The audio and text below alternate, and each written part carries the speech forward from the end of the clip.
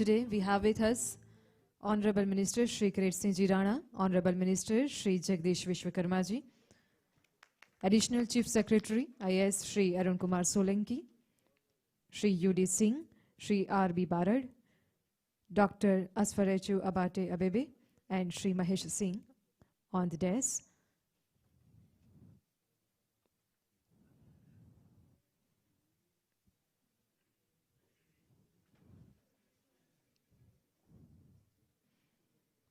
Namaskar. A very warm welcome to all of you to the inaugural session of this two-day National Conference on Coastal Zone Management Policy to Action. आज इस कार्यक्रम में पधारे माननीय मंत्रीगण, उच्च अधिकारीगण, वैज्ञानिकों, विशेषज्ञों, विभिन्न संस्थाओं के पदाधिकारियों एवं प्रतिनिधिगण सहित यहाँ पर उपस्थित आप सभी गणमान्य अतिथियों का हम सहृदय स्वागत करते हैं। इस वर्ष हम भारत की आज़ादी का अमृत महोत्सव मना रहे हैं। पिछले कुछ वर्षों में भारत ने हर एक क्षेत्र में जो सिद्धियां हासिल की है, उससे समग्र विश्व का ध्यान भारत की ओर आकर्षित हुआ है। भारत एक ऐसा राष्ट्र है जहां विकास और विज्ञान का संतुलन है, प्रगति और पर्यावरण का संतुलन बनाए रखने पर भी विशेष जोर दिया जा रहा है। फिर भी कुछ ऐसी बातें हैं जिस पर चिंतन करना जरूरी है और ये द्विदिवसीय परिसंवाद पर्यावरण सुरक्षा हेतु कोस्टल जोन मैनेजमेंट की दिशा में कारगर साबित होगा। ऐसी मंगल कामना के साथ आज के इस कार्यक्रम का शुभारंभ करते हैं। विनम्र अनुरोध करते हैं माननीय मंत्री जी समेत सभी मंचासीन महानुभावों को कि आप सब दीप प्रज्वलन के लिए आगे पधारें।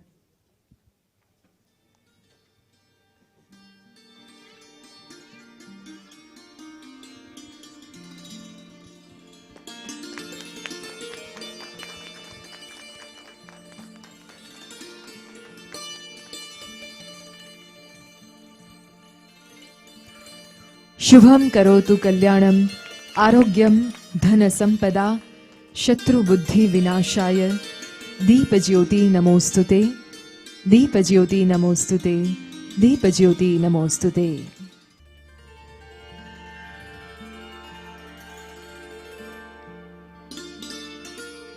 बहुत बहुत धन्यवाद आप सभी का। और अब समय है मंच पर आसीन गणमान्य अतिथियों के स्वागत सम्मान का। For that we request Shri Arun Kumar Solanki, IAS additional chief secretary forest and environment, government of Gujarat, to welcome Shri Kirit Singh ji Rana, honourable minister forest and environment, government of Gujarat.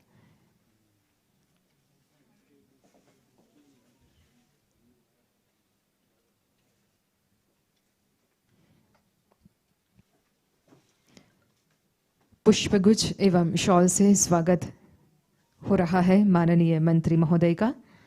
आइए हम भी करतल ध्वनि के साथ माननीय मंत्री जी का स्वागत करते हैं।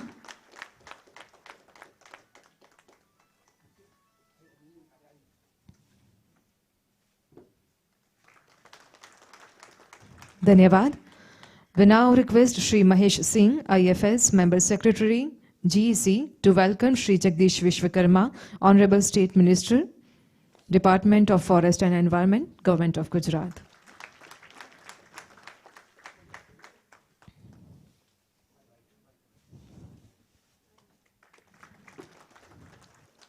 Thank you, sir. We now request Shri Nishchal Joshi, Senior Manager, Projects, GEC, to welcome Shri Arun Kumar Solanki, IAS Additional Chief Secretary, Forest and Environment Department, Government of Gujarat, with a bouquet of flowers and a shawl.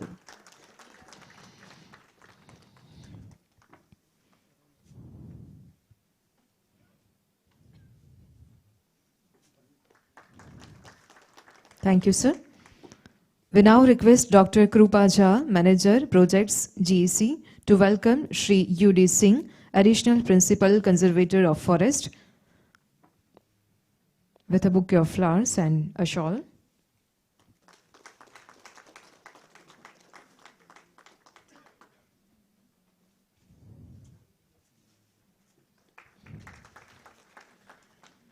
Thank you, ma'am.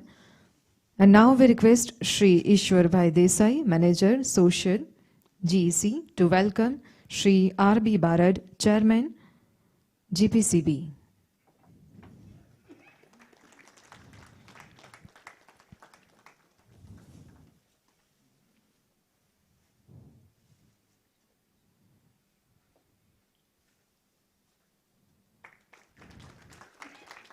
Thank you very much. Now we request Ms. Rachna Mehta, Finance Officer, GEC, to felicitate Dr. Asfarechu Abate Abebe, Senior Environmental Specialist, World Bank.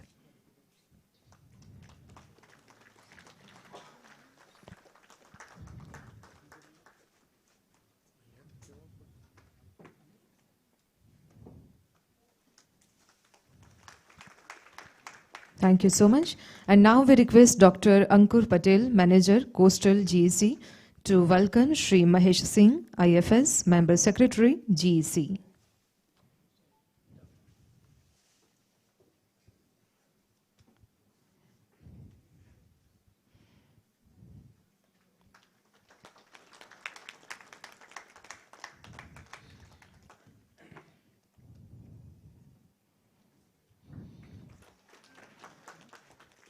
Thank you very much.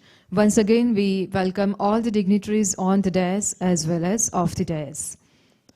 Ladies and gentlemen, we are meeting at a time of immense challenges to sustainable development. Climate change is one of the greatest challenges of our time, and its adverse effects undermine the ability of all countries to achieve sustainable development goals.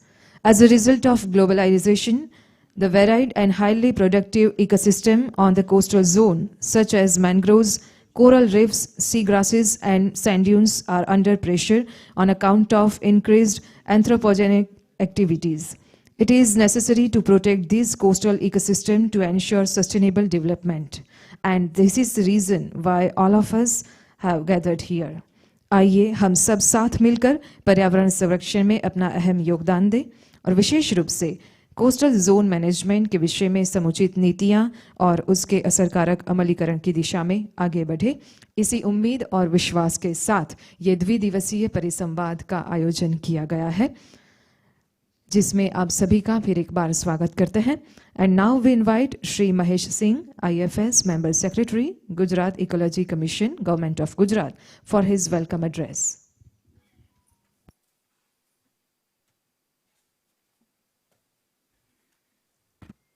Hello,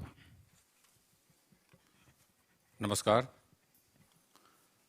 welcome you all.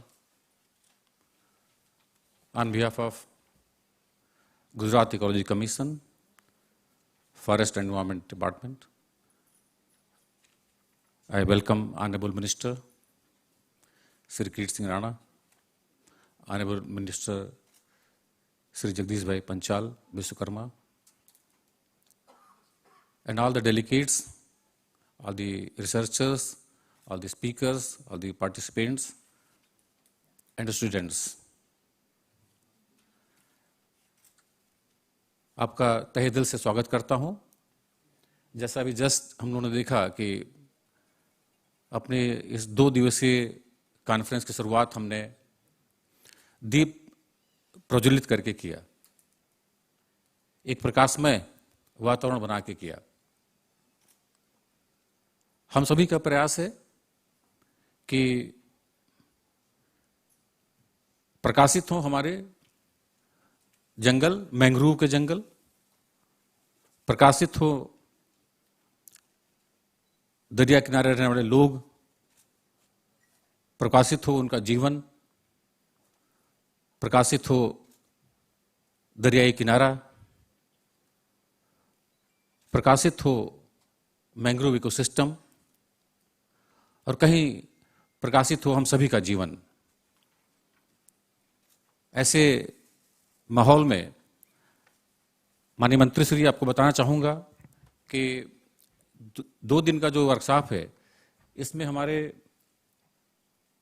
थोड़ी देर पहले तक लगभग 300 लोगों का registration हो गया था और कुल 12 राज्यों के लोग, राज्य और यूनियन टेरिटरी के लोग आए हुए हैं, जिसमें वेस्ट बंगाल, आंध्र प्रदेश, उड़ीसा, अंडमान निकोबार द्वीप समूह, तमिलनाडु, केरला, लक्षद्वीप, कर्नाटका, गोवा, महाराष्ट्र और हम लोग गुजरात, इतने सारे राज्यों के लोग इसमें पार्टिसिपेट कर रहे हैं। आने वाले 2 दिनों में कुल 7 सेशन का आयोजन किया गया है, जिसमें 24 स्पीकर्स हैं। सभी के अनुभव, सभी के किए गए रिसर्च के ऊपर व्याख्यान सुनने का मौका मिलेगा। इन 24 स्पीकर्स में से 21 भारतीय हैं, 3 विदेशी हैं, जो वर्ल्ड बैंक और यूएन ऑर्गेनाइजेशन से जुड़े हुए लोग हैं।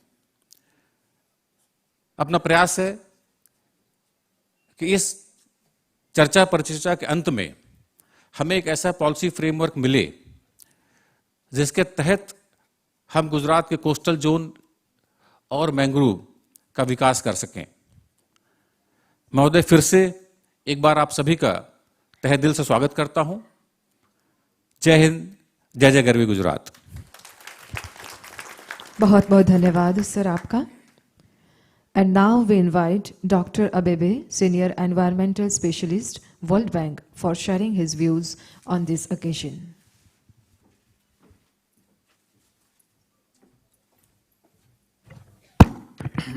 Good morning, Honorable Minister, Honorable State Minister, Honorable guests, and invited guests.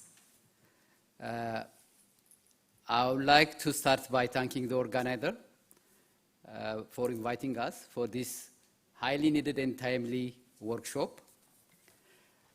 Economic activities in the ocean existed since eternity. Ocean has been considered as open resources, resources that will never exhaust. This was proven wrong.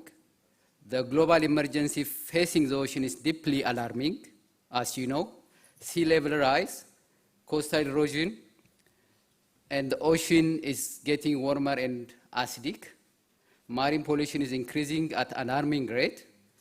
A third of fish stocks are overexploited. Marine biodiversity continues to decrease, and approximately half of all living coral has been lost. This has brought ocean to the attention of the world. So far, we have 2 big ocean conferences worldwide. One in 2017 in New York, and the other recently in Lisbon, both discussing about what we should do to protect the ocean. So this indicates that we need to have a concerted effort to reverse the crisis that the ocean is facing at the moment. One of the most important topics being discussed are how it is possible to make economic development in the ocean sustainable. Now globally, the concept of blue economy is gaining momentum. India has a huge potential for blue economy, given it is 7,500 kilometers of coastline and 2 million square kilometers of exclusive economic zone. India is endowed with rich fish resources, marine tourism, marine transportation, as well as with potential to engage in new sectors such as offshore energy, marine biology, biotechnology, shipping, decarbonization, to name a few. As such, the blue economy should be seen as an integral part of Indian economy. With bright possibilities in India, it is heartwarming to see that the blue economy is getting much needed policy framework for unlocking the potential for inclusive economic growth. The draft national coastal mission aims at enhancing blue economy and tackling the impacts of climate change to coastal communities. So, the most important thing about blue economy is that it requires coordination. Coordination between the center and the states, coordination among the states. So this is really very important for various reasons. You need to exchange knowledge, you need to exchange innovations, and I think this workshop is also one of the reasons is to bring different experts together to discuss about the various aspects of blue economy. So India should draw lessons also from other countries. We have developed countries that advanced with advanced policies that implemented blue economy. So we need to try to draw as much lessons as possible from developing from the other nations. When you consider the World Bank so far has $7 billion investments all over the world on blue economy, which means that we can also draw lessons from all these investments all over the world. So we have a big potential to bring best lessons, not to repeat or duplicate efforts, rather focus on efficiency. So with the draft blue economy policy framework and the National Coastal Mission, India is now all set to harness the vast potential of its ocean resources.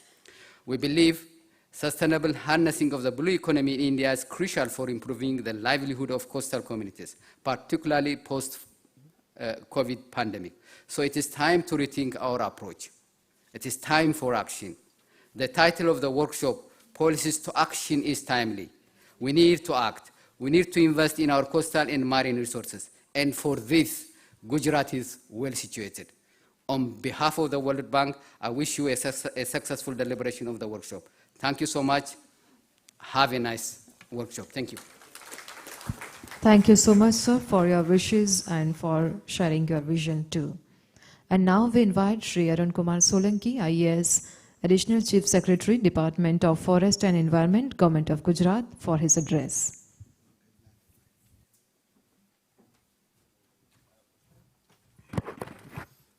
Good morning to all of you.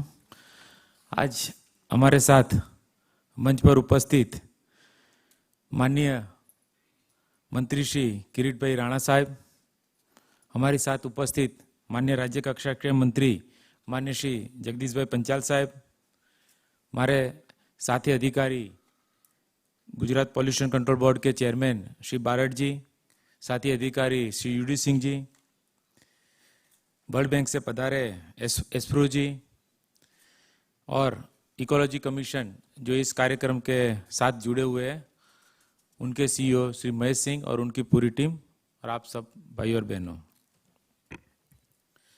आज national conference on coastal zone management policy to action, इसमें आप सब यहाँ उपस्थित हुए हैं, तो as a additional chief secretary विभाग की तरफ से मुझे हर्ष की लागनी हो रही है। ये जो सब्जेक्ट है coastal zone management, Gujarat is the ideal place. पूरे देश में सबसे लंबा दरिया किनारा 1600 किलोमीटर जितना पूरा गुजरात में है। गुजरात का जो कोस्टल बाउंड्रीज है उसको हम कैसे मैनेज किया जाए, not in the terms of the forest, not in the terms of the livelihood of the persons of the people, बहुत सारे कंसेप्ट के हिसाब से एक पूरा एक मैनेजरियल प्लान ऐसा होना चाहिए।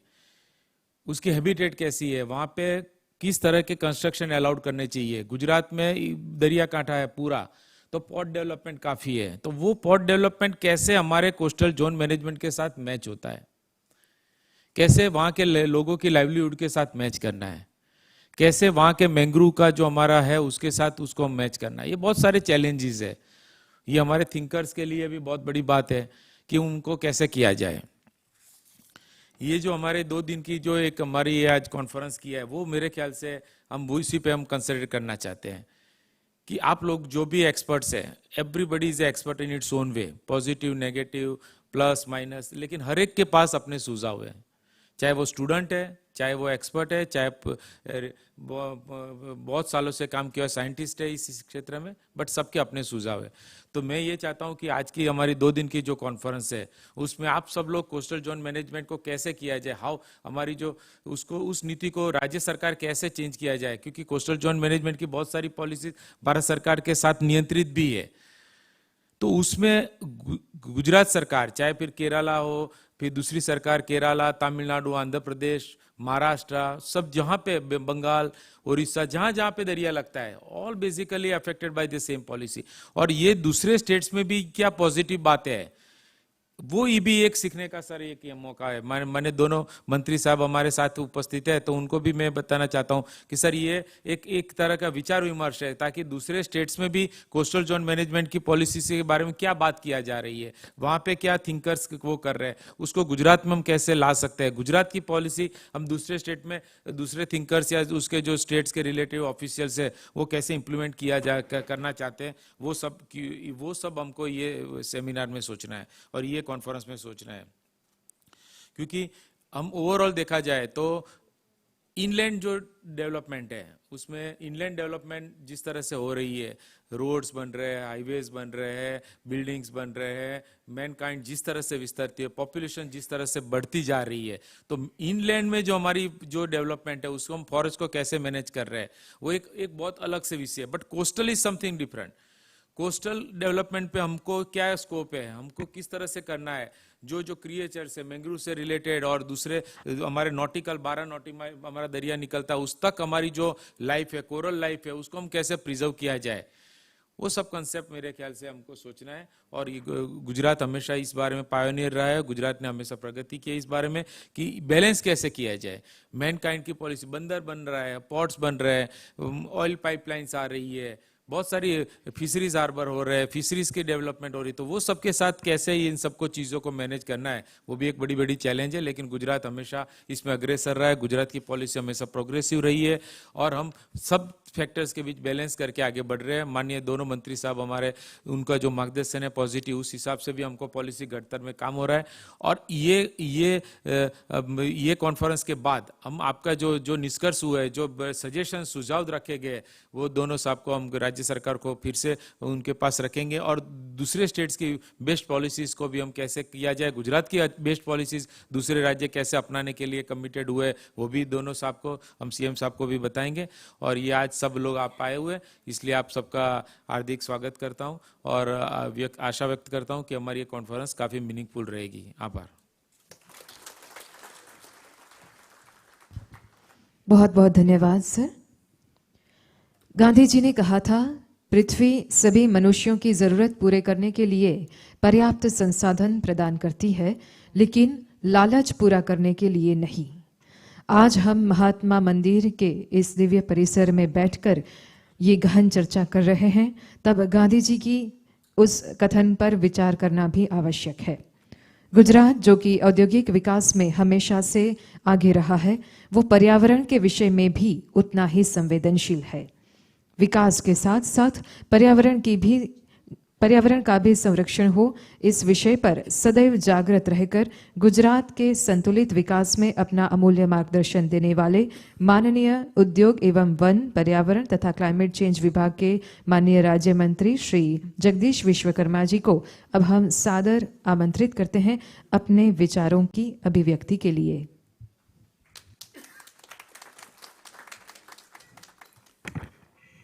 Very good morning all of you.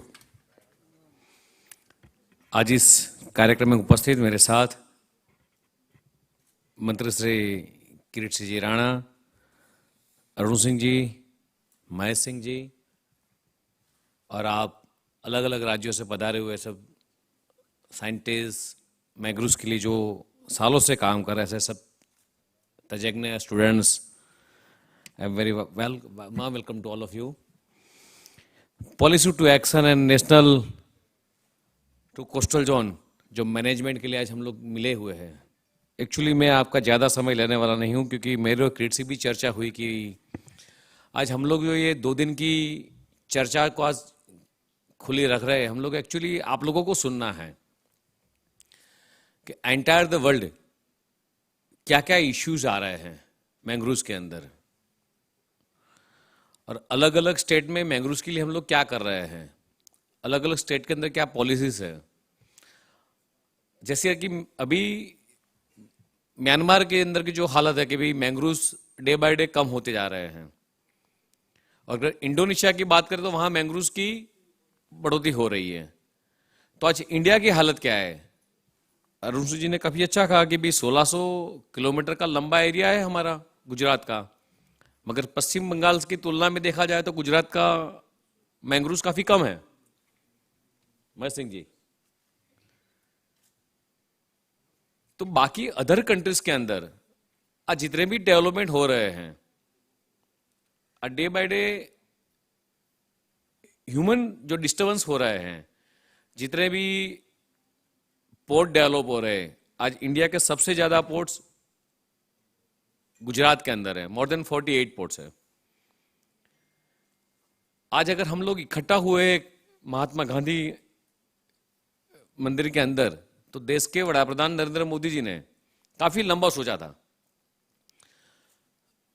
जब क्लाइमेट चेंज की जो डिपार्टमेंट अलग से अलग चालू हुआ, तो पूरे वर्ल्ड के अंदर सिर्फ 4 कंट्री के अंदर एक क्लाइमेट चेंज डिपार्टमेंट था, और एशियन रीजन के अंदर सिर्फ गुजरात पैजाल शेष था जिन्होंने क्लाइमेट चेंज डिपार्टमेंट अलग शुरू किया था। आज यूरोप की कंट्री की बात करें तो यूरोप में मैंग्रोव्स नहीं मिल रहे हैं, अटलांटिक में मैंग्रोव्स नहीं है, तो बाकी अदर्स कंट्रीज के अंदर मैंग्रोव्स है ज्यादा। और जितनी भी डेवलप कंट्रीज हैं, एशियन रीजन की जितनी भी डेवलप कंट्रीज हैं, आज बारड जी भी बैठे हैं, तो मैं जरूर कहना चाहूंगा कि जितने भी केमिकल फर्टिलाइजर्स इंडस्ट्रीज, जितनी भी इंडस्ट्रीज हैं, वो भी आजकल केमिकल को डीप डिस्चार्ज के अंदर वो कर रही है, तो हमारी मरीन लाइफ डिस्टर्ब हो रही है। ये बात आज इसलिए छेड़ रहा हूं कि आने वाले दिनों के अंदर मैंग्रोव्स कितना डिस्टर्ब होगा, मैंग्रोव्स की बढ़ोतरी कैसे की जाएगी, व्हाट इज द फ्यूचर। अगर एक बार मैंग्रोव्स को हम लोग कट कर देते हैं, तो मैंग्रोव्स कट करने के बाद वो एरिया का जितना भी पानी होता है वो पूरा डिस्ट्रॉय हो जाता है। ये सारी चीजें हमें साइंटिफिकली सोचनी पड़ेगी, सारी चीजों का रिसर्च करना पड़ेगा कि जहां मैंग्रोव्स उगते हैं, मैंग्रोव्स की एक अलग आइडेंटिफिकेशन है कि वो जैसे कि अपनी स्ट्रो होती है, उसी तरह वो ऑक्सीजन को खींचता है, मैक्सिमम कार्बन सस्टेन करने की उसके पास कैपेसिटीज है। और जो आज मैन मेड जो वायरस फैल रहे हैं, उसके अंदर जहां मैंग्रोव्स रहते हैं वहां बैक्टीरिया और अलग तरीके के जो वायरस रहते हैं उसको सस्टेन करने की कैपेसिटी मैंग्रोव्स के अंदर रहती है। मेरे ख्याल से सब लोग जानते हैं कि भाई सॉल्टी वाटर में मैंग्रोव्स होता है। एक ही जगह पर अमेज़न डेल्टा रिवर के पास जहां नेचुरल रिसोर्स था, वहीं एक ही जगह पर वर्ल्ड में मैंग्रोव्स पाया गया है, फ्रेश वाटर पर। तो इट इज पॉसिबल कि फ्रेश वाटर में भी मैंग्रोव्स हो सकता है क्या, इस पर हम लोग सोच सकते हैं। तो हमारी जितनी भी नदियां हैं, उन नदियां का जितना भी उसका जो बेल्ट होता है, वो अपने लैंड को अगर क्या करते हैं, उसको धोवाण शू कहते हैं इंग्लिश में, इरोजन जो होता है, इसको हम लोग अटका सकते हैं, स्टॉप कर सकते हैं। तो ये आने वाले दिनों के लिए हमारे लिए खास सोचने वाली बात है कि हम लोग फ्रेश वाटर के अंदर भी मैंग्रोव्स को इम्प्लांट कर सकते हैं, उसको बढ़ोतरी कर सकते हैं। तो जितनी भी वेस्टलैंड है हमारे पास, नदी के पास आसपास की जितनी भी वेस्टलैंड है, उसके लिए हम कुछ सोच सकते हैं। आज ये 2 दिन की चर्चा है, मैं जरूर चाहूंगा आप लोगों से, गुजरात सरकार की ओर से मुझे एक्सपेक्टेशन है कि हम लोग 2 दिन का ब्रेनस्टॉर्मिंग ऐसा करें कि आने वाले दिनों के अंदर हम देश को कुछ नया देकर जाए। एक्चुअली मैं और किरीट जी चर्चा कर रहे थे कि हम लोग हमारी बात रखे नहीं, हम लोग को तो आपको सुनना है। आप अपने स्टेट से कुछ नया लेकर क्या है, यहाँ क्या पॉलिसी करनी है, क्या चेंज करने हैं, क्या इंप्रूवमेंट हो रहा है, वर्ल्ड वाइज क्या इंप्रूवमेंट हो रहा है। अगर उसका रियल तरीके में ब्रेनस्टॉर्मिंग नहीं होगा, तो शायद ये 2 दिन का जो आपने टाइम स्पेंड किया है उसका कोई मतलब नहीं रहेगा। एंटायर द वर्ल्ड आज सिनारियो चेंज हो रहा है। तो मुझे और गुजरात सरकार को काफी आशा है कि आप लोगों से कुछ अच्छा ब्रेनस्टॉर्मिंग हो, और आप यहां से जब जाए तो ऐसी कॉन्क्रीट और सॉलिड थिंक टैंक यहां जब सारी बैठी हुई है, ऐसा कुछ सुझाव देकर जाए कि हम लोग आपकी ओर से केंद्र सरकार को भी सुझाव भेज सके कि भी ये आने वाले दिनों के अंदर मैंग्रोव्स के लिए ये करना चाहिए। तो आज का ये सेशन में किरीट जी को कहूंगा कि ये ओपन करें और आप सब यहाँ जाने से पहले कुछ अच्छे सुझाव आपकी ओर से मिले। धन्यवाद, थैंक यू। बहुत बहुत धन्यवाद माननीय मंत्री जी, आपके विचारों की अभिव्यक्ति के लिए और हम सबको मार्गदर्शित करने के लिए। पर्यावरण संरक्षण की जिम्मेवारी केवल सरकार की ही नहीं है, जन सामान्य की भागीदारी के बिना ये आवश्यक नहीं हो पाता, ये सफल नहीं हो पाता। गुजरात इकोलॉजी कमीशन के द्वारा मैंग्रोव प्लांटेशन, कंजर्वेशन और प्रोटेक्शन के विषय में गुजरात ने जो सिद्धियां हासिल की है वो विलेज लेवल की पर्यावरण विकास विस्तार समिति के अथक परिश्रम के बिना संभवित नहीं होती। समय है श्रेष्ठ कार्य करने वाली समिति को सम्मानित करने का और हम विनम्र अनुरोध करते हैं माननीय मंत्री महोदय जी से कि आप इस समिति के प्रमुख को 10 लाख का चेक अर्पण करके उनका सम्मान करें। सर्वप्रथम मोरकंठ पर्यावरण विकास विस्तार समिति।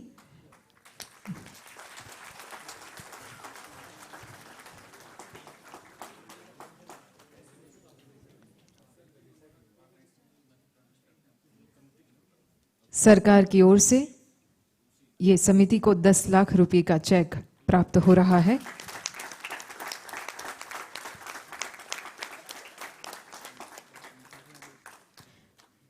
अलियाबेट पर्यावरण विकास विस्तार समिति के प्रमुख को भी अब हम मंच पर आमंत्रित करते हैं।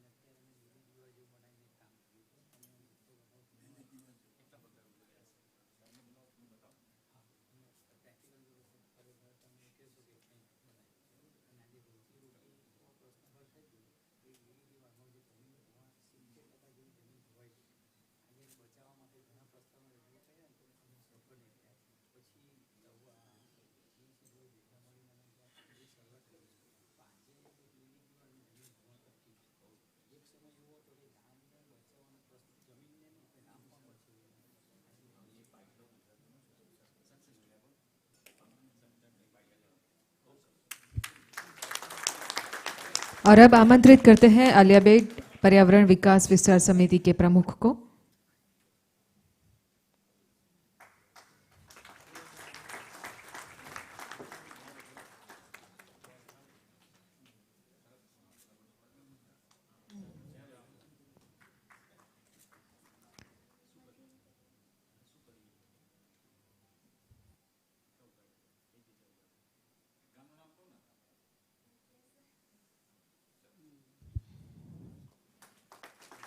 धन्यवाद। रामपर दरियाकांठा विस्तार विकास समिति।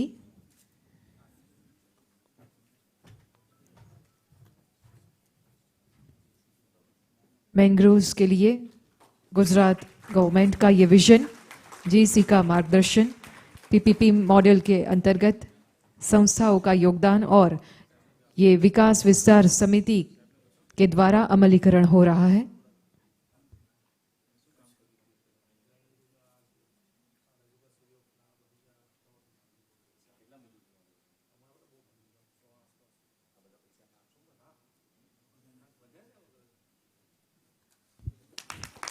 तत्पश्चात आमंत्रित करते हैं तवर विकास समिति करंज के प्रमुख को।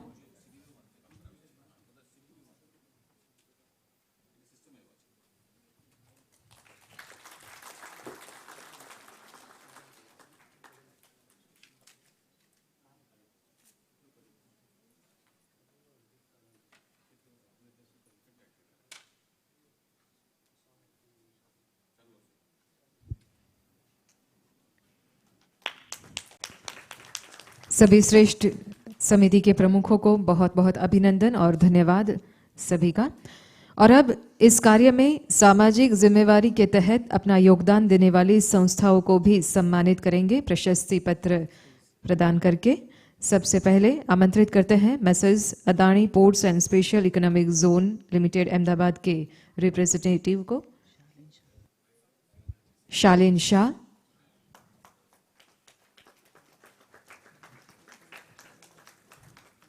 प्रशस्ति पत्र उनको अर्पण करेंगे माननीय मंत्री महोदय जी।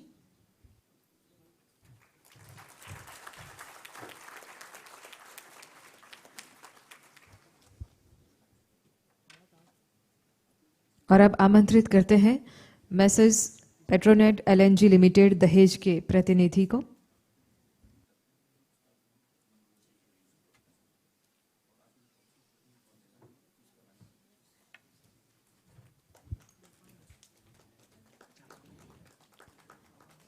मैसर्स पेट्रोनेट LNG लिमिटेड दहेज की टीम, उनको आज ये सम्मान पत्र प्रदान हो रहा है।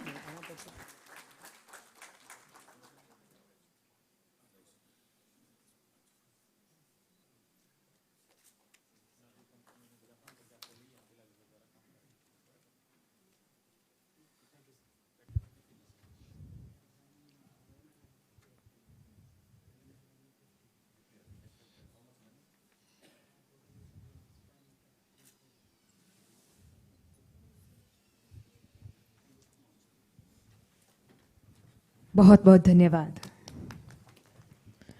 To create ecological data bank and to study the ecological status of the particular talukas, GEC has launched project namely preparation of taluka level ecological profile.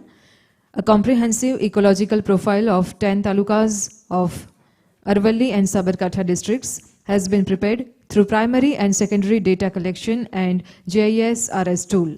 This report is a contribution to the process of detailing and implementing strategic vision of the state government. Taking forward the opportunity to release such report on today's occasion by requesting honorable ministers and dignitaries on dais. Thank you very much, sir.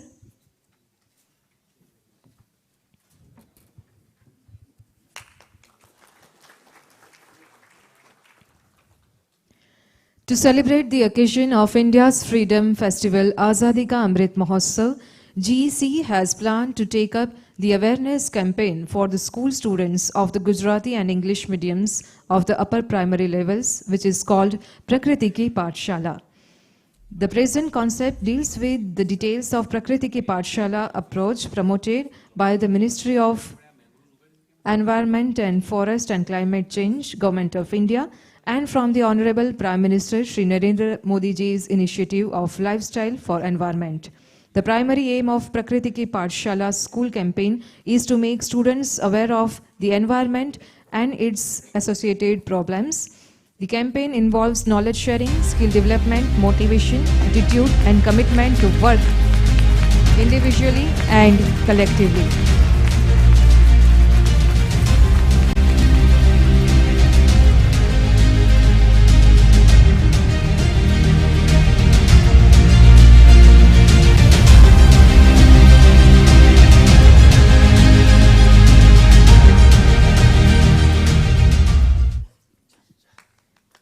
Thank you sir. हमारी भारतीय संस्कृति में प्रकृति के तत्वों का महत्व विशेष रूप से दर्शाया गया है। प्रगति की दौड़ में हम प्रकृति को अनदेखा ना करें, ये जरूरी है। वर्तमान समय में पृथ्वी का जलवायु परिवर्तन की गंभीर समस्याओं से बचाने की दिशा में ठोस कदम उठाना जितना आवश्यक है, उतना कठिन भी है। देश के रोल मॉडल गुजरात में वन एवं वन्य जीवों के संरक्षण पर विशेष ध्यान दिया जाता है। प्राकृतिक संपदा के संरक्षण का संकल्प लिए हुए अपनी जिम्मेवारी का बखूबी निर्वहन करने वाले गुजरात के वन एवं पर्यावरण तथा पारिस्थितिकी विभाग के माननीय मंत्री श्रीमान किरण सिंह राणा जी को अब हम सादर आमंत्रित करते हैं अपने प्रेरक मार्गदर्शन के लिए।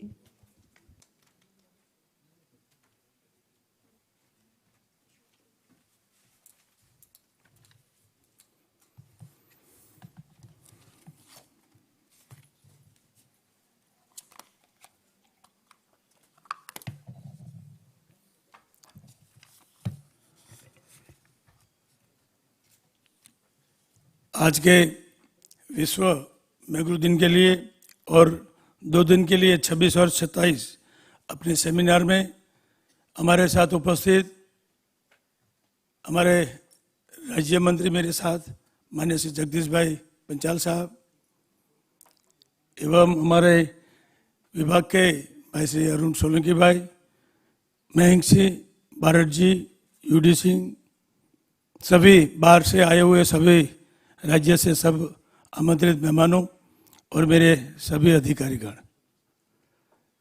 इस अवसर में 2 दिन की सेमिनार में आप सबका एक तो विश्व मैंग्रोव दिन के लिए भी शुभेच्छा, और सब ये सेमिनार में आए हैं इन सभी को मैं धन्यवाद देता हूँ और आवकारता भी हूँ। मेरा ज़्यादा तो गुजराती में भाषण रहता है, लेकिन आज हिंदी में जगदीश भाई ने जैसे बोला, कभी कभी बोलते हैं हिंदी हम, इसलिए आपको थोड़ा सुनने में आए इसलिए थोड़ा हम चलाएंगे। मैंग्रोव के लिए जगदीश भाई ने अपन बात बताई, अपने अधिकारी ने, और बैंक ने अधिकारी ने भी बताया अपना। मैं पहले एमओ था, तब मेरे को मालूम था कि ये अनुभव होने के बाद ये बात कर सकते हैं हम, पर आपका अनुभव है तो आपका अनुभव शेयर भी होना चाहिए। और जगदीश भाई ने मैंने बताया पहले कि भाई अपन सुनेंगे तो अच्छा रहेगा, क्योंकि आपका अनुभव और गुजरात का जो काम हो रहा है, गुजरात का तो अभी पैटर्न बन गया अब सभी राज्यों में से पहले नंबर का। कोई भी बात ले लो, कोई भी विकास का काम ले लो, इधर से शुरू होता है और सभी राज्यों में एक काम जा रहा है। वो अपने लिए, हमारे गुजरात के लिए गौरव की बात है। हमारे सभी अधिकारी की टीम भी साथ में काम करती है, कोई अकेला काम नहीं कर सकते। मैंग्रोव की बात जो बताने की बात है, तो ये मैंग्रोव अपने दरिया किनारा तो बहुत लंबा है, 1600 किलोमीटर का है। तो पहले कितने सालों से पहले काम हुआ था वो भी पता है आपको, कि 311 किलोमीटर का ये पहले था अपना, और आज 32 सालों के बाद 1175 किलोमीटर का हुआ है। तो इतनी बढ़ोतरी हुई है, हम काम बढ़ा सकते हैं, हम आगे चले हैं। इस अनुभव से अपने को ज्यादा बढ़ना है, और आपका एक दोनों अलग अलग राज्यों से जो आए हुए उनके पास अनुभव होगा, हमारा कुछ अनुभव होगा, वो शेयर करने के लिए ये 2 दिन की सेमिनार है। और इस सेमिनार में सबका भला हो, अपना देश का भला हो, और हर राज्य में उनका जो दरिया किनारा रहता है वहाँ कभी कैसा काम है। हम एक हमारे चेक लेना है तो उसको हम पूछ रहे थे, वो कुछ ज्यादा वो बता रहे थे, चेयर नहीं पर क्या बोले थे, तवर। मैं बोला क्या बोला, ये हम मैंग्रोव को तवर बोलते हैं, हम गुजराती में चेयर बोलते हैं। तो बोले तवर એટલે કે લીલા हमने दीवार बना दिया। लीला यानी कि आप तो समझते हो, लीला दीवार बना दिया बोले। तो ये बनाने के लिए ये बात है, तो ये बनाने के लिए इसलिए कर रहे हैं कि अपने को एक प्रोटेक्शन देना है। अपना एरिया में ज़्यादा ये सब जीव जंतु जैसे बोल रहे हैं ना, अपना प्राणी जैसे दरिया किनारा में, और ये सब लोग के लिए, और भी आप मेरे से ज़्यादा अनुभव में होंगे, जहाँ जहाँ अच्छा काम किया है वो अपने को अच्छा लगता है। लेकिन काम करने के जो कंपनी वाले सब आए थे उसको मैंने थोड़ा पूछा, क्योंकि मेरे को कोई पूरा अनुभव नहीं है, आपके पास पूछना पड़ेगा। हम विभाग के बड़े ठीक है, पर आप लोग सब काम करते हैं, आपका पूरा अनुभव है। मैं सभी राज्यों से जो आए हुए सभी को कहता हूँ कि 2 दिन में ये पूरा सेमिनार चलेगा। इस सेमिनार में आप हमारे गुजरात से भी कुछ सीखिए, और आपके पास भी जो हो ये हमारे गुजरात के सभी आए हुए लोगों को पता भी लगे कि अपने मैंग्रोव को बढ़ाने के लिए, क्योंकि इतना 32 साल के बाद ये 1175 किलोमीटर का अपने दरिया किनारे का मैंग्रोव का बढ़ाया है। मैंग्रोव का ज़्यादा काम होने का करने का है, इसलिए तो हम सब लोग ये 2 दिन की सेमिनार रखा है। और आज विश्व मैंग्रोव दिन है। हमारे विभाग में कोई भी दिवस हो या वन विभाग का हो तो भी हम मनाते हैं, सभी लोग अलग अलग डिपार्टमेंट से भी मनाते होंगे, पर फॉरेस्ट डिपार्टमेंट एनवायरमेंट हमारे जीपीसीबी के हमारे चेयरमैन भी बैठे हुए हैं। तो पर्यावरण की दृष्टि के लिए अपना ये दरिया किनारा बड़ा लंबा है, गुजरात का एक गौरव, भाग्यशाली है गुजरात कि इतना अच्छा हमको ये दरिया किनारा मिला है, इतना लंबा। तो ये मैंग्रोव के लिए ज़्यादा भी होना चाहिए, हुआ है, अच्छा हुआ है, उससे भी ज़्यादा अच्छा होना चाहिए ये, इसलिए मैं आपको सबको कह रहा हूँ। और जगदीश भाई ने जैसे बताया, हम सुनने के लिए आए हैं, भाषण देने के लिए नहीं, इसलिए हम भी थोड़े टाइम 5-10 मिनट बैठेंगे। आज ये चालू दिवस भी हमारा है, तो हम बैठेंगे और किसी को बैंक से बुला के आप थोड़ा अनुभव, कोई स्टेट के आए होंगे, उसका जिसका अच्छा काम हो उसका अनुभव हमारे साथ शेयर करेंगे, तो हमको भी लगेगा कि ये लोग सब काम करते हैं और अपन टीम है, देश की टीम है ये, सभी राज्य से आप आए हुए हैं। तो मैं विनती करता हूँ, मैं विभाग के बड़े मंत्री हूँ इस हिसाब से नहीं, हम भी एक आदमी है, हम नागरिक है, हमारे लिए हमारा अच्छा पर्यावरण चाहिए, अच्छा मैंग्रोव होना चाहिए, दरिया किनारे का अच्छा प्रोटेक्शन होना चाहिए। ये सब बनाने के लिए अपन 2 दिन की सेमिनार रखा है, तो ये सफलता होना चाहिए। यही शुभकामना के साथ आपके साथ शेयर 2 दिन के लिए सब करेंगे, अच्छा सुझाव मिलेगा और आगे जाने के लिए अच्छा काम भी मैंग्रोव बढ़ाने के लिए करेंगे, ऐसे ही आप सबके पास विश्वास रखता हूँ। मेरा स्वागत किया, मेरे को 2 शब्द बोलने के लिए, मैं टूटा फूटा हिंदी बोल सका, जैसे बोला ना कि बोलना पड़ेगा, बाबा बना तो हिंदी बोलना पड़ेगा, तो ऐसे हिंदी हमने चला है। गुजराती हो तो अच्छा बोल सकते हैं, लेकिन आपको बाहर से जो आए उसको सुनने में मजा आएगी, इसलिए मैंने थोड़ा बताया है। आपका आभार। अस्तु। बहुत बहुत धन्यवाद मान्यवर। And now we invite Shri Nishchal Joshi, Senior Manager Projects, Gujarat Ecology Commission, Government of Gujarat, for your vote of thanks.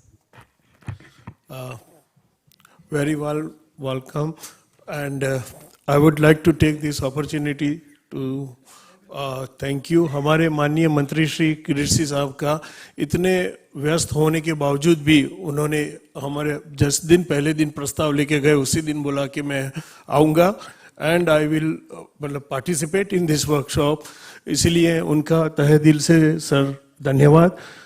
हमारे यूथ आइकॉन और ब्रांड एम्बेसडर जैसे हमारे माननीय MOS सर श्री जगदीश विश्वकर्मा साहब, उनके भी बिल्कुल व्यस्त टाइम है उनका, उनके पास लगभग 5-10 डिपार्टमेंट है, तब भी इस वर्कशॉप के लिए उन्होंने टाइम निकाला, उसके लिए भी उनका तहे दिल से धन्यवाद। माननीय डायस के अदर गेस्ट डॉक्टर अबाटे, चेयरमैन GPCC साहब, UD सिंह साहब और हमारे विभाग के वड़ा श्री अरुण सिंह सोलंकी साहब का भी मैं इस धन्यवाद करना चाहता हूँ।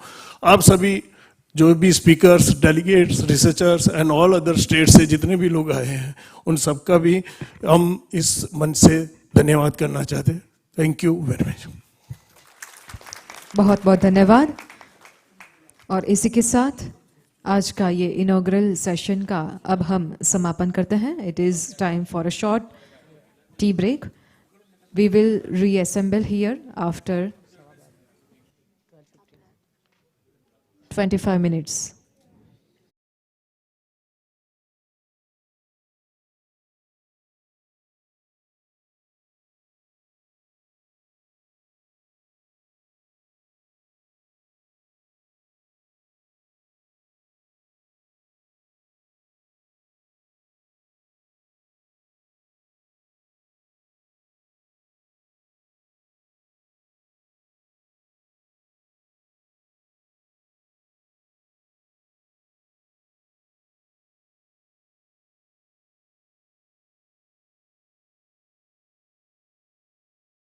जो एक्सपर्ट्स आए हैं उनमें से कुछ लोगों को साहब सुनना चाहेंगे 2-3 मिनट के लिए, तो हम लोग 1-2 लोगों को रिक्वेस्ट कर रहे हैं, तो प्लीज़ आप बैठे रहें।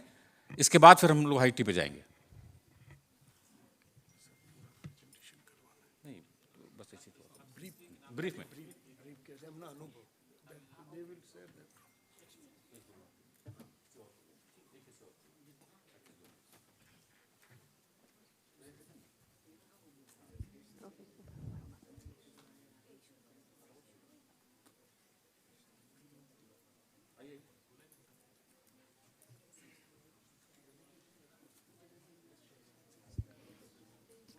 Ladies and gentlemen, please welcome Professor K. Kathiresan, sir, for sharing your experiences.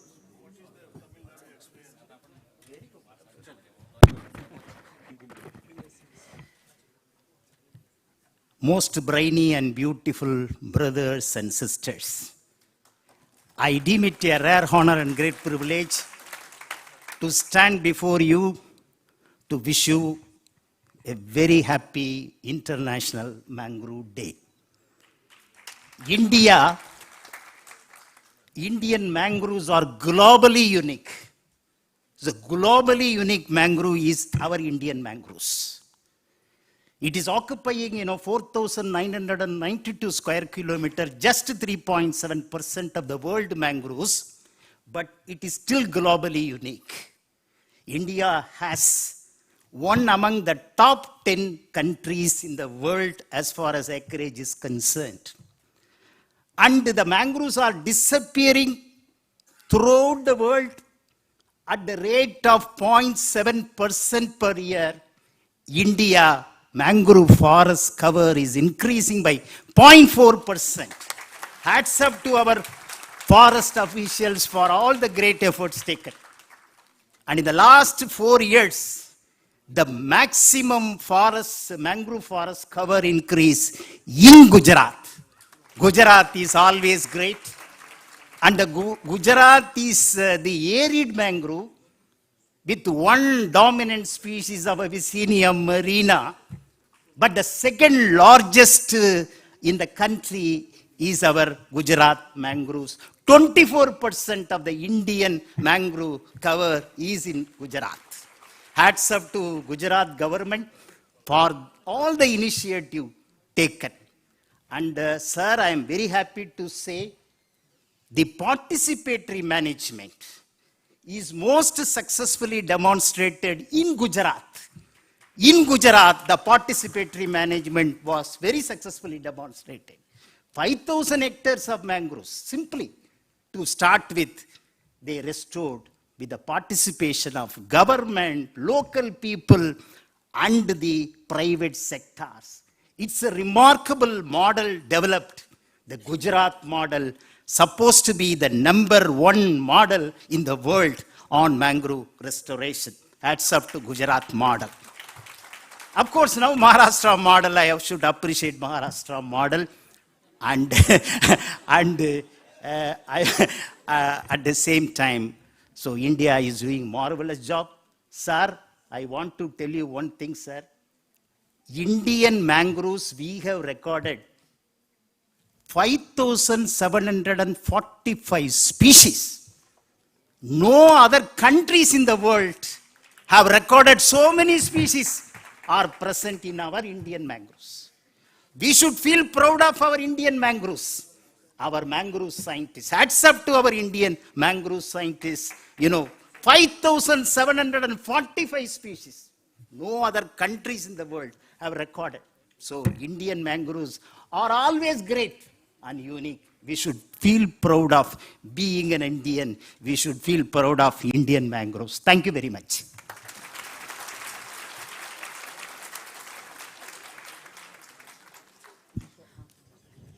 Thank you, sir, for your extraordinary thoughts and contribution to the nation in the field of mangroves. Thank you very much, sir. And now we invite Dr. N.M. Ishwar, expert, United Nations Convention to Combat Desertification. Sir, we request you to come on stage for sharing your thoughts.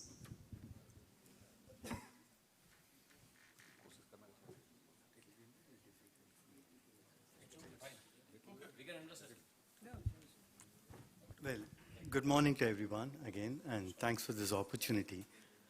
It's always very difficult to come after Dr. Kathiresan to kind of speak with the kind of passion that he brings and also the numbers that he brings.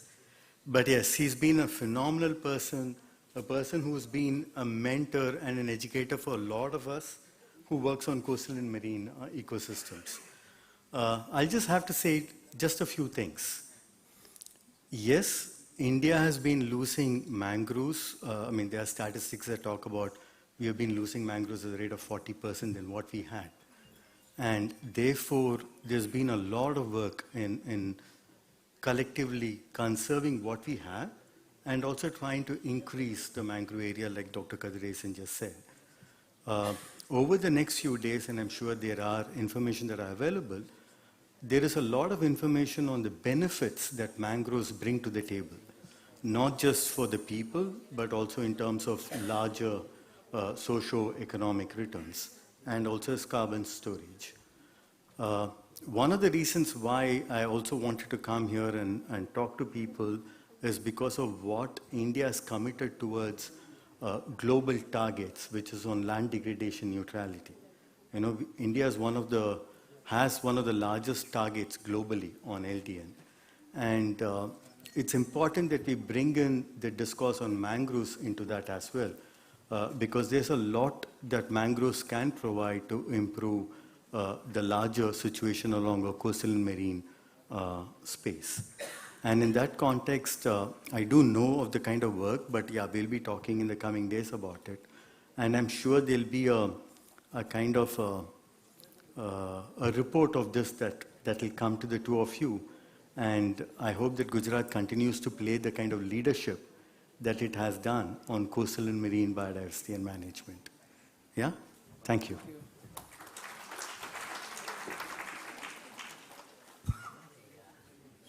और अब हम आमंत्रित करते हैं waste Bengal से पधारे हमारे खास अतिथि डॉक्टर सोमनाथ भट्टाचार्य जी को अपने विचारों की अभिव्यक्ति के लिए। Namaskar. In fact, it's a great honor for me to stand before you and to say a few words regarding the mangroves. Dr. Kathiresan is phenomenal scientist, what I can say. Yesterday I was talking with him, I was discussing with him that even he has promoted, at least tried to promote, that mangrove leaves can replace even tea. And the extract of mangrove trees, it can be used even as a painkiller and other kind of things. Frankly enough, I have never tried with mangrove leaves and then replacing Darjeeling tea. But that's a different issue. But yes, it's a really a great thing to stand in Gujarat on a World International Mangrove Day. Because you know, we go by always, but Forest Survey of India, that is their statistics. And in fact, the Forest Survey of India, they used to release the statistics after each 2 years. And then Gujarat is the state where we have seen that the mangrove coverage is increasing and is increasing consistently. And there are huge contribution from Department of Forest and different agencies like GEC also. And I have the opportunity to visit some of the areas also. Maybe because of salinity and other kind of things, the mangroves, only one dominant species is there. Maybe they are having some stunted growth with, of course, in comparison with Andaman. But the coverage itself is phenomenal. And secondly, the way they have restored the degraded lands with mangrove plantation, that is also excellent. Regarding the community participation, the community participation model which has been developed by Gujarat, that is starting from the collection of seeds, then making different beneficiary committees, then making mandates, huge mandates, and of course participation of the women participants. In some of the areas in different states, when from ICZM, Integrated Coastal Zone Management, or for the Government of India, with NGOs, we used to talk, that we used to show the model that, okay, you engage them how to prepare the seed, how to prepare the nursery, and then how to engage them. And not only that, it's not the question of one-time plantation and then declaring that, okay, we have planted this amount, but regularly monitoring and guarding them. And of course, there is a possibility that it can fetch, it can be used, mangrove plantation, huge amount of foreign exchange for regarding the carbon trading, and if we can really grow it. Because I know, I'm telling you, that I know different companies like Danone, they are trying to make carbon neutral just by plantation in different parts of India. One is, of course, Sundarban. Then that is why we have a possibility, and we can make mangrove as a source of income, foreign exchange also, and to showcase the Modi ji's vision that by 2030, our carbon extraction will come down to less than 30%. We can reduce it. So that is the opportunity, and Gujarat is showing definitely the path. Thank you, sir. Thank you all, sir. Thank you so much, sir. And now we invite Dr. C.N. Pandey, retired IFS officer, Gujarat Forest Department and visiting faculty at IIT Gandhinagar. नमस्कार माननीय मंत्री श्री किरीट सिंह राणा साहब, माननीय मंत्री श्री विश्वकर्मा साहब और stage पर बाकी महानुभाव गण और आप सब लोग। मैं तो गुजरात का ही हूँ, आपने मुझे बुलाया तो मैं आपको गुजरात के जो मैंग्रोव एरियाज हैं इनकी खास बात क्या है जिसकी वजह से ये और जगह से थोड़ी अलग है और इसकी वजह से यहाँ की अपॉर्चुनिटीज़ भी अलग हैं और यहाँ की प्रॉब्लम्स भी अलग हैं और उस पर गुजरात ने काफ़ी काम किया है और काफ़ी नए नए मॉडल्स बनाए हैं। पहली बात यह है कि गुजरात में जो टाइडल एरियाज में जो कोस्टल एरिया में जो टाइडल एम्पलीट्यूड है, जो हाई टाइड और लो टाइड के बीच का जो डिफरेंस है ये बहुत ज़्यादा है। आपको मैं उदाहरण दूं कि शायद तमिलनाडु में या और जगह शायद टाइडल एम्पलीट्यूड एवरेज 1 मीटर के आसपास होता है। कदरेसन साहब will agree with me. Gujarat में नॉर्मल जो टाइडल एम्पलीट्यूड है वो 5 मीटर होता है average. It can go up to 10 metres also. 5 metre का मतलब ये है कि जब लो टाइड है और हाई टाइड के बीच में जो पानी उठता और नीचे आता है वो 5 मीटर है। 15 फुट के करीब पानी उठ जाता है। सारे मैंग्रोव आधे से ज़्यादा पूरे डूब जाते हैं, उनका टॉप भी डूब जाता है। अब इससे क्या, सब ज़्यादा है 5 मीटर तो क्या। अब इसमें होता क्या है कि जो पानी की जो टाइडल करंट की जो एनर्जी है वो काफ़ी होती है, काफ़ी एनर्जी होती है। इसलिए यहाँ प्लांटेशन करना बहुत मुश्किल होता है। आप प्लांट लगाएंगे तो नेक्स्ट हाई टाइड आती है तो उसमें इतनी एनर्जी होती है कि सब बह जाता है। सो ये सब यहाँ की टिपिकल प्रॉब्लम्स है जिसको कि फेस करके और यहाँ के इन प्रॉब्लम्स को ध्यान में रखते हुए नए नए मेथड भी डेवलप किए गुजरात ने जो कि बड़े यूनिक हैं। दूसरी बात यह कि ये काफ़ी कुछ एरिड एरिया है, सेमी एरिड एरिया का कोस्टल जोन है। कोस्ट लाइन सबसे ज़्यादा है, 1650 किलोमीटर की कोस्ट लाइन है, लेकिन उसमें ज़्यादातर एरिड और सेमी एरिड में है, कच्छ में है, सौराष्ट्र में है। उन जगह जो पेरेनियल रिवर्स हैं जो फ्रेश वाटर लाती हैं वो बहुत ही कम है। इनफैक्ट पेरेनियल रिवर्स जो है आपको माही और उसके नीचे के एरिया मिलते हैं। अब पेरेनियल रिवर का रिलेशनशिप ये है कि हम सब जानते हैं कि मैंग्रोव्स जो हैं वो कोस्टल एरिया में होते हैं जहाँ पानी में सॉल्ट होता है, ये बात सही है। लेकिन क्या सॉल्ट मैंग्रोव्स के लिए बिल्कुल इम्पॉर्टेंट है? ये बात माननीय मंत्री श्री विश्वकर्मा साहब ने बड़ी इंटरेस्टिंग बात रेज करी कि क्या हम जो ऐसे एरियाज में मैंग्रोव लगा सकते हैं क्या कि जहाँ पर सॉल्ट ना हो। इसमें भी हम लोगों ने यहाँ गुजरात में पहले काम किया है एंड हमने ये पाया है कि एक्चुअली सैलिनिटी किसी भी पेड़ को नहीं चाहिए।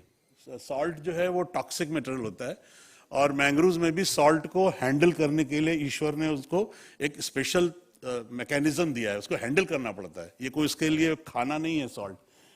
सो अब लेकिन ये होता क्यों है कोस्टल एरिया में? होता ये है कि वहां पर ये जाकर के इसको कोई और कंपटीशन नहीं मिलता, इसलिए वो सॉल्ट एरिया में होता है।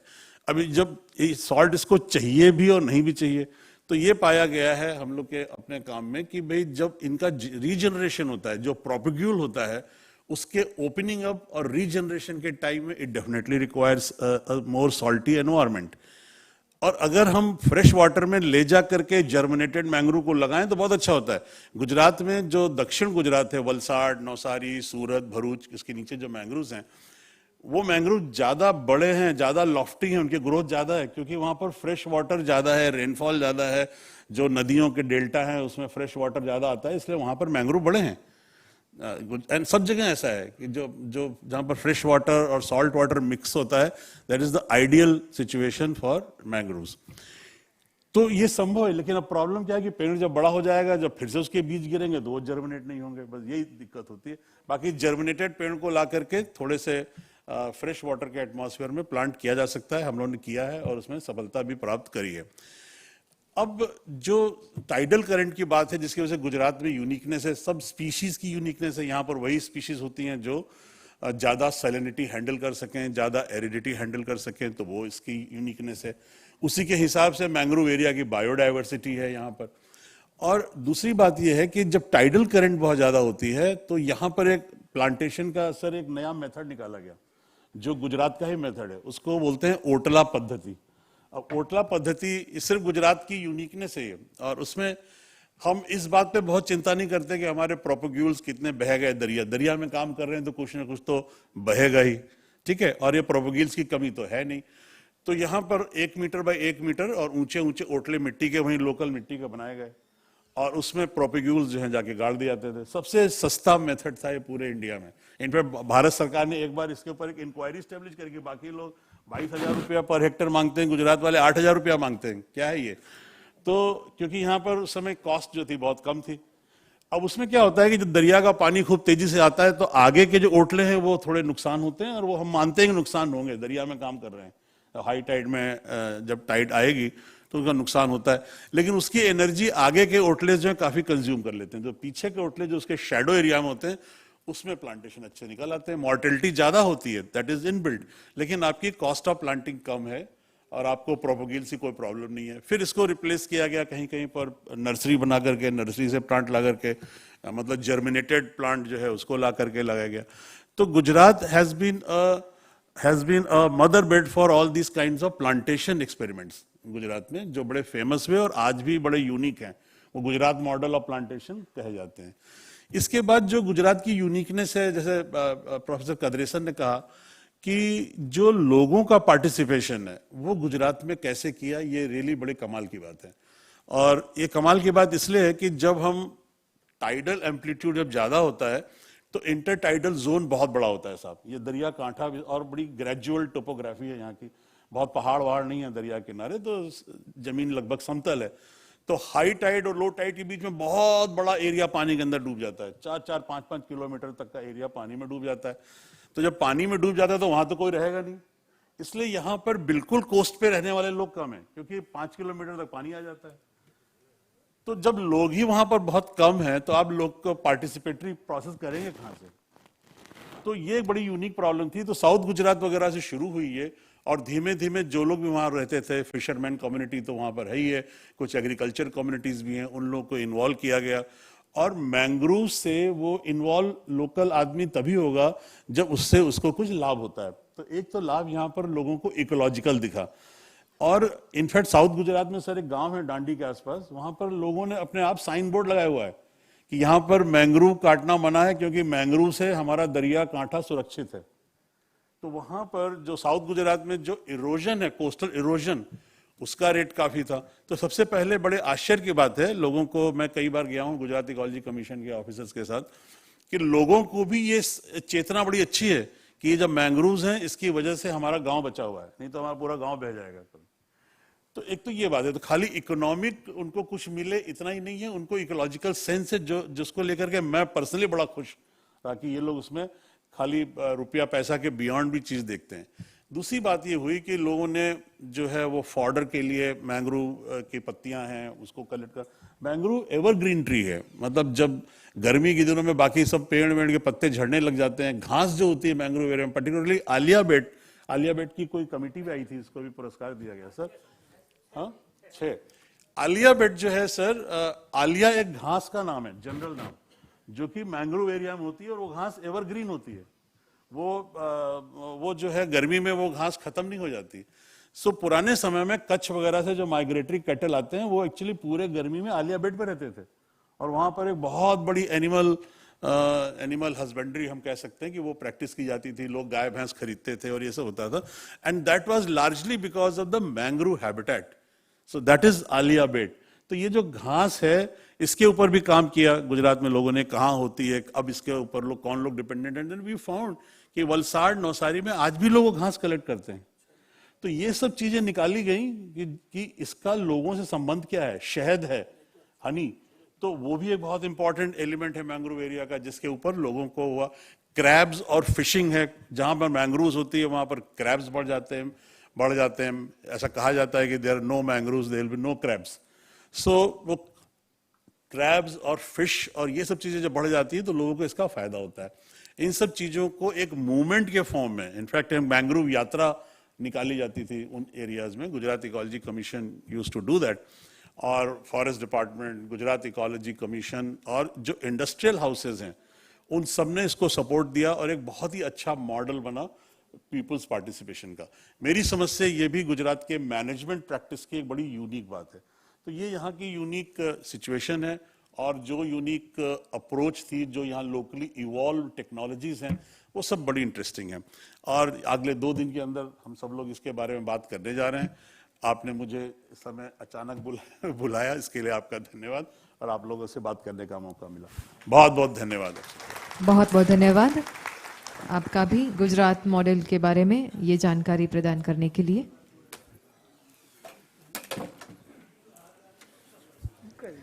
फिर एक बार हम माननीय मंत्रीगण का तहे दिल से ऋण स्वीकार करते हैं आज के इस कार्यक्रम में आपकी गरिमामय उपस्थिति और आपके प्रेरणादायी मार्गदर्शन के लिए बहुत बहुत धन्यवाद। Ladies and gentlemen, we shall reassemble here at 12:30 sharp for the next session.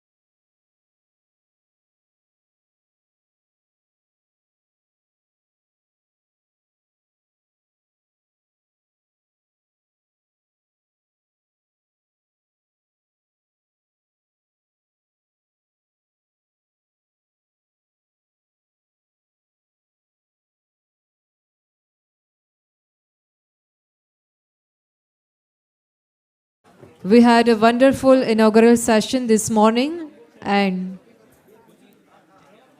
after this short tea break, we welcome you once again.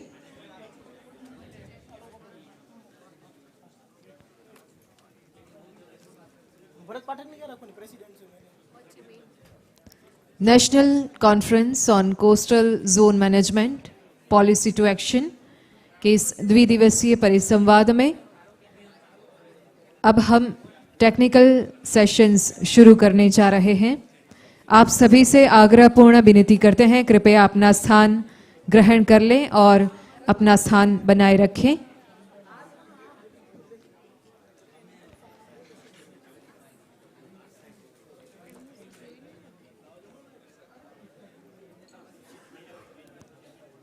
National Conference on Coastal Zone Management, Policy to Action इस विषय अंतर्गत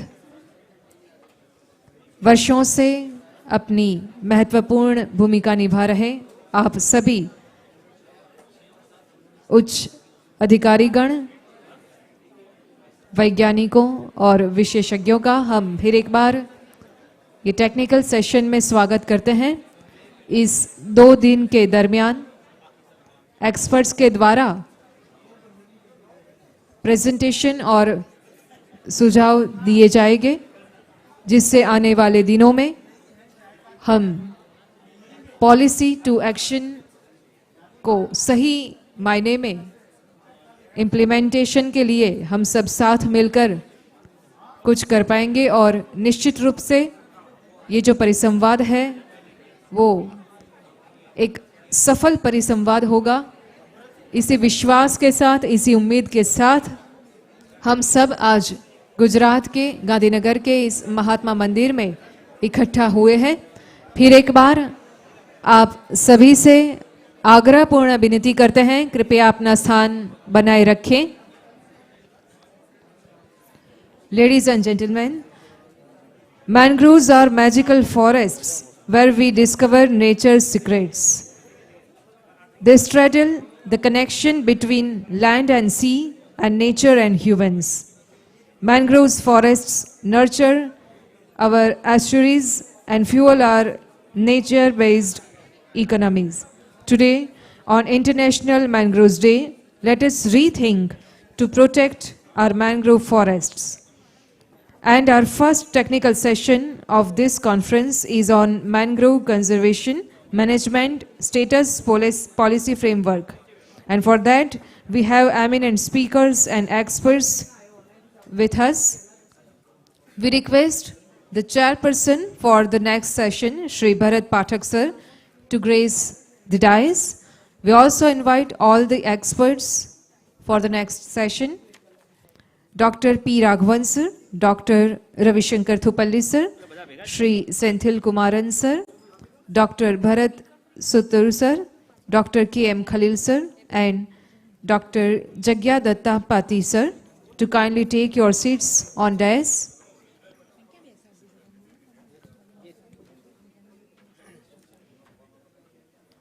Shri Bharat Pathak sir will chair the next session. उनके साथ first session के सभी experts को हम मंच पर आमंत्रित करते हैं। Doctor P Raghavan sir, doctor Ravishankar Thupalli sir, Shri Senthil Kumaran sir, doctor Bharat Sethuru sir, doctor K M Khalil sir and doctor Jagya Datta Pati sir. आप सभी से विनम्र अनुरोध, मंच पर अपना स्थान ग्रहण कर लीजिए।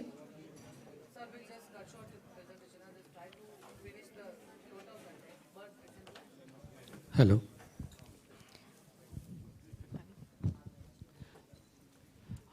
आप सबको मेरा नमस्कार। Good afternoon to all of you. We start the first session of this particular conference. We are a bit late, so we will try to complete all the sessions, all the presentations in time, so that we do the better time management. The first technical session is all about mangroves, status of mangroves in different states, different models adopted for conservation management or plantations, and the policies which are adopted in different states.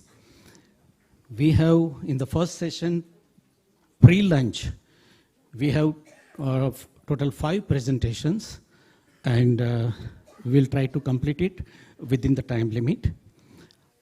I first request Dr. P. Raghavan, Scientist B from the Ministry of Environment, Forest and Climate Change. Dr. P. Raghavan is a scientist in MOEF and he pursued his PhD degree in ocean studies and marine biology for his presentation. Thank you so much. It's already 40% of the mangrove area. Considering these points, I can't say our future generation will enjoy the benefits of mangroves, but we have to. It is tedious task. It is our responsibility to make it, yes. So these are all the common threats. You already know the threats, but in current scenario, other than anthropogenic activities, climate change became the major threat for today's mangroves. So the existing conservation measure. If you take any country, there are, we can classify the existing conservation measures as per this. The one is legislative protection and other is restoration and rehabilitation. In terms of legislative protection, the main component is protected declaration of protected areas and descriptive regulatory measures, that is acts and rules. Then for restoration and rehabilitation, the term restoration and rehabilitation is totally different, but however, in our, nowadays we are using almost in an interchangeable way. In terms of restoration and rehabilitation, we are often doing plantation, that is afforestation, but rarely we are doing hydrological correction. So these are all the protected areas. Yes. So as for the current data, over 39% of the mangroves are covered under protected area network. Nearly 34 countries have placed more than half of their mangrove area under protected area category. In India, it is 40%. More than 40% of the mangroves are under protected areas. If you see the graph, these are all the graphs, but in some of the countries, they are having more than 90% of their mangroves under protected areas. So this is a good sign. It seems it is a good sign, but at the same time, when you look at the actual fact which is brought by the recent studies, rate of mangrove degradation in protected area as well as the non-protected areas, there is no significant difference. At the same time, about 6% of the mangrove area have been lost in the protected area itself. The reason is, protected area is what are now we have declaring the protected area is a kind of piecemeal effort. But mangroves are a flow-through ecosystem. If you are declaring the mangrove area as a wooden portion of the mangrove, it's not give the fruitful effort. But the survival and the structural function of the mangroves are completely regulated by the tidal inflow as well as the freshwater input through river and rainfall. So if we are not considering the threats which is occur outside the protected area, then we cannot secure the ecological health of the mangroves. So the lesson learned. So this is already learned. So that's why now the conservation scenario has been changed. So the protected areas are based on, now they are declaring the protected areas based on functional connectivity. Functional connectivity of different ecosystem and human processes. But at the same time, in most of the protected areas, climate change aspect is not included. So that's why most of the failures are happening. It's not a failure. We are not getting the enough fruitful result. At the same time, that's why many countries are changing to integrated conservation regimes. But integrated conservation regimes are mainly focused on ecological processes. But as of now, the understanding and knowledge of ecological process of mangroves as well as the other coastal habitats are little remain. It is not adequate to make policies and the implementation of the policy in the field. So these are all the descriptive measures. India is one of the best country having a wide spectrum of regulatory measures in terms of acts and rules. But at the same time, these are all the rules, these are all the acts and rules are prepared actually for forest and water and air. But mangroves, sir, you cannot define the mangroves as a forest. It's a kind of ecosystem. If it is a forest, you can conserve, your focus will be towards the the woody portion of the or vegetated portion of the system. But mangroves are it's a kind of system. It involves all the water body also and the mangroves also. We have to consider both. So we don't have a proper definition for the mangroves, whether we can consider the mangrove as a forest or its habitat or ecosystem. So these are the restoration and rehabilitation effort. Restoration and rehabilitation efforts, India has doing a very massive effort. Some of the success stories are community-based management that is happened in Tamil Nadu by canal bank system, whereas in Gujarat it is raised bed method as described earlier by Pandey sir. And Kannur mission and mangroves. So these are some of the success stories. So here you can see the success of hydrological restoration which is carried out in Pichavaram mangroves. So the restoration. However, restoration is done with huge manpower and huge financial support. When you look at the review of all the success of the restoration activities globally, it is very clear that most of the restoration efforts have been taken place by planting. But actually restoration and rehabilitation, the focus is we have to eliminate the environmental stresses which is present in the mangrove ecosystem, and we have to support the natural regeneration. But instead of that, we are directly going for a plantation in many cases. So these are some of the review studies. Out of the 14 locations in 17 countries, it has been identified that huge investment and huge number of planting of massive planting of propagules will not result in the increase in the mangrove area. So these are the tidal flats. Tidal flats are the hotspots for mangrove afforestation. Because the tidal flats are often considered as a barren land as it is devoid of vegetation. But actually, tidal flats are a unique system. It is a unique for migratory birds, and it has a very good meiofaunal communities and other things. In India, if you check, tidal flats area is around 5,788 square kilometer, which is greater than the mangrove area. So, but at the same time, we have enough area, tidal flat area. So, but do we think the practice of mangrove plantation in tidal flat is productive? The answer would be, the answer would be no, because tidal flats are one of the habitats of coastal ecosystem. Moreover, they are the natural corridors for the mangroves, seagrass, and salt marshes to cope with sea level rise, other climate change consequences. So we have to treat tidal flats as a distinct habitat, and we have to preserve the habitat to conserve and preserve the mangroves in terms of climate change. At the same time, the cost of restoration cost, the restoration cost is around $3,000 US. If you are involving hydrological correction and other engineering techniques, then it may goes up to $1 lakh US. Developing countries like India, investing this much money is not that much fruitful as per the result, because most of the restoration and rehabilitation efforts are not that much fruitful. In India, it is, of course, we have some success stories because we have invested a lot of amount, at the same time manpower, and at the same time scientific knowledge.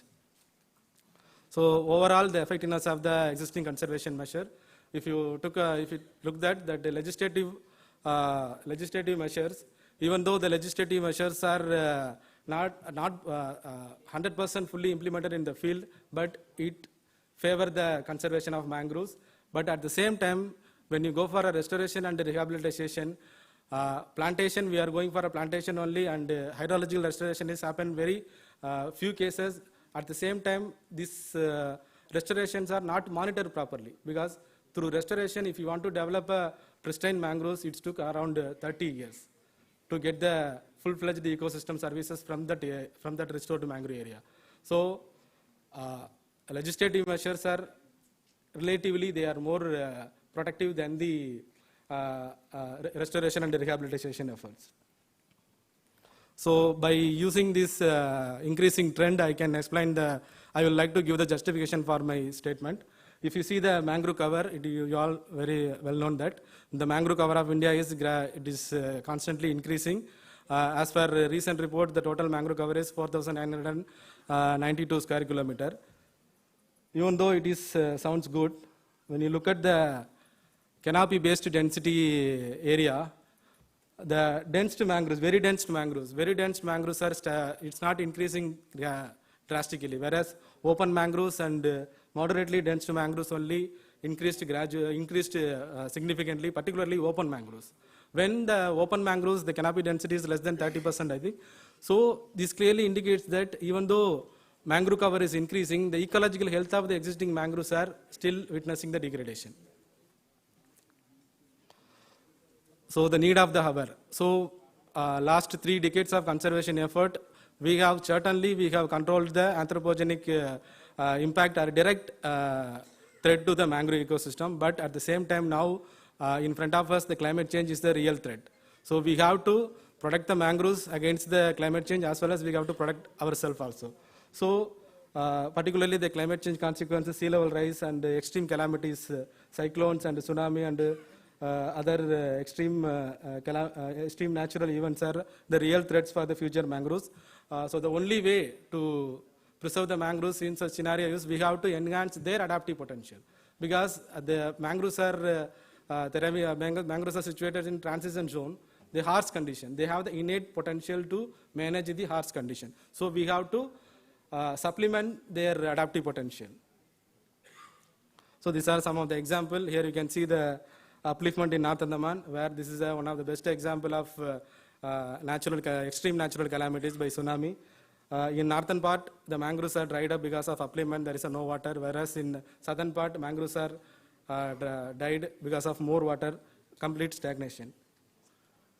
So these are all the key adaptive mechanisms. To cope up with the climate change threats, mangroves have the innate potential. The innate potential mechanisms we can classify into 2 types, vertical accretion and horizontal movement. But these 2 mechanisms are highly site-specific, and it is depend on the availability of the accommodation space as well as the input of sediments from river runoff as well as from the tidal flow. So these are all some of the actual mangrove resilience potential which we can observe from the Andamans. Here this is a picture of Sirius. It shows the upliftment in North Andaman Island.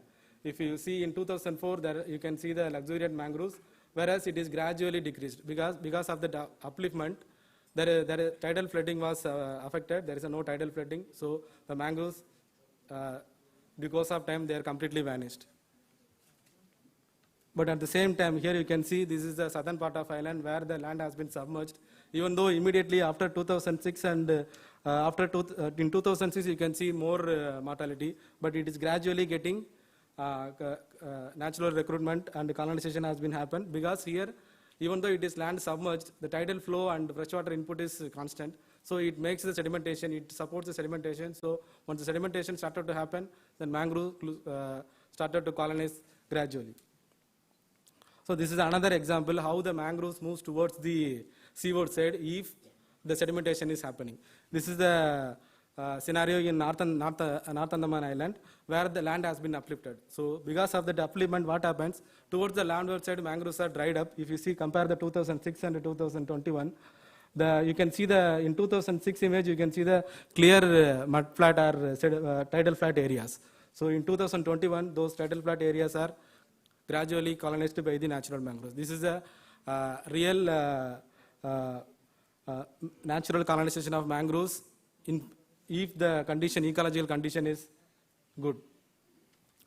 So mangroves have the adaptive potential. We have to support that. For that, we have to provide a good ecological condition.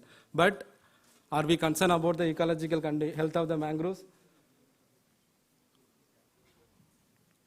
We have to conserve the ecological mangroves. That is the reason why now the total conservation regime has been shifted towards the yearly detection and precautionary measures. So we have to detect if there anything going to happen. We have to detect yearly. Then we have to make a preventive measures. Otherwise, mangroves once gone, it's gone forever.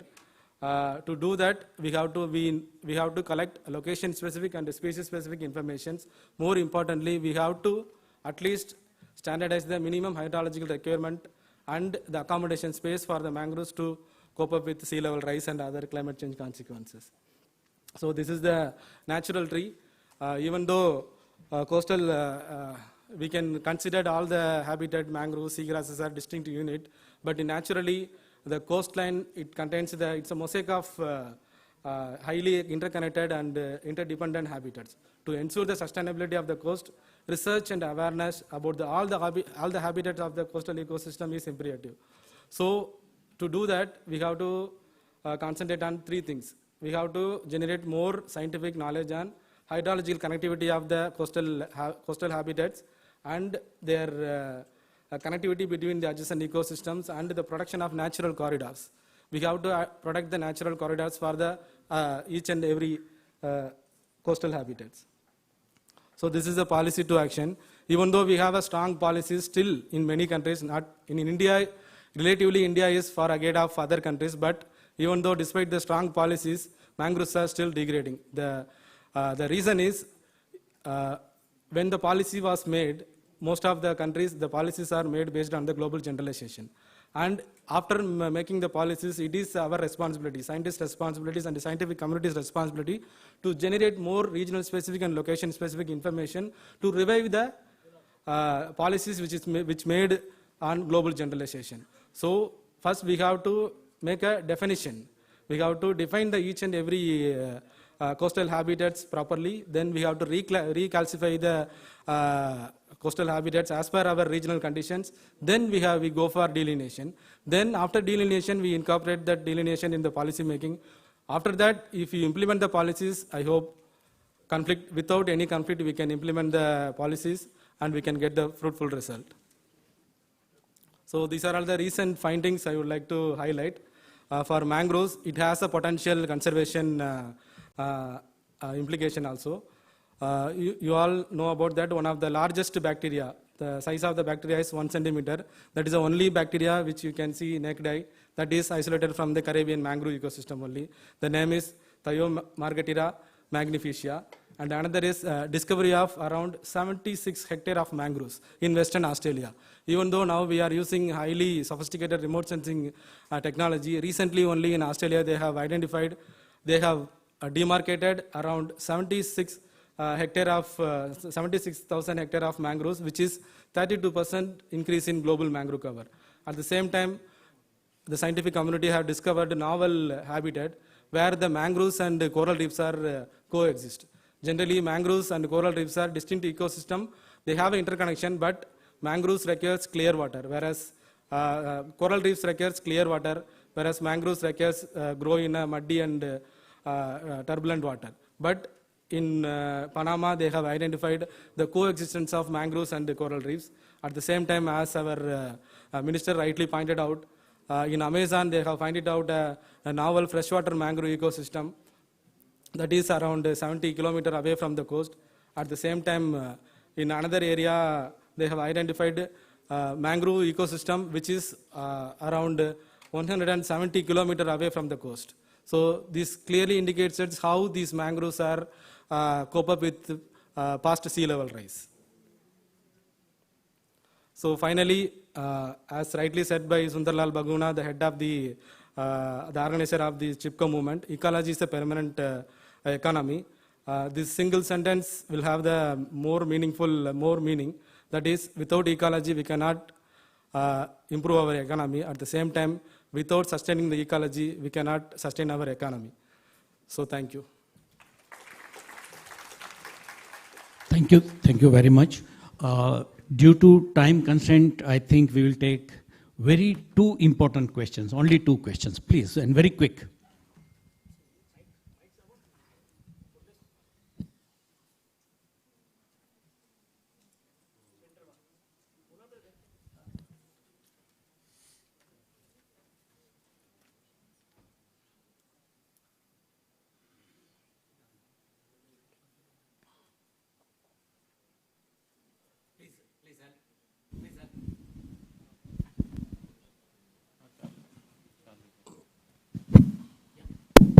Okay. Just one question actually. You were talking about legislation. Yes, sir. Which is the actual legislation which we can control degradation of mangrove.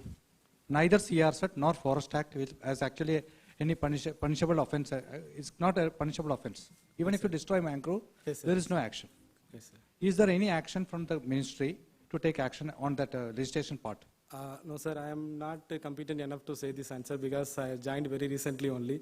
That's why I started the seminar. This is completely based on my past experience and my vision on conservation of mangroves. Okay.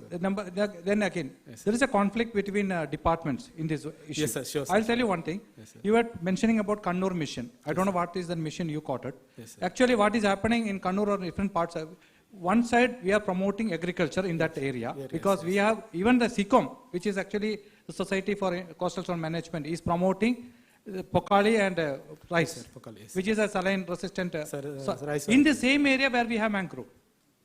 So that conflict, how we can avoid? Have you ever thought that one on the ministry side? No, sir. No, sir. No. I don't know answers.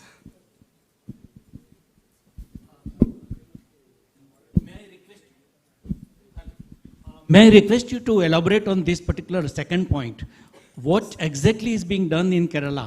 Are they doing some comparative study between the agriculture benefits and the mangrove benefits? No, it's actually not only benefits, sir. Actually, what is happening is these mangrove areas in Kannur district, actually, agriculture department is having one program called One Fish, One Rice Cultivation.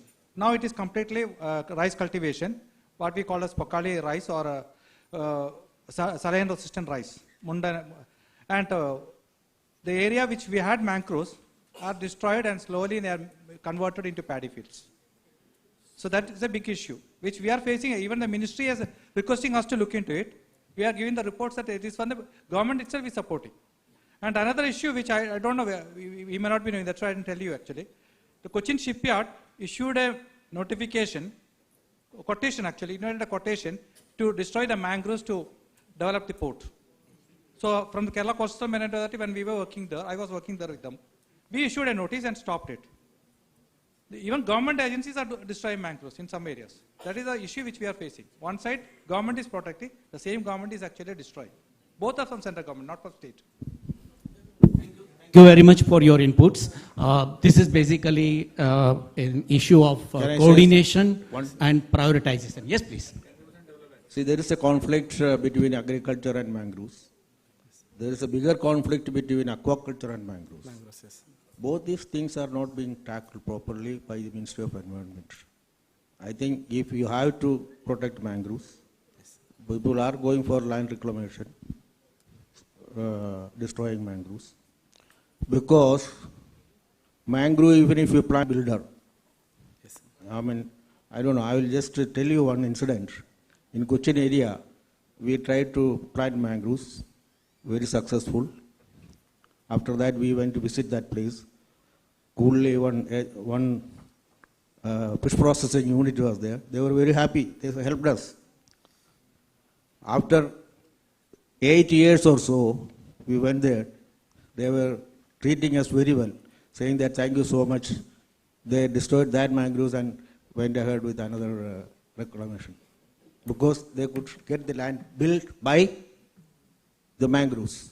So this has to be taken care of, I mean, especially because he is from MOF, I am telling, he is not in MOF, but you have to think about these conflicts and take corrective measures and legislative measures. Sure, as you said, you know, mangrove, if you go, forest department allows you just go for compensatory afforestation. That's okay. These all stories. But you will have, since you are from MOF, I am telling this point. Please take care of this. Sure, Otherwise, any effort you make it will not be successful as we think. Climate change and all that we talk very loudly. But the effect is to be obtained by legislation and corrective measures. Thank you so much. Thank you. Thank you so much. Thank you very much, Dr. Raghavan. And thank you for both of you for giving your inputs, particularly from Kerala. These are very important issues, and both scientifically through research as well as through policy, these issues are required to be tackled. Now, I request Dr. Ravi Shankar for the presentation. Okay, so Dr. Ravi Shankar will be available online, virtual.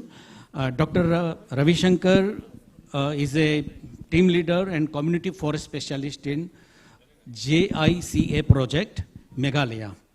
So, can we have the connection, please? Yeah. Thank you very much, Dr. Ravi Shankar, for joining us.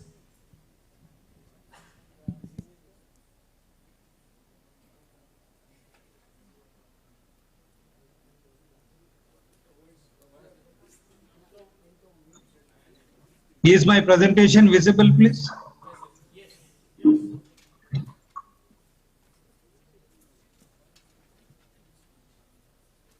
Hello? Yes, the presentation is visible. Please continue. Okay. Respected Professor Kathiresan, Doyen of Indian Mangroves, my friend Ajit Patnaik, Asian wetland specialist, other illuminaries of mangrove management in India,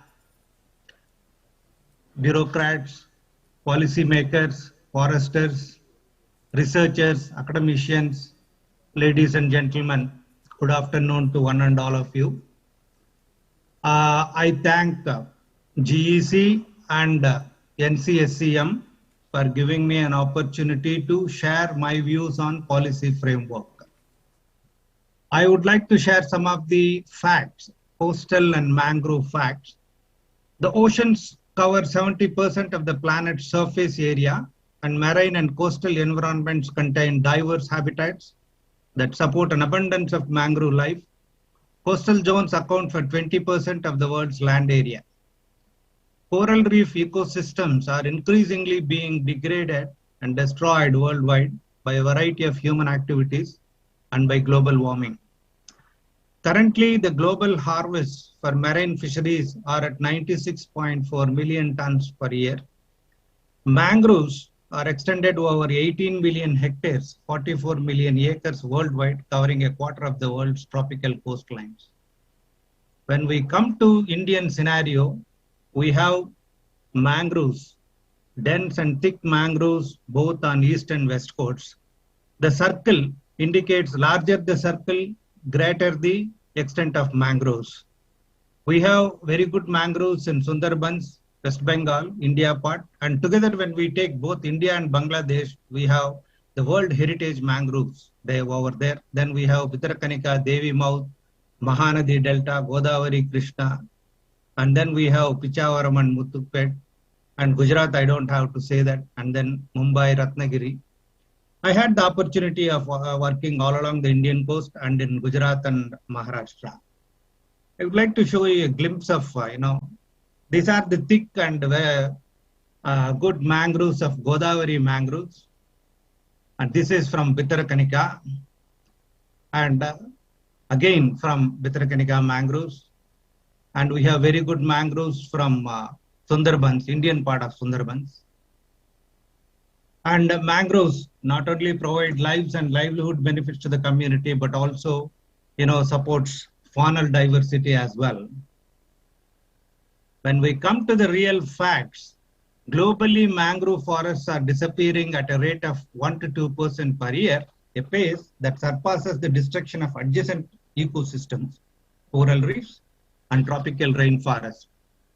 FAO, where I have been working as Chief Technical Advisor, estimates that mangroves are critically endangered and approaching extinction in 26 of the 120 countries in which they are found.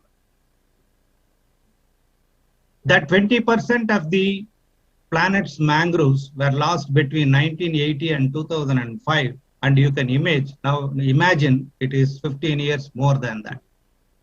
Mangroves are most threatened by harvesting for timber and charcoal, freshwater diversion, real estate development, conversion for tourism and shrimp and aquaculture farms, and clearing for agriculture. Just now I was hearing from my learned colleagues from Kerala speaking about how destruction is taking place. That I will be talking again. When we talk about policy development or, policy initiation to manage mangroves in a sustainable way, we have to approach both policymakers and decision takers, that are the, our people's representatives and administrators. We need to give very precise quantification estimates of goods and services of the mangrove ecosystem. That is where it will be easy for us to kind of convince the policymakers and decision takers to go for better and sustainable mangrove management. Just a case study of, the Godavari mangroves. They are used for firewood. We can say that these are the genuine basic needs of the local communities. Unless we provide alternatives, they simply keep depending on that.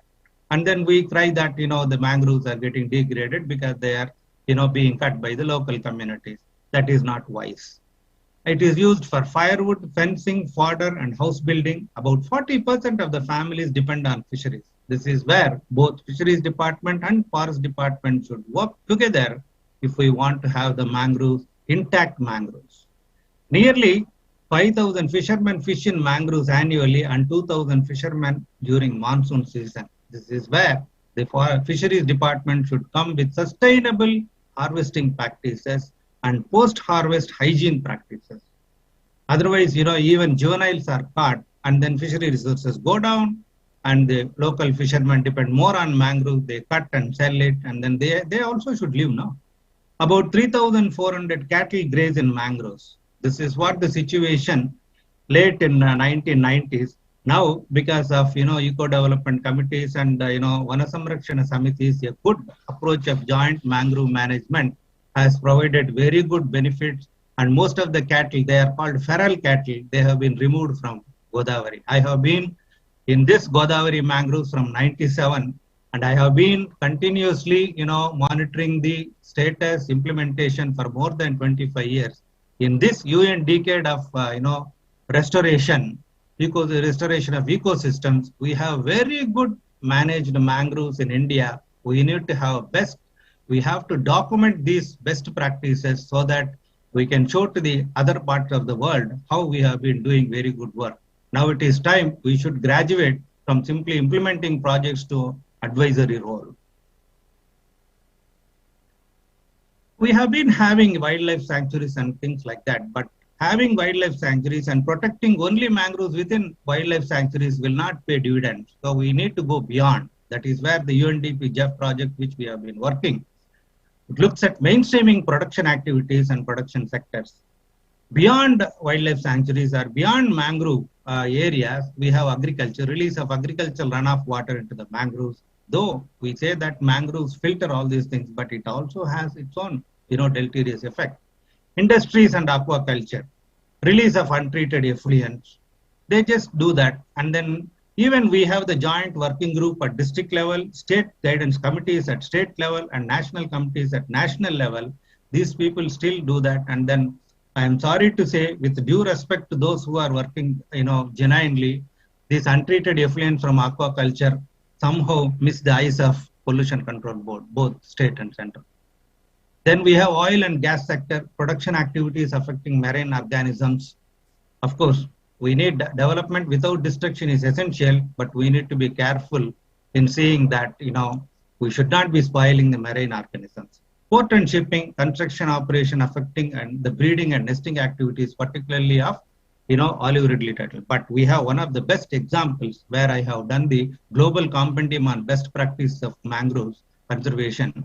The Dhamra Port, during Dhamra Port construction in Odisha, IUCN, Tata and the Dhamra Port authorities, they joined together and they went and approached the Philips company to produce golden illumination, which have shorter wavelengths, so that the turtle babies, when they come out, they don't get attracted toward the port and they go into the sea. Such a wonderful thing we have that needs to be emulated for other ports also. Well, coming back to why coastal and marine ecosystems are important, I find a lot of, youngsters there. Coastal areas together with mangroves and marine ecosystems are livelihood sources for the fishermen and other stakeholders, given the food and livelihood security and services these ecosystems are providing. And when we come specifically to mangroves, tidal marshes and seagrasses are critical along the world's coast, supporting coastal water quality, healthy fisheries, and coastal protection against floods and storms. We have learned that from tsunami, very rarely occurring tsunami, where Professor Kathiresan would definitely talk in his, give in his talk, that how the Pichavaram mangroves protected some of the villages from even such strong. Because I had the opportunity to do post-disaster needs assessment in Andaman, Nicobar Island, and then Indonesia, Sri Lanka, and Maldives, where, such disaster, I never thought how nature can be so cruel to human beings. For example, mangroves are estimated to be worth at least US dollars 1.6 billion each year in ecosystem services that support coastal livelihoods and human populations around the world. This is what I was telling you. You have to quantify. Then only if you say per hectare this is the yield, then we can think about whether we should go for other land use practices or we need to do. Because in India, mangroves are both in forest areas as well as in revenue areas. Forest areas is being protected or conserved or sustainably managed by forestry department. But if some land use practice has to change, revenue department will simply say that we can do some other better thing because they see they have their own reasons for that.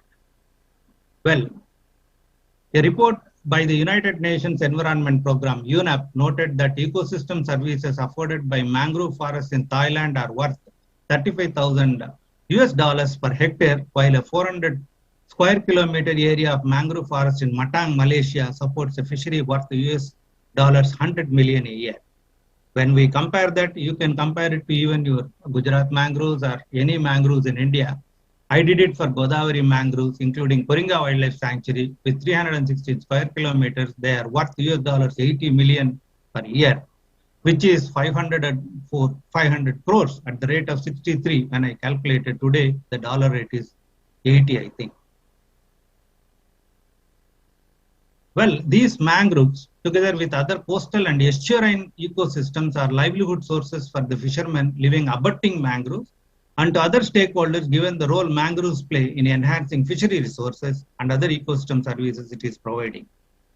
I worked with the CMFRI, Kakinada, where we found out that wherever mangroves are there, shrimp population is 15% more when compared to other areas where there are no mangroves. That is the association between shrimps and mangroves. Well, unfortunately, despite all this, mangrove ecosystems are undergoing rapid changes due to large-scale economic, social, and industrial developments. Mangroves along the coast of India are no exception to this overexploitation. But at the same time, Government of India, state governments with support from NGOs, with support from different funding agencies, UNDP, FAO, JEF project, GCF project, we have been restoring mangroves. This is one of the fishbone type mangrove restoration that we did in Krishna mangroves along with the forestry, Andhra Pradesh Forestry Department. This is when we dug the thing. Now you can see in Google map, large areas have been naturally regenerated as well as we did through raising nurseries. Hence, given all this situation, there is a need to strengthen policy and institutional mechanism by having a sustainable coastal and mangrove management with an exclusive policy to effectively manage the remaining mangrove forests together with coastal forests, that with a clear guideline and a strategy and action plan. We are doing very good work, but given the rate of development also that is taking place, and unfortunately due to limited coordination among different departments involved in conservation and sustainable management of mangroves, sustainable fishery management, unfortunately we still have a lot to do. In that sense, we have the policy, we have the mangrove, and then because this is all covered under different acts. How to strengthen policy and institutional mechanism? Having a policy is not enough, having an act is not enough, but there needs to be an institutional mechanism to implement the act. We can have 1001 acts, but we should have implementable acts, and we should have the wherewithal and trained people technically and socially to implement such acts.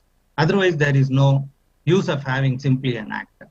Presently, the mangroves and coastal forests are conserved and managed as per the Indian Forest Act, Forest Conservation Act, Wildlife Protection Act, Environment Act, under which we have CRZ notification, and by the respective forest acts. Nevertheless, there is a need for a comprehensive act called Sustainable Coastal and Mangrove Management Act, and a strategy and an action plan for addressing the issues and challenges of mangroves and coastal forest management together. This is what we need. We are doing separately. and we have lost sight of coastal, forests at all.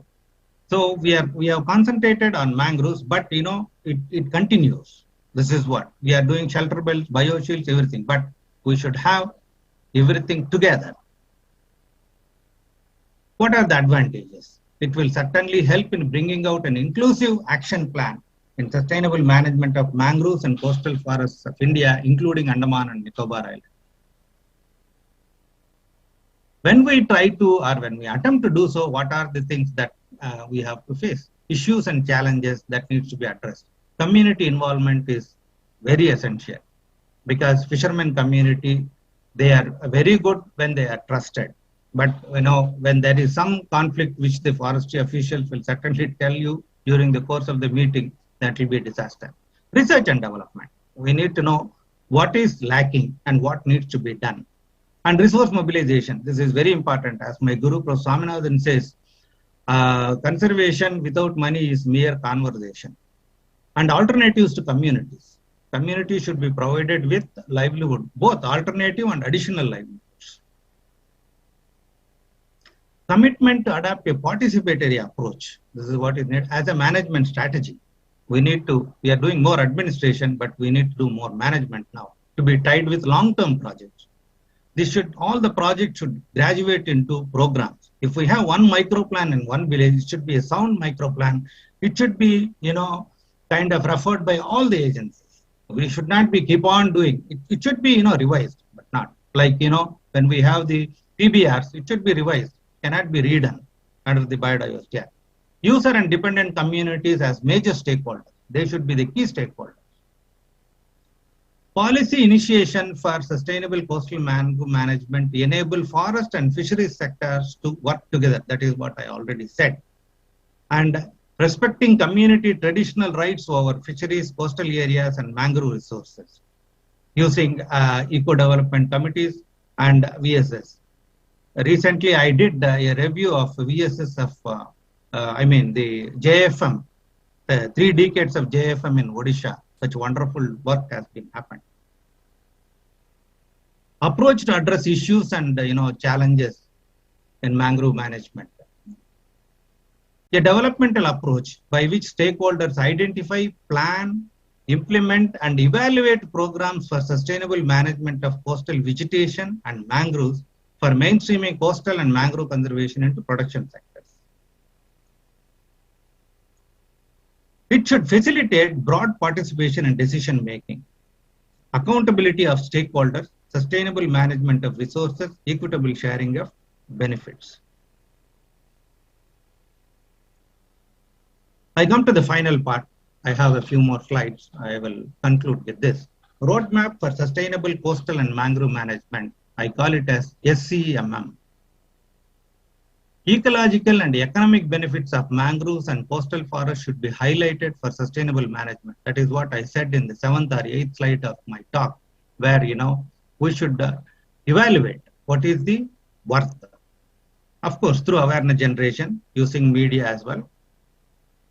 Sociological and technological combination approach. Technological in the sense why the mangroves are getting degraded. Sociological approach is what is the social issues the community is facing and why they are not getting involved in mangrove conservation.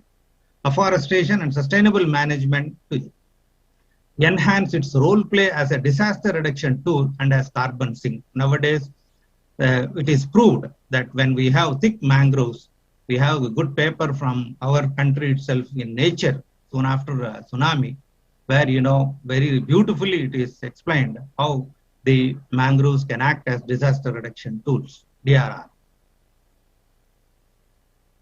Improve the management effectiveness of mangrove areas and coastal forests through identifying current weaknesses in mangrove management. We need to do this. Sustainable financing mechanism by establishing a India Mangroves Trust Fund. That is very essential. In other countries, they have national trust fund and then provincial or state trust fund. But for our country, we need to have India Mangroves Trust Fund because we are also getting under compensatory afforestation, Kampa funds and all. Under Honorable Supreme Court, we have thousands of crores, I think. So we need to have. Maharashtra has done very good work under the GCF project. My friend, our He was instrumental in bringing out mangrove cell as well, Vasudevan. Strengthening the existing community conservation mechanism by aligning with the JFM institutions and biodiversity management committees. I'll finish in another 5 minutes. Yeah. Please conclude immediately. Yeah, exactly. Then comes sustainable income generating activities, implementing improved and sustainable fishing techniques for sustainable harvest of fishery resources. Prerequisites for SCMM: preparing coastal flora of all states, inventorying seagrass beds, coral reefs and sand dunes, identifying potential areas of seagrasses and artificial reefs, identifying potential areas for establishing coastal shelter belts with multiple value tree species as nature-based solution for disaster risk reduction of coastal areas. I just have 3 more slides. The SCMM Act should address the empowerment of women and women groups, men and youth technically, socially and economically to participate in mainstreaming activities, awareness generation at all levels of stakeholders, alternatives for dependency on mangroves, create economic stake for the dependent community, economic benefit to the user or conserver community, coordination among different departments involved in conservation, welfare, development and management. Finally, we should have a strategy and action plan for SCMM. Sustainable mangrove and coastal forest management should include implementable guidelines in order to have a real breakthrough through achieving a multi-stakeholder involved mangrove conservation and management. This will ensure effective involvement of production sectors also.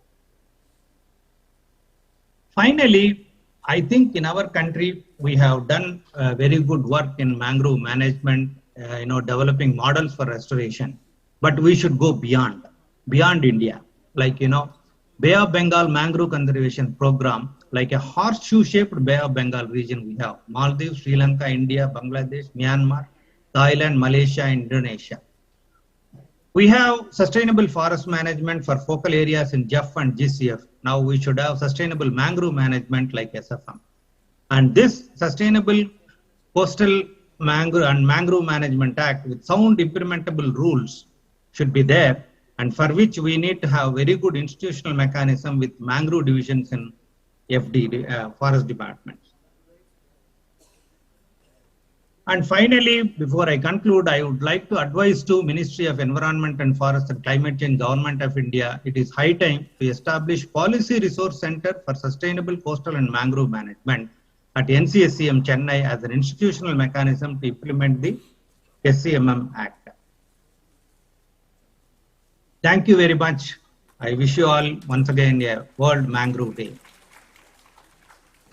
Thank you very much, Dr. Ravi Shankar. Thank you very much for your elaborate suggestions and recommendations. Do we have any very pressing quick question? Only one, please. Please.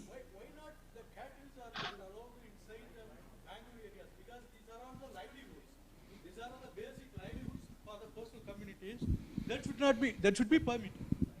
Then the sir in his presentation told there is no such a value that is environmental economics values of mangroves are existed in India. Just search NCSCM mangrove and services. Only 3 words. You just find the report and respond to NCSCM if you want any corrections or improvements are required. Then the institutions and organizations are different. Institution is a mechanism you go through by legal. Organizations are implementing it. The football player and football post size is different. So institution and organizations are different. You are confusing with institution and organization. NCSCM shall implement. Kindly restrict to the question, please. The question is, my suggestion is... restrict to the question, please. Be specific. But your question was, if I can rephrase it, in the mangrove areas, utilization of resources, particularly for the livestock. Dr. Ravi Shankar, quick response, please. I couldn't get the full question because it was confusing. I'll try to rephrase this question in very specific question. Why should we not allow local communities to utilize mangrove resources, particularly for the livestock grazing? or browsing? Well, I spoke about the feral cattle, which when allowed, they in fact graze out the young seedlings also. So what makes is, on the one hand, we want to, have thick shields as mangroves to protect the coast. And at the same time, we are also having local communities, if they have livestock, too many livestock, then, the carrying capacity will be, disturbed. That is what. I don't say that, community should not have livestock. There are other ways of, having livestock also. Stall feeding is there. So many things are there. Only thing is, in mangroves, we have feral cattle. They are semi-domesticated. Long ago they got. We don't know. That is what I said. Thank you very much. I think different methods we will have to find out. He very correctly said that we have to generate alternatives. There is a need for the fodder for the livestock. At the same time, if the grazing or browsing is beyond carrying capacity, the mangroves are damaged. So we have to find out the solution. The problems are known. We have to find out the solution, alternatives. Thank you very much, Dr. Ravi Shankar. Thank you very much. Thank you so much. Thank you. Can we have one more or should we break? All right. Okay. So now I request Shri R. Senthil Kumar, Indian Forest Service. He is DCF Jamnagar Marine National Park. Jamnagar is having 20% of Gujarat's mangroves, and very important area. And in the first presentation, it was told that some of the mangroves are protected. So he is looking after the mangroves which are protected as a sanctuary and a national park. Dr. Senthil Kumar.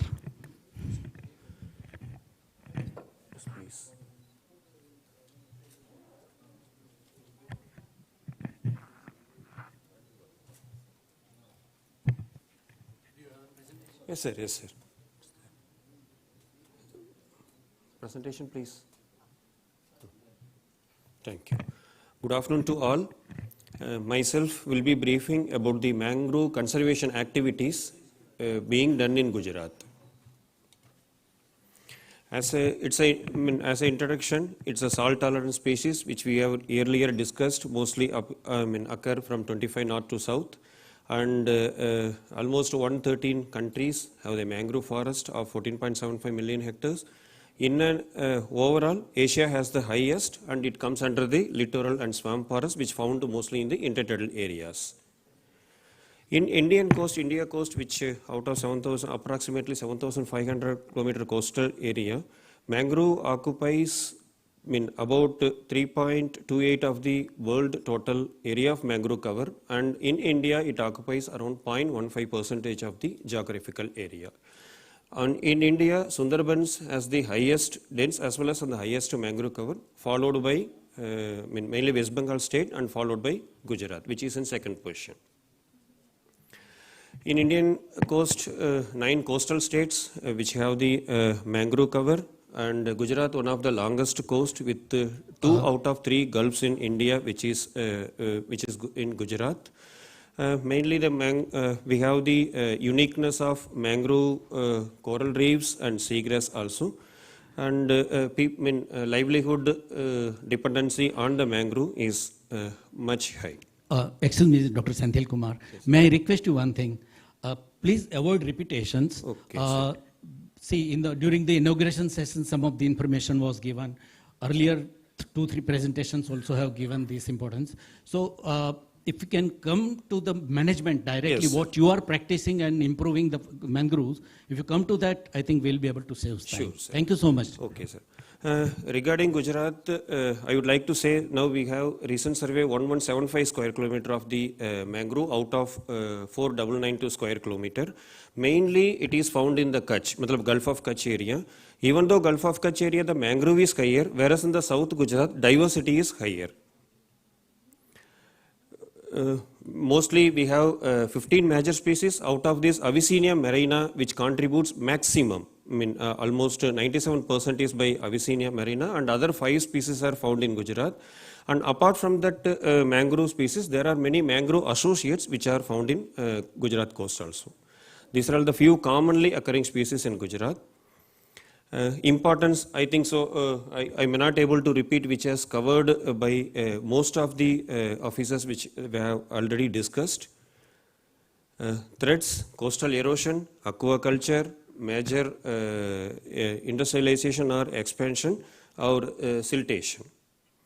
And what I would like to say is the important thing is, since for the past 2 decades, Gujarat is the only state where we show a consistent increase in mangrove cover over a period of time.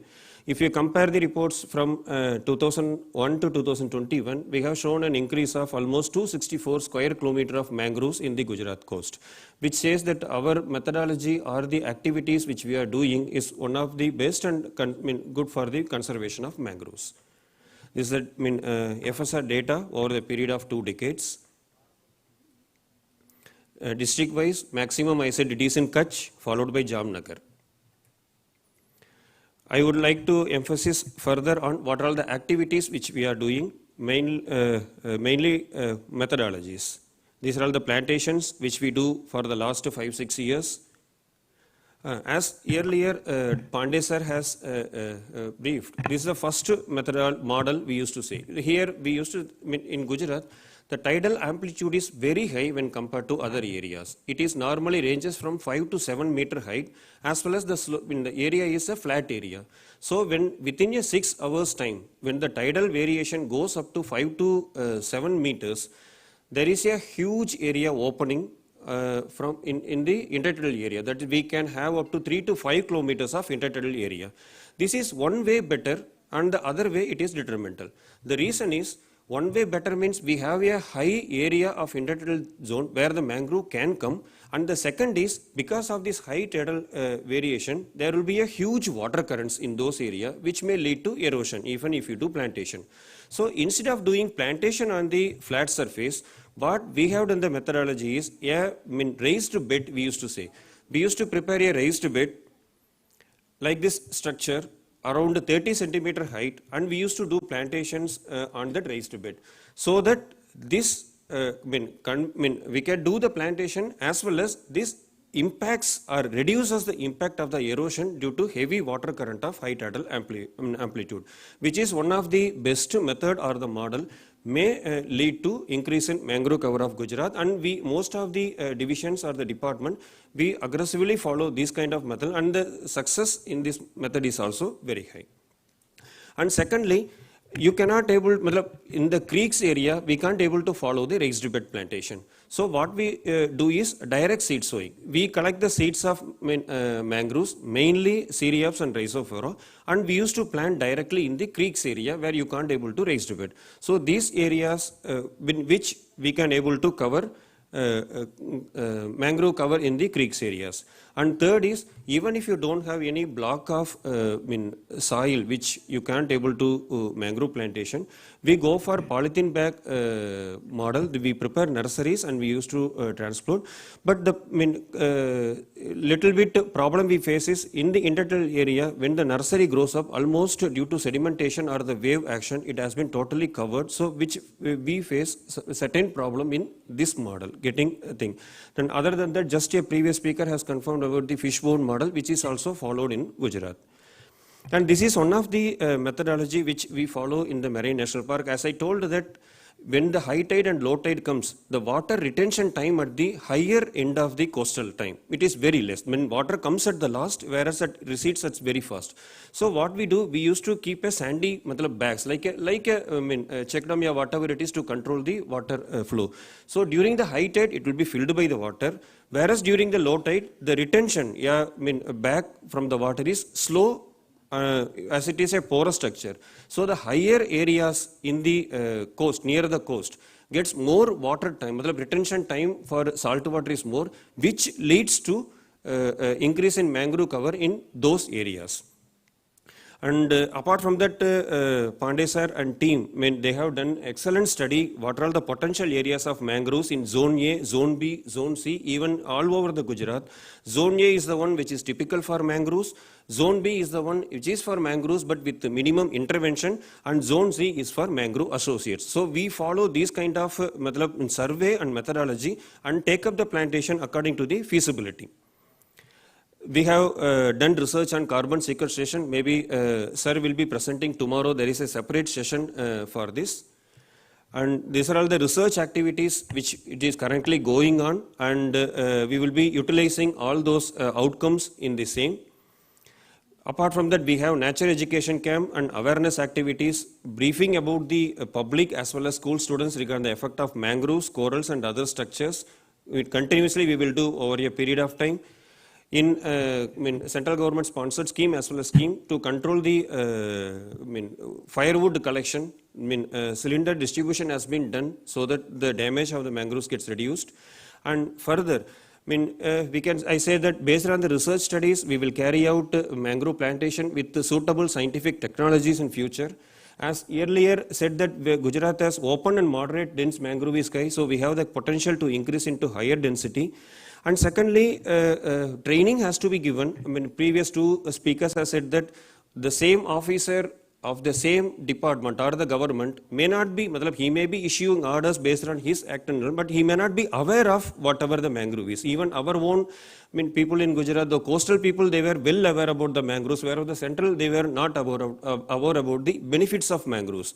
So the forest comes in the literal sense of traditional forest, but not the mangrove. So awareness or the education campaign to be given to the stakeholder or the other person so that they understand about the real value of the mangroves and its future in role in ecosystem. Thank you. Thank you very much, Dr. Senthil Kumar. Pressing need and pressing question, one only. I'll come. Okay, please. Yes.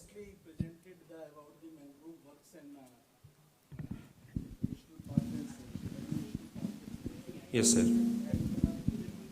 Discussing about the increase of the mangrove cover all over the India as well as Gujarat. Yes, sir. But as per the Forest Survey of India report 2021, the Gujarat has reduced 2 square kilometer area compared to the 2019 report. And while studying this report, the Gulf of Kutch has increased the mangrove cover, but the Gulf of Khambat from Anand to Valsad, it has been shown the reduction. So do you know about what are your observation, why this repeated working or excellent working of the plantations of mangrove, why this mangrove cover is reducing in Khambat Gulf of Khambat? Sir, especially I may not be well about the Khambat based on the experience which I am seeing in Gulf of Kutch. For the past 3 years or more, previously, sir, when you hear a cyclone in Arabian Sea, it's a rare incident. It's a rare incident. Normally, we too hear a cyclone in a Bay of Bengal. But currently, maybe climatic difference or whatever it is, we feel the water currents, which we see in the Gulf of Kutch for the last 2 or 3 years is much more, and that too for an extended period. That may be one of the reasons. And secondly, sir, whenever you do a plantation, mangrove being a salt species, but where there is an amalgamation of fresh water as well as the salt water, or the season where the fresh water inflow is high into the sea, the growth and the density, the result is much more far better. Maybe either selection of species at a particular appropriate place may be a reason for it, which we may come once we inquire into it. Yes, sir. Very nice, but this is really a challenge to the researchers. I have also inquired from different sources, but the concrete results or concrete answer we could not get. But whatever our monitoring reports or our third-party monitoring reports are submitted, they are showing the main problem of this reduction of the mangrove, forest cover, due to the aquaculture. Yes, it may be a reason, but I came to know that aquaculture in southern Gujarat is a major problem for mangrove conservation. Thank you. Thank you, sir. Please, last one, please. Yes. Just a quick question. Quick question. The polythene bags that are used to secure the saplings, now due to the salt water of the waves continuously, it has the potential to break down the polythene bags into microplastics. So is there another more sustainable way to secure these saplings? No, actually we used polythene bags. Still, the reason is where there is a condition where you can't able to go for other models, we are left with no other option. So considering it, we used, but still even in that also we face problem. And right now I think we are phasing it out much, not using polythene. But even that model itself is not as expected. So what is the alternate material you are using? No, not alternate material. Even the polythene bag model itself is giving not comparatively good results. So it may be better we can go for other models like fishbone model. Yeah, I mean going for a trench and planting directly seeding in this. Thank you. Thank you. Yeah, okay, just one quick question, sir. You just said that use of semi-porous embankments is actually helping you increase mangrove area. Do you have actually statistics which actually prove that? Because this actually seems counterintuitive. You said you make embankments with sandbags and they basically help retain water. But you know, having semi-porous embankments helping in increase of mangrove cover seems to be counterintuitive. Do you have a place or statistical analysis for that? I would like to say it's not like just keeping it. What I'm saying is, as it is a flat surface, when the high tide water comes, it goes to a particular extent, right? But when low tide starts, the water recedes very fast. So in the upper catches of the coastal line, the time retention of the salt water is very less. So it comes back to the sea very fast. So once we keep that sandy bags, the retention is slow, which means that upper catches area gets more time for salt water, which we have seen in our area in Marine National Park. The mangrove has grown into those areas which were not earlier. Okay, I would like to see a report on that because which we have seen. It is there. Yeah. Okay. Thank you so much, Dr. Senthil Kumar. Please, we have to move forward. Please, 1 second, please. I think from these questions from the participants are giving us 2 research topics. One is the reasons for reduction of mangroves in South Gujarat. We have to find out. I think GEC may record it. And the second one is the efficacy or the effectiveness of these bunds. Thank you so much. Excuse me, sir. I just won't take more than 1 minute, sir, if you permit me, please. Yes. This is last one because the instruction to me is that we have to complete 3 more. We have to give time to 3 more speakers. Not more than 1 minute, sir. I'm Dr. Yusuf Zai, Principal, College of Fisheries Science, Veeravat. Since sir objected regarding aquaculture activities, I'm bound to have my comment in that sense, sir. Please. With regard to aquaculture activities, if we consider the case of Gujarat state, out of more than 376,000 hectares of carlands in Gujarat, 89,000 hectares have been found suitable for aquaculture activities, but only less than 10,000 hectares of aquaculture farms have been developed. Now, in that sense, if we consider the case of South Gujarat, it has a high development in terms of industrial development, and that may be the major contributing factor for mangrove deteriorations or erosions. But if we consider the case of aquaculture, it is allowed by central government through Coastal Aquaculture Authority, and the farmers are bound to follow the guidelines. So that's my humble submission. So thank you. Thank you very much for your inputs. But we do not know at present. At present, we do not know whether the new aquacultures which are coming up are actually coming up in the good mangrove areas or not. If there is a conflict, I think the future, there are many researchers, somebody will pick up this point and find out. So thank you very much for your inputs. Shall we move forward? Yeah, thank you, Doctor. Now I request Dr. Bharat Setutru. Dr. Bharat, may I request you to not to repeat anything which has been done, and quickly, please make the presentation. Please.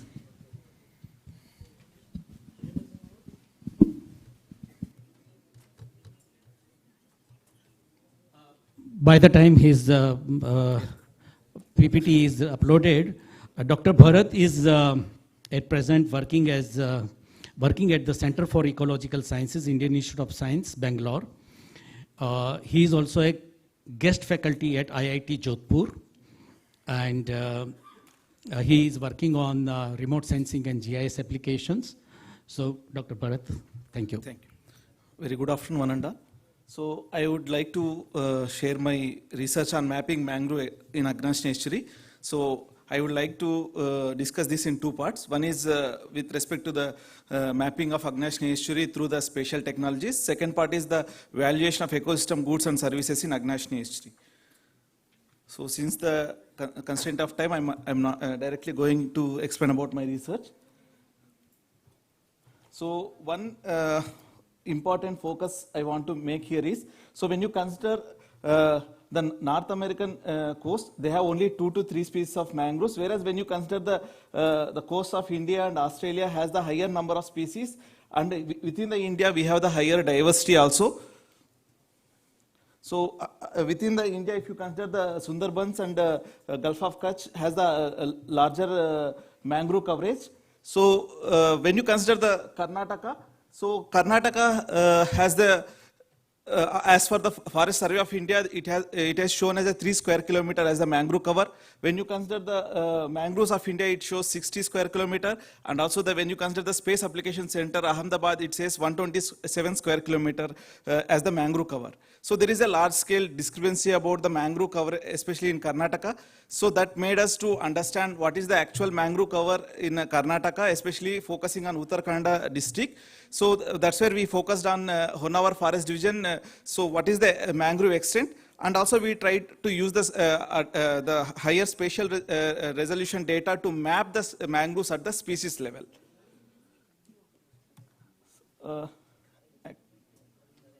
So we have done an extensive field work. So we divide the entire estuary into the 10 meter by 10 meter grid.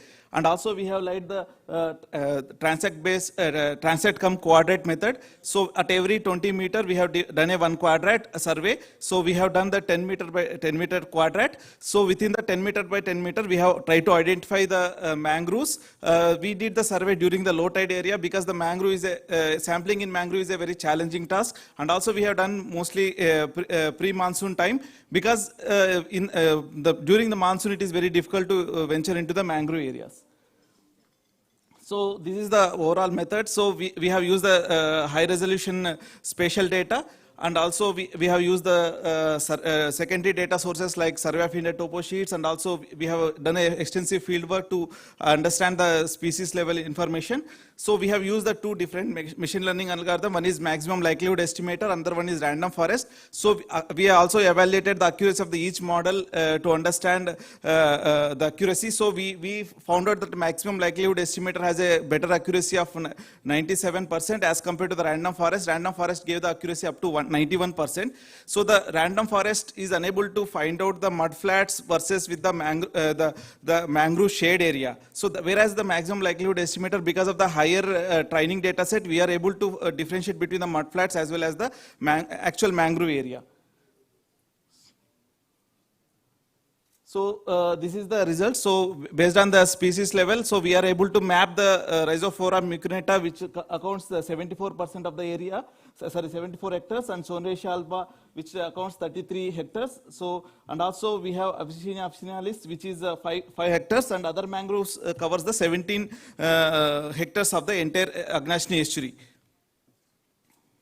So this is the Rhizophora mucronata, which is you can see in the top corner. So we have also the Sonrecia alba, which is sparsely located across the areas. So whereas if you see the Abyssinia officinalis, which is mainly located towards the near the land areas, so that's where we are able to find out the different mangrove species at the species level.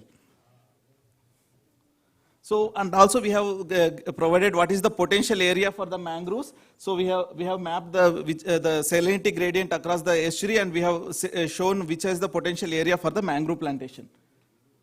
So second portion of my talk talks about the economic valuation of the Agnash estuary. So we have followed the standard protocol of SEA, so System of Environmental Economic Accounting, provided a protocol so which mainly look at the ecosystem extent as well as the condition. So based on the ecosystem extent and condition, we are able to find out what is the mangrove coverage, and also we have looked at the services. So we have looked at the various goods like direct uses and also indirect uses. So we have found out what are the various goods like fishing, mining, also other resources extracted from the coastal area, and also agriculture. So apart from that, we have also looked at the indirect uses like climate regulation, carbon sequestration, and also the nutrient recycling in the Agnashni estuary. So we have used the two different techniques. One is residual value method, another one is benefit transfer method. Residual value method, which mainly talks about the goods which are extracted from the mangrove ecosystem, and also the whereas the benefit transfer method, which we talks about the services of the mangrove ecosystem. So these are the various goods and services across the Agnashni estuary. So Agnashni estuary supporting 6,000 to 7,500 families of the fishermen, and also they are directly dependent on the livelihood. So if you see the goods alone, we can say that every hectare which is yielding 11 lakh rupees. So what is the uniqueness of Agnashni estuary? Because it is not dammed. So that's where there is no human impact on the estuary. So and also here large scale protection also is there. So that's where you will see that higher goods and services, and people around 4,000 fishermen depend on Agnashni estuary, and it has a unique bivalve collection. So that's where you will see the higher goods and services as compared to other estuary. So when you consider the total goods and services, so Agnashni estuary alone has the 14,686 million rupees per year is the goods and services. When you consider only processing goods, it has 5,453 million rupees. So which clearly says the Agnashni is very productive ecosystem as compared to other ecosystems in our district. So these are some of the management plan. There is a large-scale afforestation taken place by the forest department. So we have also the village forest committees. So they are also actively involved in planting. So mainly they are planting Rhizophora mucronata because the success rate is high. At the same time, we no need to create nurseries for the Rhizophora mucronata and also Candelia candel. So that's where these two species they are trying to propagate more as compared to other species. So these are the village forest committee members, and also there are various stakeholders involved in the planting. Thank you, one and all. Thank you very much, Dr. Bharat. I think you did a wonderful job for managing the time. Yeah. Any quick question? Sure. Only one question, please, there. Yeah, please, somebody please help. Immediately, please.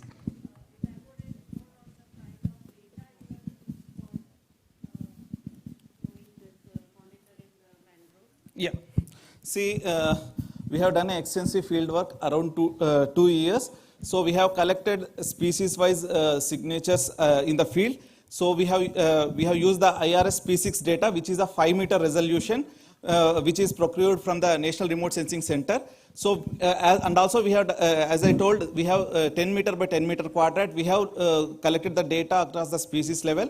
That is given as an input to the model. So we have collected around 900 training points for calibrating the model. So out of 900 points, we have used the 600 for the training, rest of the 300 for the validation. So and also I want to highlight here, when you consider other species than Rhizophora mucronata or the Sonracia alba and other species, there is a spectral signature of mixed pixels with respect to some of the species which we are unable to find out. So that's where we have limited to these 4 species which are prominent. Sir, I have a just simple question, sir. Yes, sir. Yeah.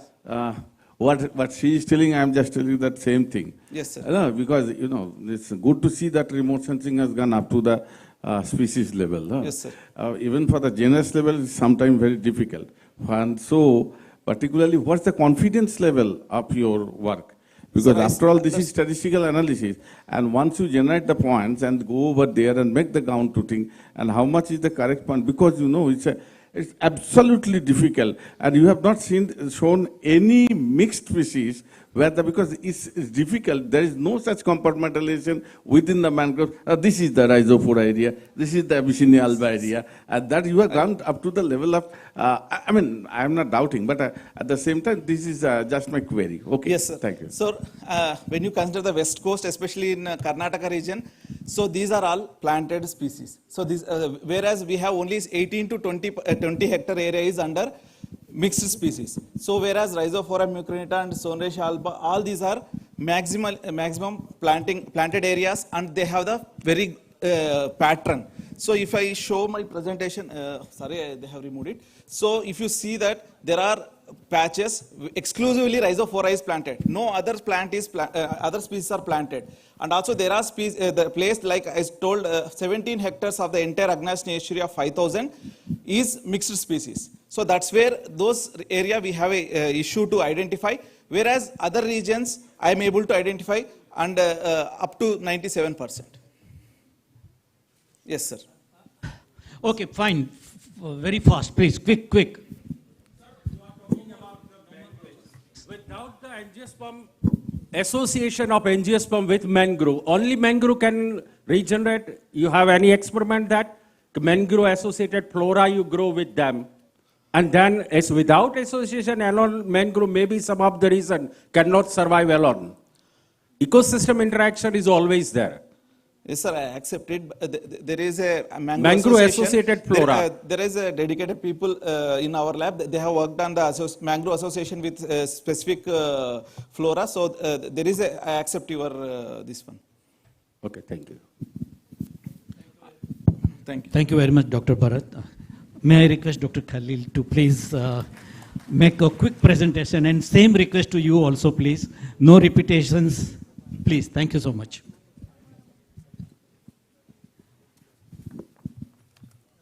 Very good afternoon to everybody. First of all, I thank the organizers for calling me.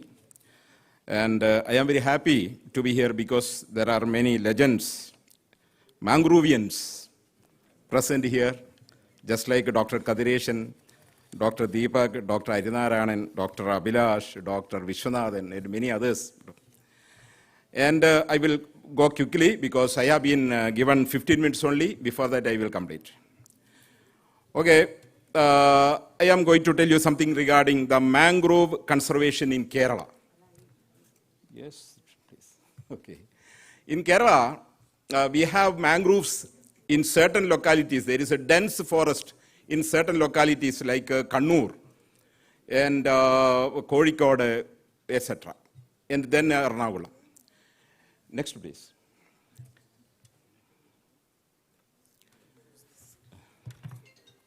Oh, okay, right. So I don't go where to here. Yes. It is not.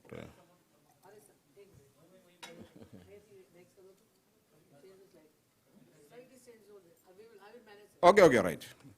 And next, please. So this is the map of Kerala. In the Kerala, in all districts, there are mangroves. So I have given the, marked the area where mangroves are present. Next, please. And these are the districts. And in each district, how much mangroves are there, it is given there. And you will find in Kannur, it is 755. Okay, next. Next, please. So about the distribution, in Kerala, there are 44 rivers, and most of the rivers are arising from the Western Ghat region and flowing towards the ocean, Arabian Sea. And in between them, there is area, estuaries and backwaters where it is saline in nature, so that where mangroves are growing very well. So there are many reports regarding the presence of mangroves along the coast of Kerala. So in Kerala, there are 560 or 590, there are two ways, kilometers of coastal belt and about 39,000 square kilometers of land area, in which once there were 700 square kilometers of mangroves. Now it is dwindled to 17 square kilometers. That is a case of Kerala mangrove. Next, please. So we have done some research work on this, mainly the ecosystem service value analysis. Next. So these are the species found. About 18 true mangrove species are found in Kerala coast. These are the species. Next, please. And there are many benefits out of mangroves that all of us know, so I don't elaborate it. Next, please. This is the Mangal forest. Next. So there are many species like Avicennia officinalis. Next. We have done some pharmacological studies on the mangroves and found that there are some chemical compounds present, active components present, which are actually useful for the treatment of certain ailments. Next. This is a chemical found in Avicennia officinalis. Avicenol is there. Next. And there is a gland on the leaves, inside the leaves of some of the mangrove plants, salt gland, that will expel the salt present inside it. Next, please. And Rhizophora mucronata is the species which is widely used for afforestation program, planting program, because it is very easy and the survival value is also high. And the viviparous germination is the thing there so that we can collect the propagules from the plants. Next, please. And there are different types of roots, slit root, prop root, cable roots, etc. These roots will protect our coastal land from leaching out the, that is the soil erosion, etc. And also some oysters-like organisms will grow on the roots of this plant. Next. This is Rhizophora apiculata. These are the important economic benefits of the plant. I don't want to tell more. Plywood, gum, tannin, color, etc. Next. This is another one, Aegis ras corniculatum. Honey. It is mainly honey is obtained from that plant. Next. Sodoracia cassularis is another plant, and that is best cattle feed actually, because in Malayalam it is known as Chakkara Kandal. Chakkara means sugary. Chakkara Kandal. Kandal means mangrove. Sugary mangrove. So the cattle likes it very well. Okay. Next. This is Exicaria agalocha. There is a latex which come out of this plant. In our local people, they use that latex earlier for the treatment of leprosy. Now it is proved that it is good for leprosy and other skin diseases. Next. And this is active compound present in it. Next. And this is Bruguera cylindrica, another plant. Next. Diabetes, for diabetes. Candelia candel, that also used for diabetes. Next. And Lumicera racemosa, that is used for eczema and other. Next one. And Acanthus ilicifolis is found on the border area, marginal area. Next. And this is a pteridophytic plant, fern plant, Acrosticum aureum. That was used in the earlier times in Kerala to avoid termites. When the thatching is done or the roofing is done at that time, to avoid the termites, they used the leaves of Acrosticum aureum. Next one. So we have studied the ecosystem service value. All these things are there for the service value to be provided. Next one. And we calculated it and found that per hectare, there are about $10,960 per hectare. That is the value per hectare per year. Next. And there are socio-economic influence. The local people, actually from the different parts of the Kerala, we have made a survey among the people, different people, about 2,400 people were surveyed and interviewed and given their knowledge, ITK and other knowledge regarding mangroves, etc. So there are stakeholders who uses this mangrove area as fishermen, farmers, and mining and processing, and also for collection of fuel wood, fodder, medicine, etc. And sand miners are also there, and ferry service is there. Next. And this is a type of catching the shrimps by the local people, known as tappal. This is not tappal means searching. They just go under the water and just searching for shrimp and take it, and they will put it in a basket. That basket is made up of some plants, some monocot plants, some grasses found in this wetland area. Next. This is fishing that is prevalent in our area, a type of fishing using zero net that is there near the mangrove area. Next. These are fodder. Actually the fodder is collected by the local people and they provide it to the cattle. Next one. This is a clam collection. These clams are sent to even other foreign countries also. Next. And as the shell of the clams are actually sent to Namakkal, where there are farms of chicken farms. These are the stakeholder benefit. Next, please. So there are anthropogenic threat to mangroves. That is the prevalent threat to mangroves are the anthropogenic threat. Many studies were made in Kerala, and in which it is found that the overharvest, there is one thing, conversion to the land use. Conversion is the main thing.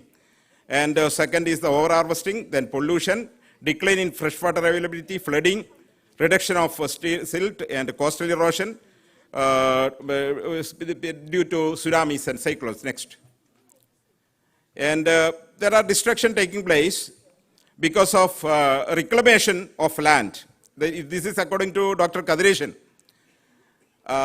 Reclamation of land for inhabitation and agriculture. And the second one is for the utilization of mangrove resources as a source of income. So these are the things in which by using this, the destructions are made there. One, shrimp farming is prevalent, and aquaculture, and also, as earlier Dr. Harinarayan said about the one fish and one rice program, just such a type of activities even by the government. Now, very recently, during this COVID times, about 5 hectares of land have been cleared by the panchayat of that area for this purpose, that is Kaipad Krishi, that means a Kaipad agriculture practice. For that, there is a special kind of rice varieties used, namely Kudir and Orkayama. These type of rice varieties will be grown in the field where saline water is present. Only in saline water region, otherwise it will not grow. So such a type of activities are taking place. For that, mangroves are destroyed for that purpose also. And 80% of the land in Kerala are under private ownership. That is the another main reason for this modification. So the private owners, they will completely, the degradation of the mangrove takes place by the activity of the private owners, and they will reclaim and they will build the buildings in that area. That is another threat to mangroves. So as told earlier, there are many rules and regulations, but all those are not sufficient for protecting the mangroves. Only thing is, the main thing is the awareness, making awareness to the local people. There was a person named Kallan Pokkudan who was very famous mangrove protector in our area. With the help of him, one of the DFO in Kannur, Mr. K.K. Chandran, he first initiated that awareness campaign program to all the schools and colleges. Actually, that was very fruitful. At that time, with the help of OISCA International, these students could make afforestation of mangrove in a barren land. Now about 10 hectares of land is there full of mangroves. So such a type of activities are taking place there. Okay. Next, please. So the destruction in very much destructive process are taking place in Kallai, in Kannur, in many central Kerala, in many places. So these are the things which are taking place there. Okay, next. So then more than 100 hectares of mangroves under the Fisheries Research Station were cleared for the establishment of the LNG terminal there in Kerala, and many other activities have been taking place. Okay, next. And for the degradation, I am not saying it. I cannot go because I know the apprehension of our chairman. So may I request you one thing? Fast. Could you please come to your recommendations? Yeah. What should we do way forward? Okay. Please come. Yes. The pollution is the other factor. Next. Sea level rise is another factor. Sea level rise is started actually. Next please. Yes, sea level it is started. And the next one. Yes, conservation, restoration. So in that case, the area under private ownership has to be taken, and that should be actually conserved. That is the main thing that we have to do. And the CRZ 1 category are there, but government must take action to conserve those areas also. And the Coastal Zone Management Authority is the nodal agency approving project involving the destruction of mangrove according to one paper. So I pointed out that one here. Okay, next one. And please give the last one. Next slide. Next slide. CS, suggestions. So there are many suggestions for this sustainable conservation. There is coastal structure in the proximity of mangrove areas should be designed in such a manner as to avoid excess sedimentation or erosion. And other thing is as non-destructive agriculture practices should be encouraged, such as small sea level or above sea level ponds for agri-aquaculture, keeping mangroves intact. Even the Ramsar Convention, I have attended one Ramsar Convention. In that they have told that there should be wise use of wetlands. In that wise use of wetlands, participatory management. Something should be given to the local people. Then only they will protect it. So that is the way by which we have to go further. And there is a silvi-aquaculture practices. That is another suggestion. And the extraction process of timber and other products should not be damaging the ecosystem. That may be allowed, but should not be damaging. And for the conservation, there is a Kannur mangrove mission. Somebody asked earlier about that. The district collector of Kannur, Mr. Balkiran, he has undertaken a project, namely Mission Mangrove Kannur, along with the Forest Department, Government of Kerala, in May 2014, for surveying and thereby conserving the mangrove of the district. After 14 months, a comprehensive survey of mangroves in the district was completed, and 236 hectares of mangrove area was declared as reserve forest. He actually purchased the land from the local people. I told you that most of the land is under private ownership. So he purchased the land and declared as the reserve forest. And besides, the mission has started the process of acquisition of 486 hectares of mangrove from private owners. And another one is the Wildlife Trust of India, WTI, partnership with Apollo Tyres has launched the conservation program, the Kannur Kandal project in Kunyamangalam to save the existing mangrove habitats and to increase the acreage of mangrove in the Kannur districts. And where to move, that is the future development to combat mangrove losses and to enhance CCMA efforts in Kerala. Mangrove rehabilitation can serve as an essential management tool. Rehabilitated mangroves in blue carbon-based payments for ecosystem services projects are an emerging trend, as these habitats are well suited to producing carbon credits owing to their unique potential as carbon sinks. That is, carbon credit system is now prevalent, and one of the NGOs, with the help of Forest Department, now is proposed a project with the aid of the World Bank to increase the extent of mangroves for carbon credit mechanism. Okay, with these few words, let me conclude. Thank you. Yeah. Thank you very much. Thank you very much. Only one question we are taking from Dr. Singh.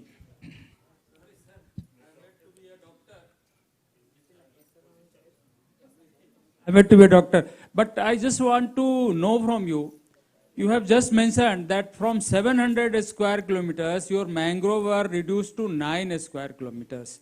So in a span of... That is in the 16th century. That was in the 16th century. It was 700...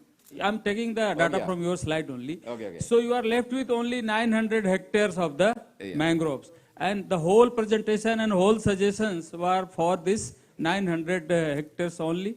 No, 70. So, my 77, question yes, is yet to come okay, to. okay. So, it shows that the area under mangrove is reduced to a very minuscule. I mean, it's very Yes. small mangroves are left in the state. So, what policy planners, what civil society, what government agencies, what they are doing? Because just assigning the regions is not enough. Because you have to arrest the trend. Somewhere it has to move upwards. Otherwise, if the area is lost, do whatever planning, do whatever species, do whatever research in your lab, it's not going to help. So area under mangrove has to be protected. So what your state or what other civil societies, Kerala is supposed to be known for all these things. What they are doing, we just want to know. The House would like to know. Okay, let me answer. The one important thing is that it is the mangroves have been actually destroyed long back, not now. In the recent 10 years, if you see, there is a slight increase in the mangrove. In the remote back, we didn't know the importance of mangroves at that time. So the local people completely destroyed the mangrove and they started building their houses and other agricultural things. But now, the people know that it is something important. And now, in the recent years, there is a slight increase.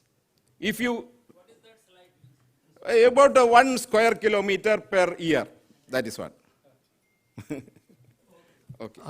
Okay, thank you very much. We are going to take a break, lunch break now. After break, the same session will continue. There are 3 more scientists, experts who have to make their presentations. Will come back. One question from my side, the valuation of ecological services. There are 2 things. There are lots of variations. How do we fine-tune our methodology for valuation of ecological services so that they are not rough estimates? That is first question. And why our benefits which we are showing through ecological services are not accounted or are not incorporated in policy decision? What could be the way forward? How do we, what should be the suggestion of the House that the ecological services, this is, please answer me after the lunch, so that they are considered by the policy makers.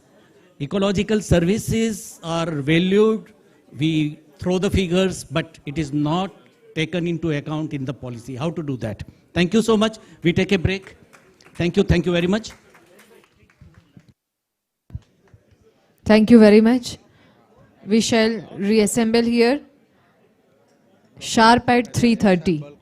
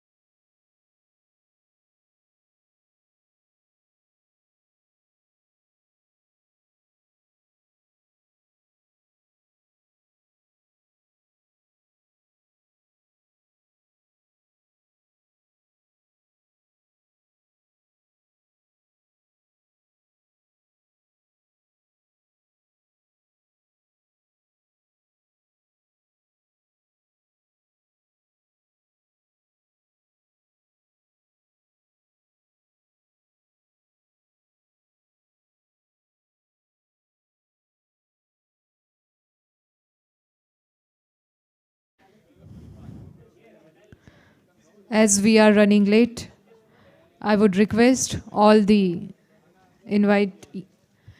speakers to please come on the dais and all the participants to kindly take your seats.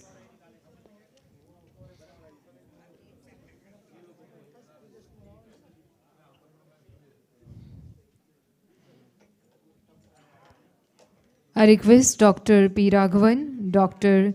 Ravi Shankar Thupalli, Shri Senthil Kumaran sir, Dr. Bharat Seturu sir, Dr. K.M. Khalil, and Dr. Jagya Datta Pati sir to please grace the dais.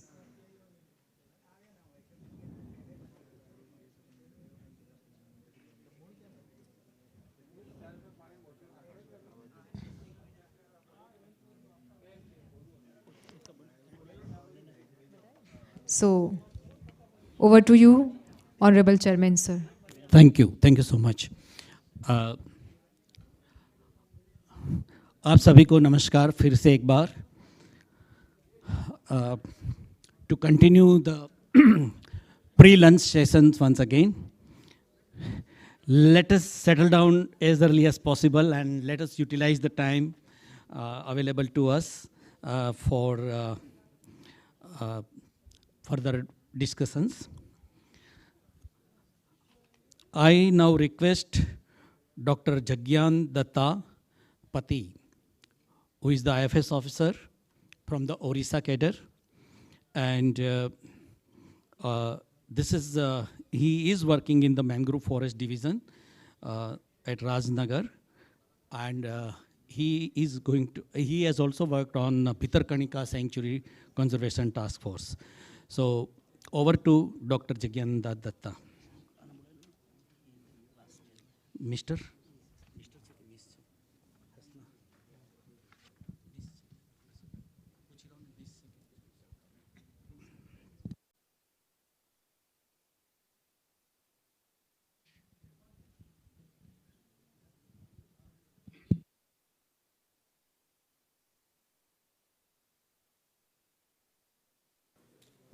Kindly settle down as early as possible so that Dr. Pati can start his presentation.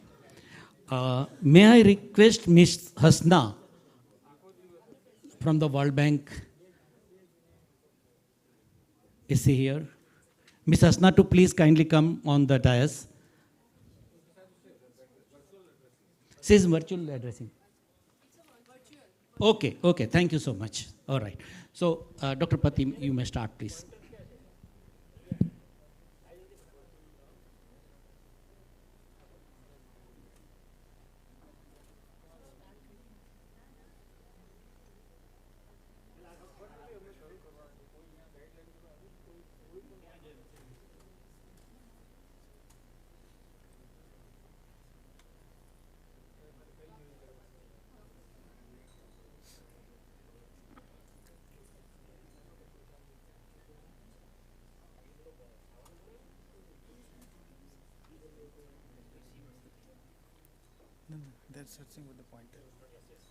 Thank you.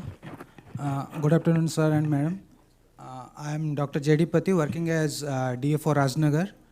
So I have 3 protected area under me. Like under my jurisdiction, we have Bhitarkanika National Park, Bhitarkanika Wildlife Sanctuary, and Gahirmatha Marine Wildlife Sanctuary. So whatever we were discussing in the morning hub, that whether we should protect only the mangrove patch or the catchment in Orissa. Fortunately, from 1975, people have thought about it. So we are not only protecting the mangrove patch under the national park, the sanctuary itself contains 80% of the catchment, which is landward side, and 20 kilometers in Bay of Bengal is also protected under Gahirmatha Marine Wildlife Sanctuary. So almost like 75. Then we have started National Park declared in 98, then Gahirmatha Marine Sanctuary in 97.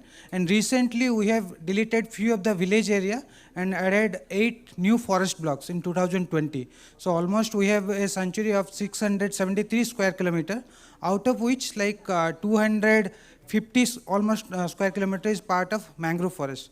So in Orissa, almost to protect Recording in progress. 250 square kilometer, we are protecting around 2,200 square kilometer under protected area network. Next slide.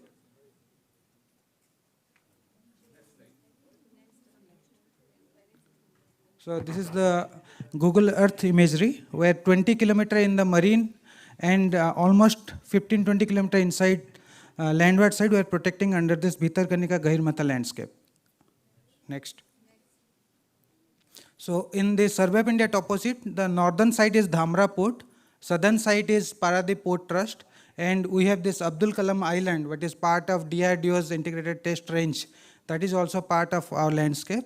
So almost 95% of Orissa's mangrove is under our division, and almost all the major mangrove patches is under the protected area network. Next.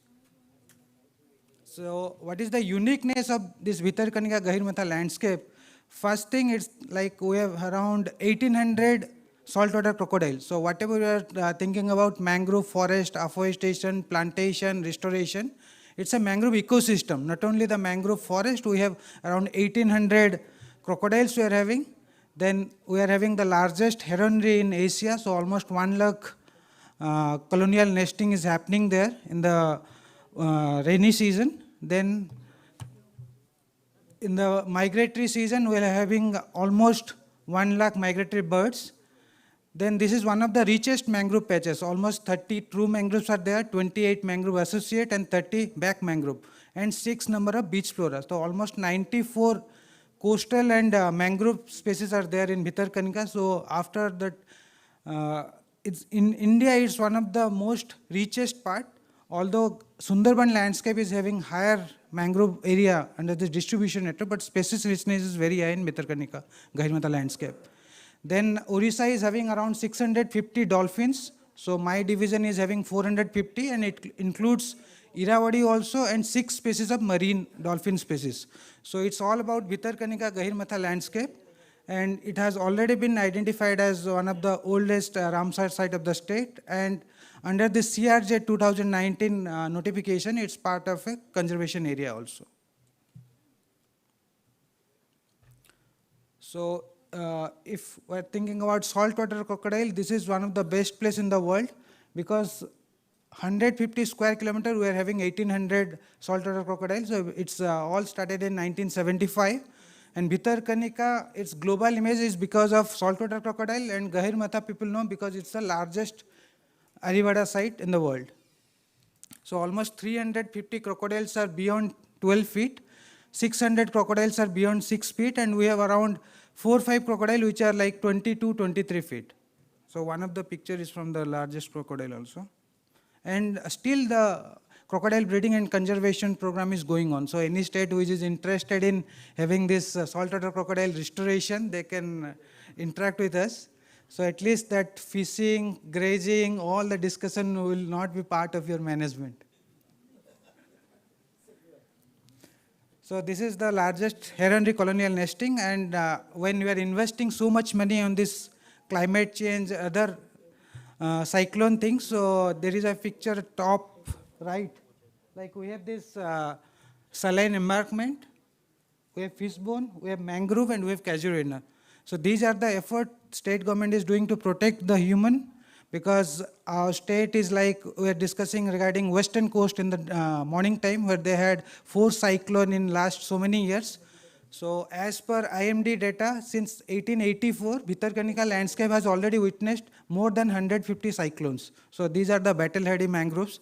So hardly we have any issue, and as per state's policy also, 0 death in any of the casualty, any of the cyclone, that's the mandate of the state. So not only we have to protect the mangrove, we have to protect the human life living around the mangroves also. So this is our Arivada, olive ridley Arivada, and people who are interested in Arivada mass nesting also, in 75, the Arivada season used to be hovering around December, January. Right now it has come up to March 25 to 29. And we have all this high-speed boat, and almost we are spending around 1 crore on diesel only from November to March for the protection of olive ridley turtle. And we have 450 marine species, 6 species of marine dolphins also in Gahirmatha landscape. So villages, almost 322 villages are right now part of Vitarkanika Gahirmatha landscape, and ESZ we have around 150. Almost 3 to 4 lakh crores investment in these 2 port city, Dhamra and Paradip, and other steel industries are coming up. So it's just like becoming one of the sustainable or one of the emerging market in the state, because many of the global phenomenon, all the industries are coming to the coast. So we have to think about how we can converge our mangrove conservation network along with all this public partnership, PSUs and other commercial hubs. So this is the Indian State of Forest Report 2021. When the country has added 17 square kilometer of mangrove forest within last 2 years, my division has added 7 square kilometer. So almost 45% of country's addition is from our division only. So it has its own issue, like performance pressure is too high and we cannot, take chances. So every day we have to do something, every day. Like even I am here today on the World Mangrove Day, so I have lost around 3-4 hectares because people are interested in giving land as voluntary contribution under this Mangrove Mitra, what I will discuss. So every day we are, almost every forest guard, beat officer, section officer, range officer, they know their duty. We have to do almost 500 hectares of plantation. So at least 2 years, if you are doing 1,000 hectares of plantation, then only the satellite can capture almost 100 to 200 hectares. So it's our projection that we should be there in continuation and saturation modes should continue up to 2027, so that the open forest will become low density can come to MDF. Because very dense forest, people who know about East Coast, because of the sea ingression, storm surge and changing in high tide line, we are losing the very high density forest of mangrove. But our intervention can result in open forest and MDF. So we have to target like next 10 years, 20 years, this effort should continue. And under my jurisdiction, almost 95% of Odisha's mangrove is with our division only. So previously we were showing the fishbone channels in the aquaculture land, other land. Right now, this year we have started whatever the historical injustice was happened to the mangrove forest, we are just restoring back. So it's all agricultural land which was under encroachment for last 50-60 years. It's all 2-3 days ago's photos only. So every day it's a like war zone, and positive results are coming. So this is our first year plantation, that is 2020 plantation, this is 21 plantation, this is 22's effort. And this is Mangrove Mitra, and it has been introduced prior to Wetland Mitra by Ministry. So Mangrove Mitra has a new concept that people should give their own land, because saturation has already happened. Forest land, forest block has already been saturated. Now we are eyeing to, we are ingressing upon revenue forest land, then government land. So right now the next future plan is to get more number of lands, more number of land parcels which are part of the individual ownership. So their name are there, in the entry gate of Vitarkanika. So people are having that kind of thing. My name is there in Vitarkanika entry gate. So at least Mangrove Mitra initiative is there. They have to give some minimum 0.1 acre land, and their name will be published there, and they will be given one certificate also. And last year's Mangrove Mitra program was there, so this year it's almost 2 to 3 feet.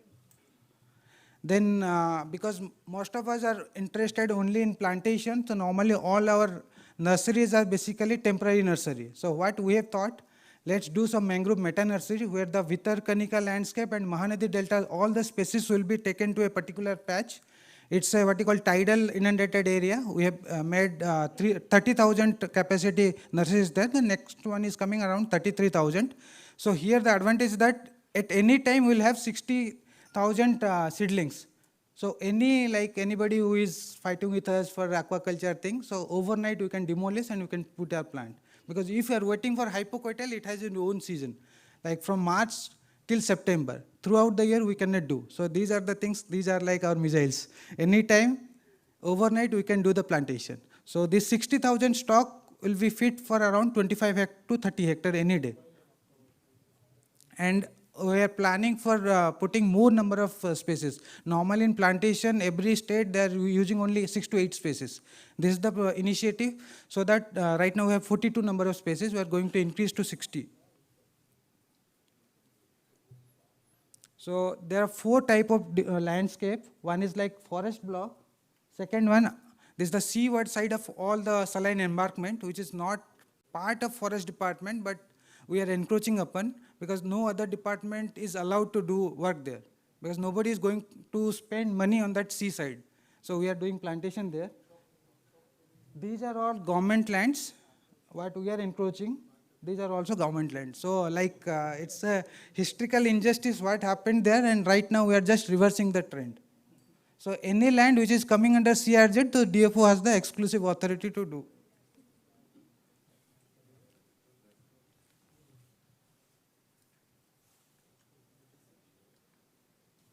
I think some slides are missing.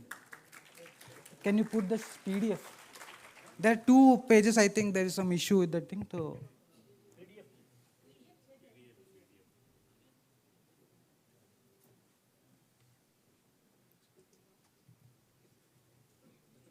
sir.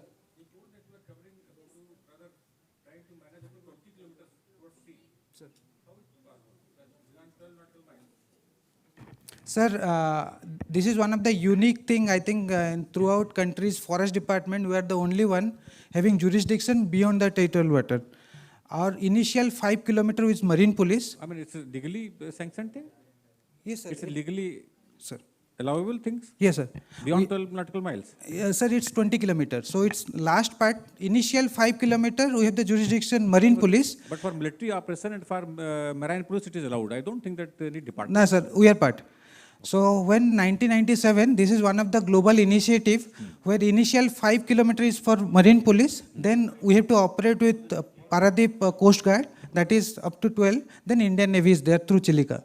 So I am the only authority that they have 3 different agencies also. That's very good. In fact, it's a good news. So that's one of the reasons why we could save olive ridley in that landscape. And Mr. Pati, second thing, that don't use the word encroachment. You are doing something good as a part of management. As a part of management, you are not doing anything which is encroached. Sir, regarding why we are successful in mangrove conservation, if you see, this is the first protected area. What we are thinking in 2022, people have thought in 1975. Then it's a part of Bhitarkanika Gahirmatha landscape, so any day it's an international issue. And third thing, global attention because of the olive ridley at Gahirmatha, like there are thousands number of cases and so much high court cases are going on. And interdepartmental coordination, it's like one of the best, where Chief Secretary himself monitor the olive ridley conservation, mangrove conservation, all this thing. Then we have the legacy of public support. And the natural calamities, whatever we have discussed, since 1880, almost 150 cyclones have passed through Bhitarkanika. So people know that this is the, what you call, Suraksha Kavach. The only thing why they are successful in their, what you call, lifestyle, why their life could be protected in Kendrapada district because of mangrove. But near neighboring districts like Jagasimpur, around 10,000 people lost in a single cyclone in 1999. But in Kendrapada, the loss was, human loss was only 30-40. So 10,000 and 30-40, so mangrove is getting that kind of due attention. Then regarding this political parties, elected representative, like it's their initiative. Even Mangrove Mitra is also the initiative of the local MLA only. So what they are thinking that whoever is for Bhitarkanika, they will get the vote. So it's just like a political game also. And long-term scientific research like FAO, United Nations, all the scientific project, then BNHS, all these works are for last 50-60 years. Then judicial interventions, like every day there will be some VC with this Chief Secretary and Chief Justice, all for the mangrove conservation and this olive ridley conservation. And the EDC waste ecotourism, whatever you're discussing, whether we are calculating what is the ecological value of mangrove. But once you ask me, then I will tell that I have around 100 registered boats. Each boat almost doing 50 number of sortie in a particular year. So almost 5,000 boat sorties are there, and each are in getting around 5,000 rupees. So almost 2.5 crore from the boat itself on the ecotourism of this mangrove. So those numbers are quite vertical. People are owning up that number, not your total economic value, total what you call this value, that value, but if the number has been associated with ecotourism, people remember, okay, I'll get this amount of money. Then this community mobilization, all are mobilized because of this mangrove, because of the ecotourism activity.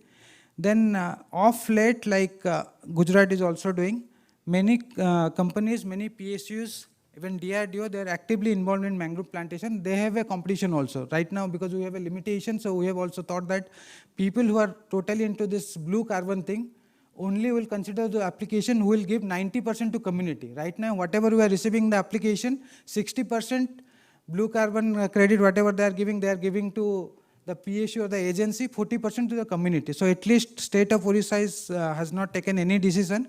And as DFO also, we are not going to entertain more because we need community. If they are giving community, then it has to be 90%, not below that.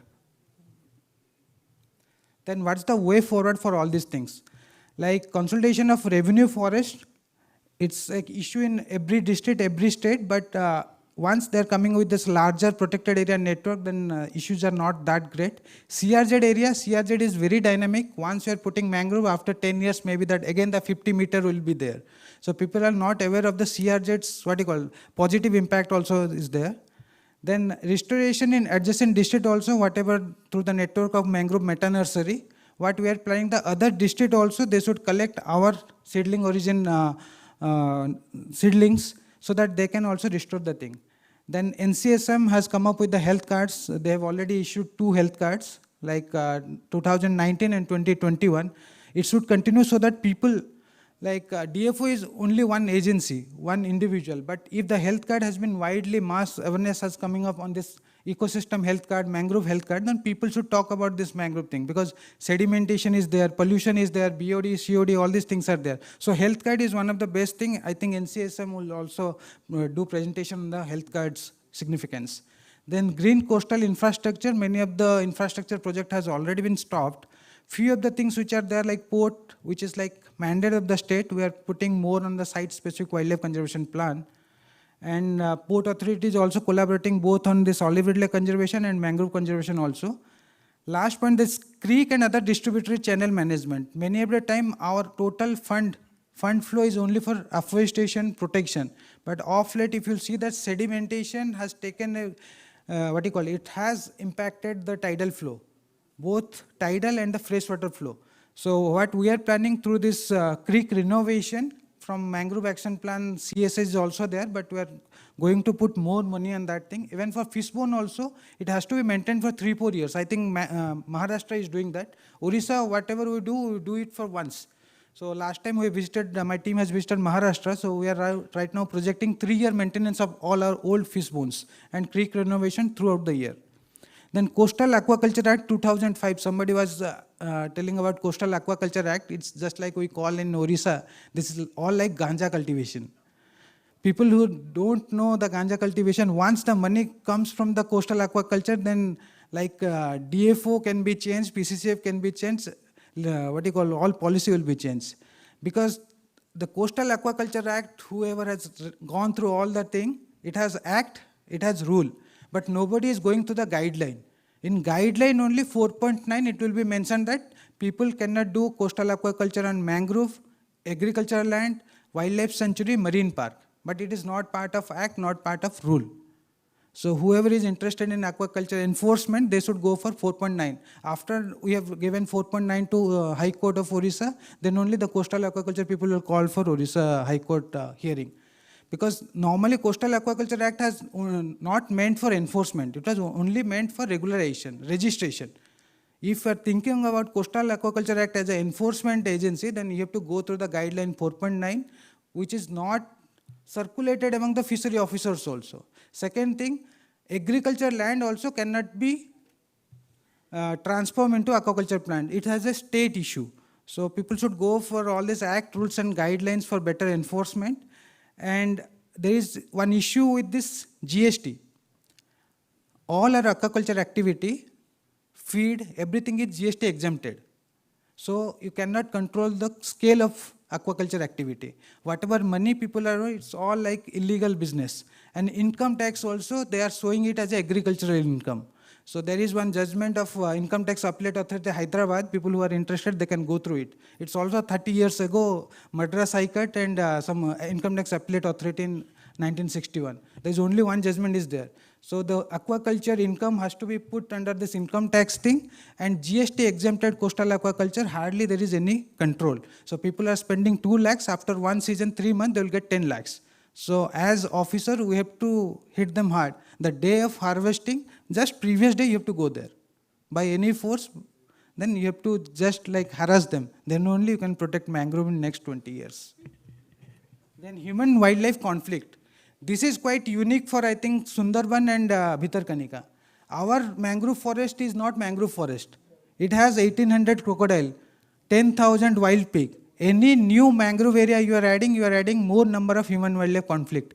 Every monsoon, there will be 5 to 6 number of human casualty will be there, 10 number of very serious injury from the saltwater crocodile. So every year, like we have to do multiple number of awareness campaign. Almost 3 lakh people are exposed to that 1800 crocodile.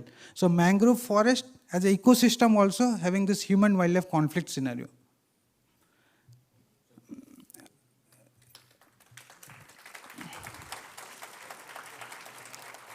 Lastly, there is one point regarding this cattle. Cattle in mangrove. In Bhitarkanika landscape, although we are not allowing cattle in national park area, but cattle as a unit, as a biological unit, can operate and can maintain that mosaic. Like these marshy land that can be maintained through cattle. Because if you are not having that kind of deer population, then cattle is the only one operating there. Or else there will be like full of other weeds and other thing will come. So cattle maybe in a limited number can act as a biological weapon also to manage our ecosystem. Thank you.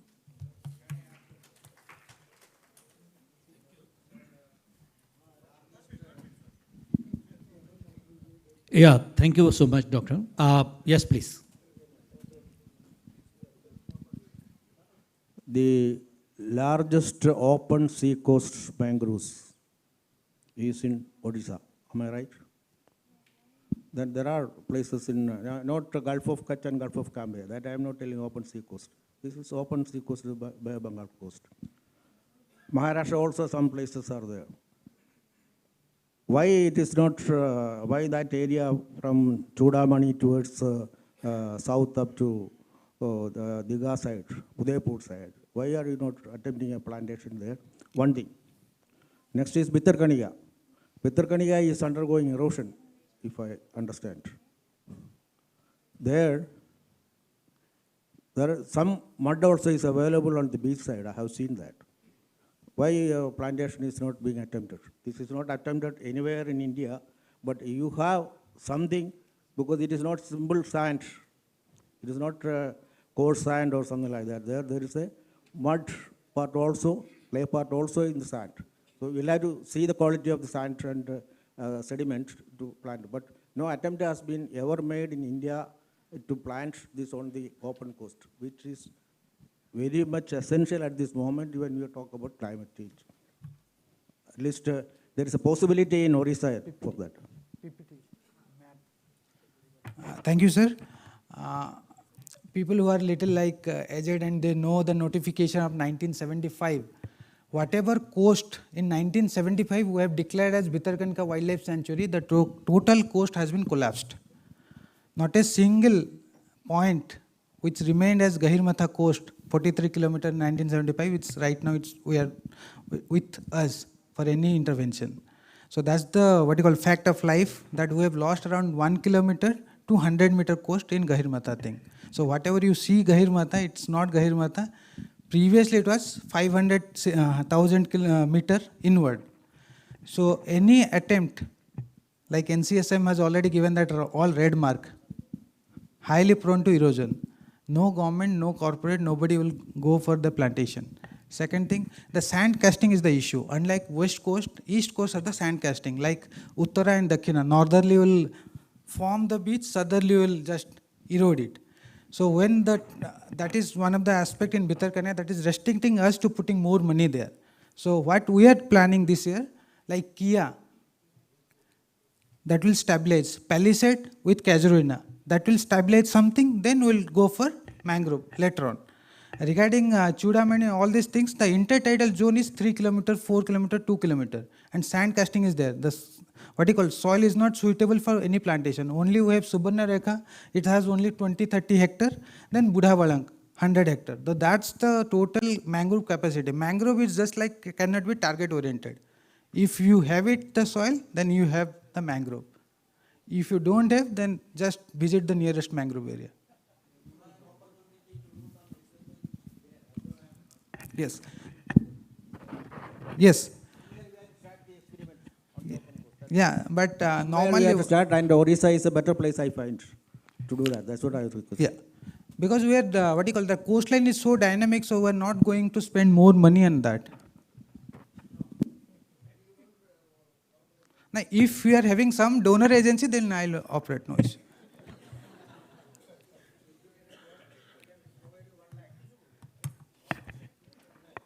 So my division spends around 8 crore per month. So if we are having Kia, we have got few funds, like 10 lakh somebody has given for Kia restoration, Palisade. If somebody is coming with good ideas, then we will implement, no issue. Thank you. Thank you, sir. Thank you, ma'am. I have a small suggestion. Since you are maintaining meta nursery, are you maintaining any threat and endangered species in that nursery? Yes, sir. Yes, sir. All our true mangroves will be there. Then back mangroves we are doing, and then associate mangrove. Any day, sir, you can visit. Aglaya cuculata you are maintaining? Aglaya cuculata, that is one of the data deficient species. Yeah. And another is Brownlowinia terrasa. This is a near threatened species. Yes. You just concentrate on this kind of threatened category species and try to develop the seedling that will make it. Actually, that's the one of our intentions, sir. We should not do monoculture in mangroves. Yes, that's the only reason why we are putting more number of meta nurseries, so that anything which is available, we can just replicate.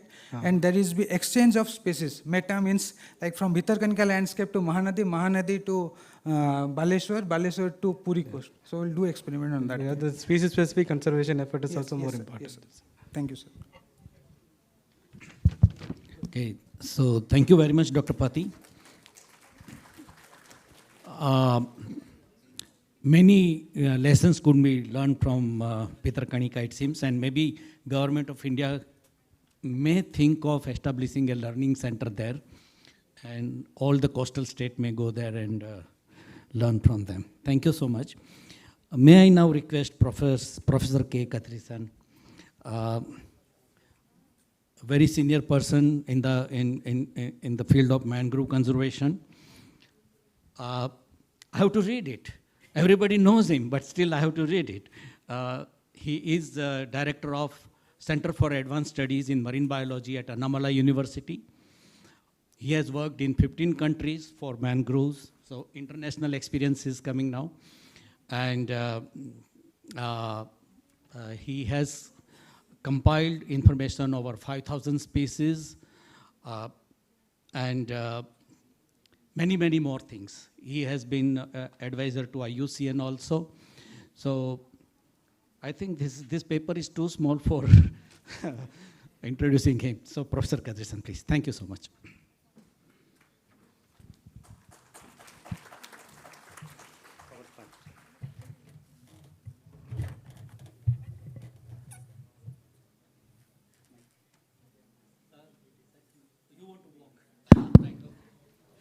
I think what an excellent introduction about me. Thank you, Chairman.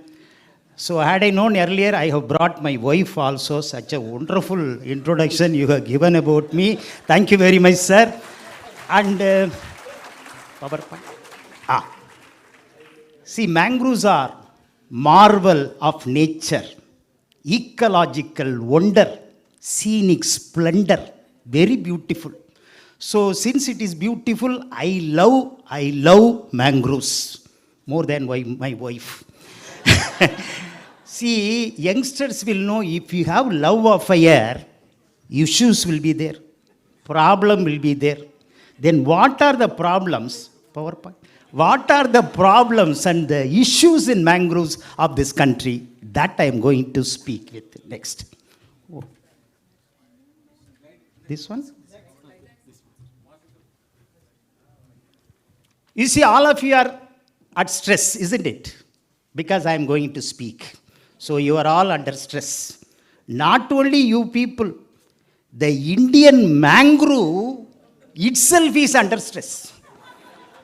You see, my dear friends, 66% of the Indian mangrove cover is at stress in West Bengal and Gujarat with a very high energy coastal region.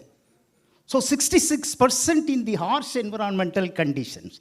Sundarban tolerate rigorously fluctuating tidal environment. Gujarat tolerate aridity and high salinity. What shall we do? Now we have to go for genetically superior strains for stress tolerance. We have to identify. So identify genetically superior clones for stress tolerance in these two places, and then you go for restoration. This is one. Secondly, in India, mangroves are dense and biologically diverse on the east coast, but it is vulnerable. It is beautiful but vulnerable. Why? For example, East Coast, the East Coast, is covering 57% of the Indian cover, for mangrove cover, supporting 86% of biodiversity, but it is vulnerable to all sorts of disaster. You take cyclone, flood, erosion, sea level rise. Every year cyclone, happily it is coming and visiting East Coast because of the smooth topography. So what shall we do? So we'll go for genetic clones for disaster tolerance, and restore it in the vulnerable site of East Coast of India. Why I'm telling this is, in certain stressful environments, individual trees are growing taller and producing more propagules. Select them and go for restoration and develop nursery for them. This practice we are not at all doing in our country. A mangrove species is at threat. Sundari is disappearing in the country. Sundarban is named after Sundari. That Sundari heritiriform is disappearing. What is this? And there are two species in the world, globally threatened. And these two globally threatened species are in India, Sundari and Soneratia griffithii. And we have 16 species of rare occurrence in this country, restricted in distribution, and locally extinct species and endangered species. So we need a mangrove species recovery program at the context of the erosion of the genetic diversity in mangrove ecosystem. Okay, next. You see, the intertidal mudflats in the country is teeming with birds. And we have recorded 523 species. The expert is here. The 523 species, the population is declining in many places. Why? Mudflats are disappearing. Why mudflats are disappearing? Planting all the mudflats. Mudflats are disappearing, bird populations are disappearing. We need to conserve mudflats. Mangroves of Andaman. You see, the third largest in the country. The Andaman occupies 12% of the Indian mangrove cover. But look at the trend of Andaman. It is not encouraging. I am not happy. I am weeping by seeing this trend, because it is vulnerable to the natural calamities. So we need a special program for the island mangrove conservation, especially Andaman. Next is Sundarbans.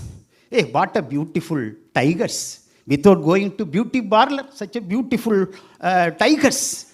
The Sundarban is the largest mangrove forest in the world, mangrove forest in the world. And Sundarban is the only mangrove tiger kingdom of the world. But look at the trend of the cover change. In Sundarban, no significant increase in the past.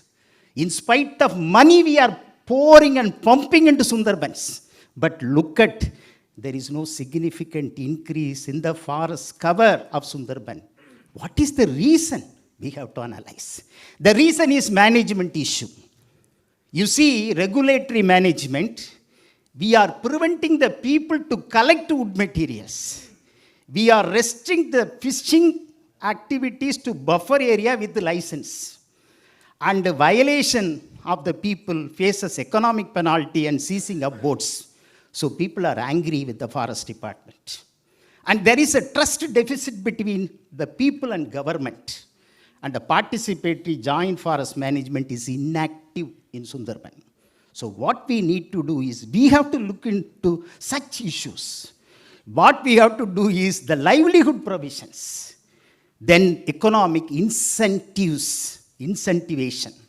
Here the REIT plus to provide carbon credits to the local people for arresting the forest loss, and CSR schemes of companies for funding the mangrove projects we have to look into.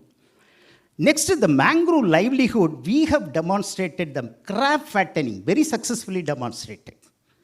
And also the oyster, clam, mussel culture, finfish culture in the floating cages in the mangrove water itself. So we have to offer training and capacity building for the people who are dependent on mangroves in the mangrove water itself. No need of aquaculture, going outside or cutting the mangroves. In the mangrove water itself, we can have the eco-friendly aquaculture. In addition, apiculture, ecotourism. You know, in Pichavaram mangrove forest, mangrove species is worshipped as Thalabhriksham temple tree. Every day, thousands of people going and worshipping mangrove species. And Bana Bibi temple, Sundarban. And you take, Kali Nadi, you have the sanctuary, sacred Guru. So, if you can develop the spiritual ecotourism in mangroves, I think it will be very promising. Algal culture, horticulture, backyard hatchery, seafood processing, value-added products from trash fishes, flower shop and whatnot. But my dear friends, my humble submission is, we have to develop some model for integrating agriculture, aquaculture, and then fish culture, mangrove silviculture. So you can have agriculture in the center and fish culture around, and then the mangrove culture. This sort of integrated farming successfully demonstrated in Indonesia. Why not in our country? And in addition to this integrated farming, pickery, duckery, poultry.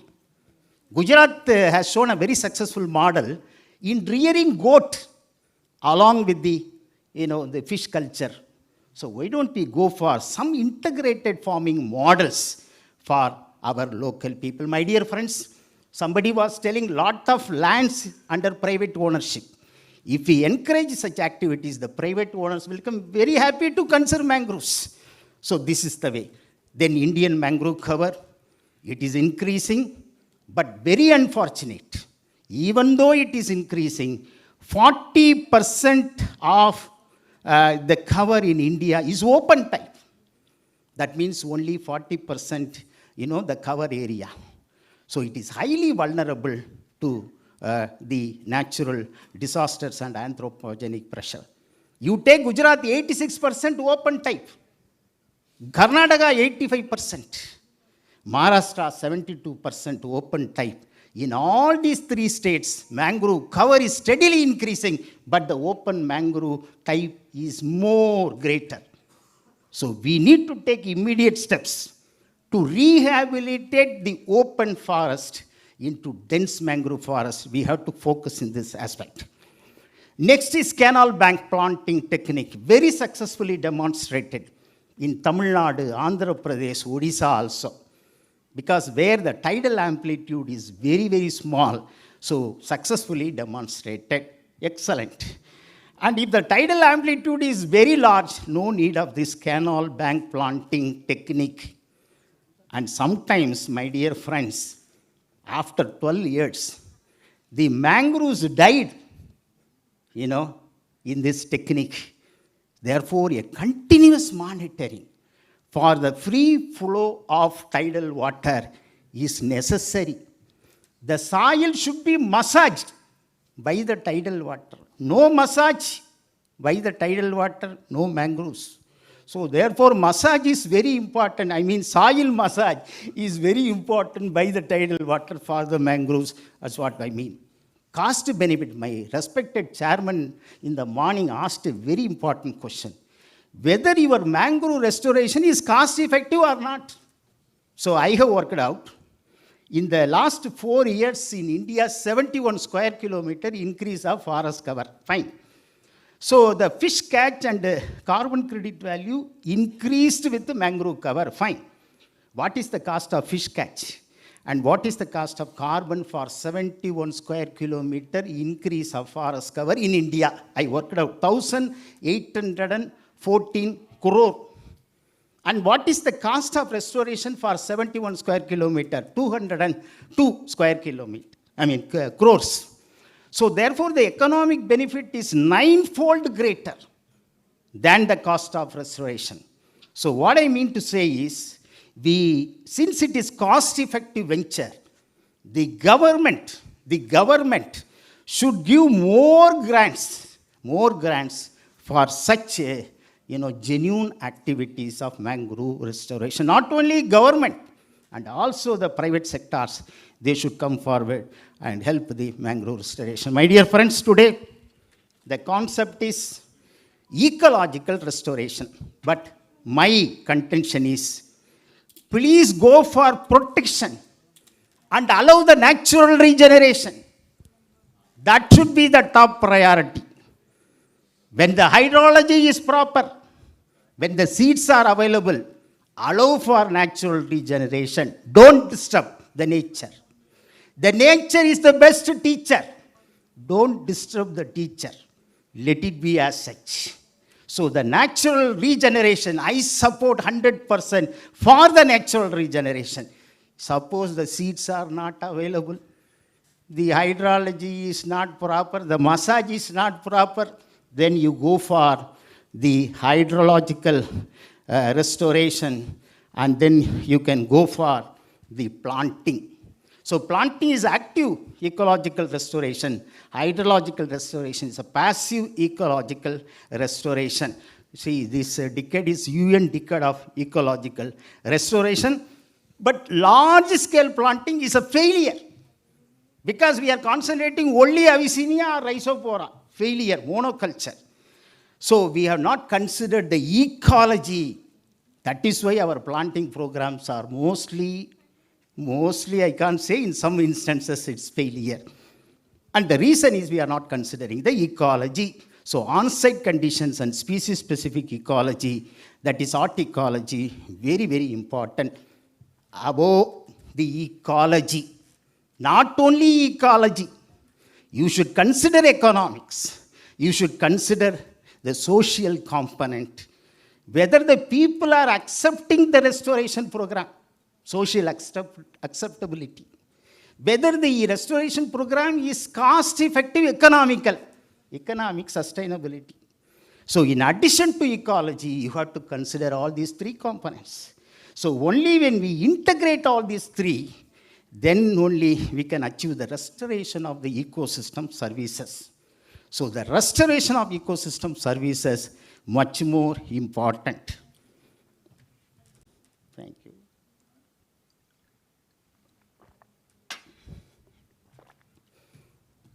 Management of Indian mangroves. We are following three strategies: promotory, regulatory, participatory. Under promotory, of course, I was also in the National Mangrove Committee. We have identified 38 mangrove areas all along the country. 38 mangrove areas. We are implementing the management action plan, promotory. Regulatory, we have included mangrove in the marine protected areas. Participatory, participation of all the stakeholders, fine.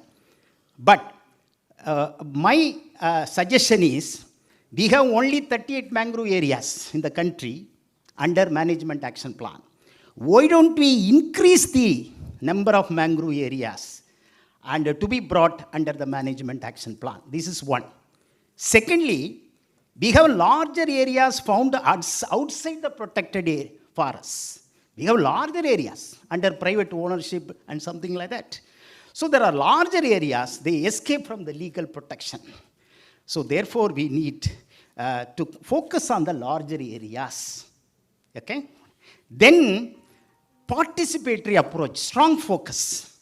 My dear friends, my humble submission is, we had 6,000 square kilometer 1960, 6,000 square kilometer, today around 5,000. So deficit of 1,000 square kilometer.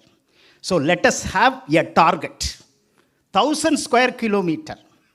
Within 10 years, we are going to achieve 1,000 square kilometer in this country, achieving 6,000 square kilometer at the rate of 100 square kilometer per year. Let us fix up the target. We don't have any target. We don't have any objective. At the national level, we don't have the objective. Have a vision like this. Successful models.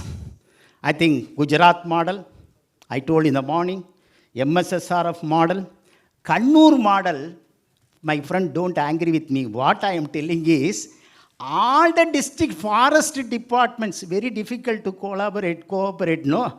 All the district forests were coordinated for 14 months to make a comprehensive survey. That is the success of the Kannur model.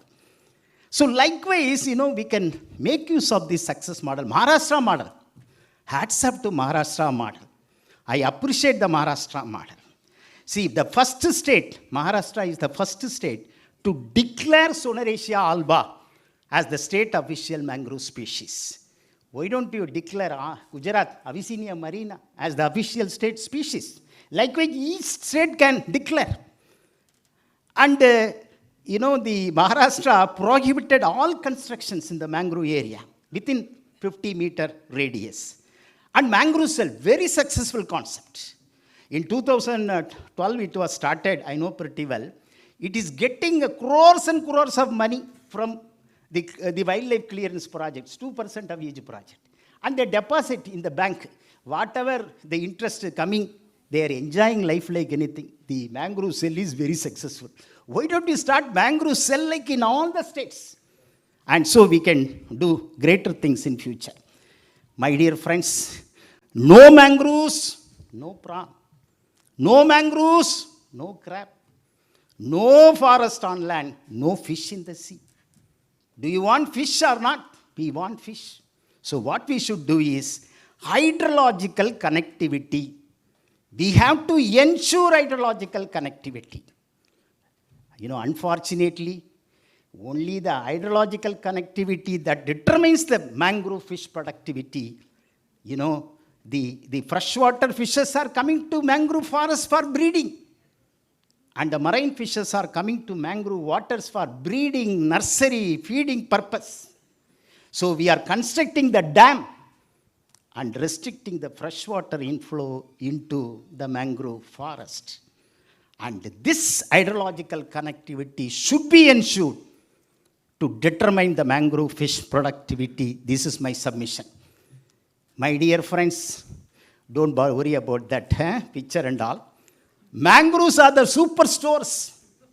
I don't say superstars, superstores of carbon. And I have estimated our Indian mangrove, 4,992 square kilometer daily, absorbing 2 million tons of carbon dioxide. Every day, Indian mangrove forest absorbing 2 million tons of carbon dioxide.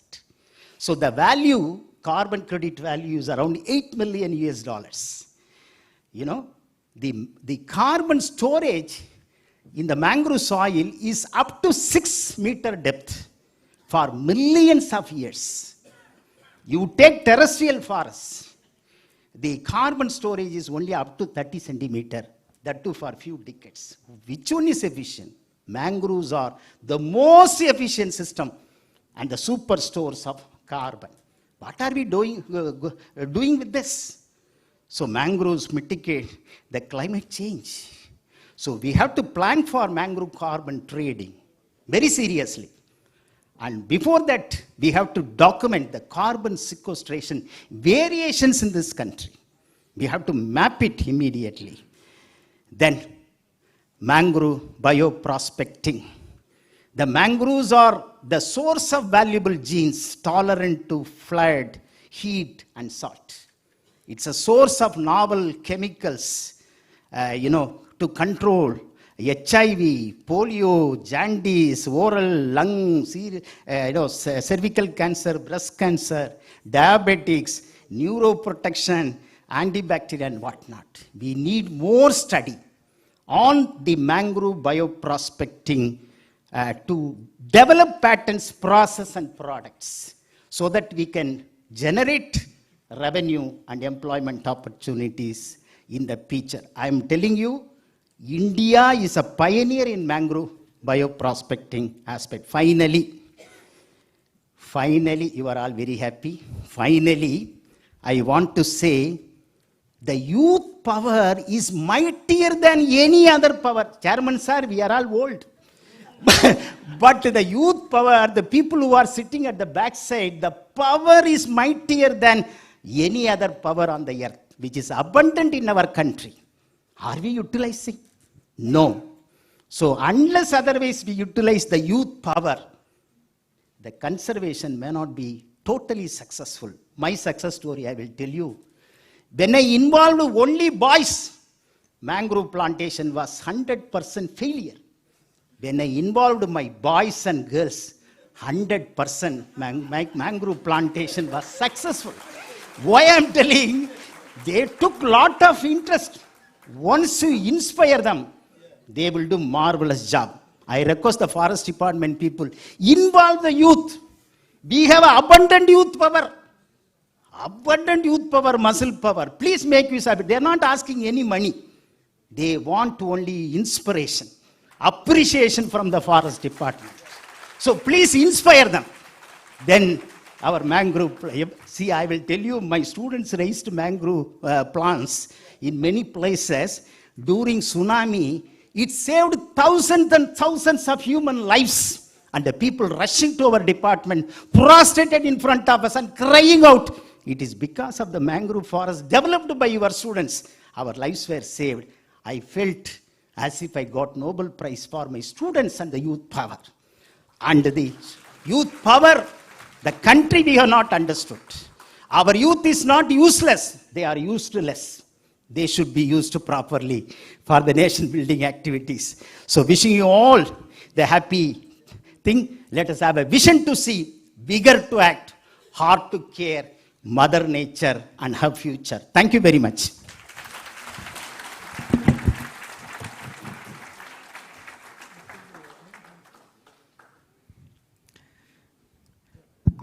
Yeah, I don't think there will be questions, but there would be, I think, request for more information. So please, yeah.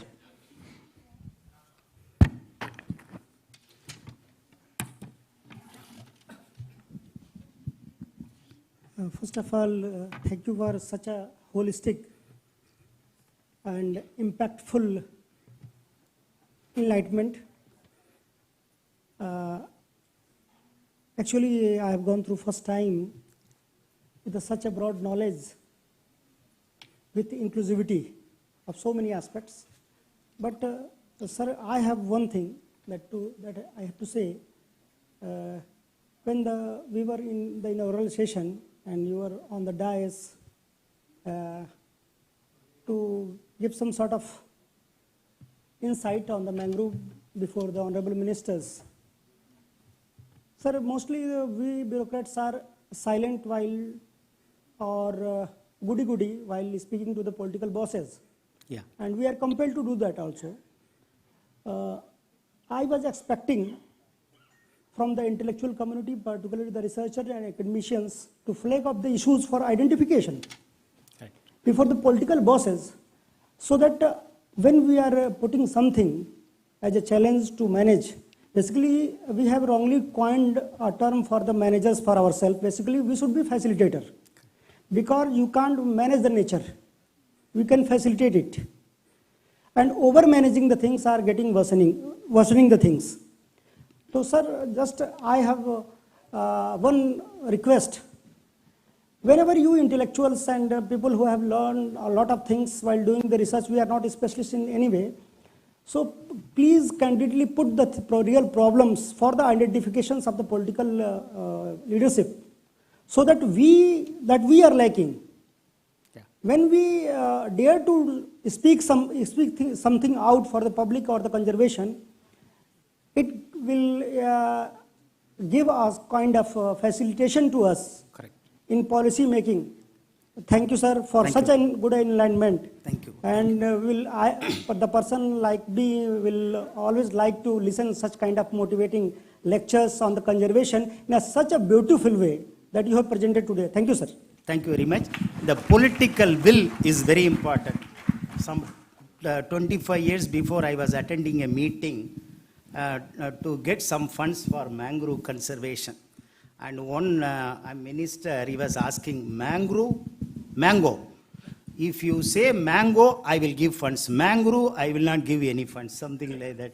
So that way, the mangrove wetland was considered as wasteland. Today, we are realizing they are very important land. After tsunami and after super cyclone Odisha, we realized the importance of mangroves.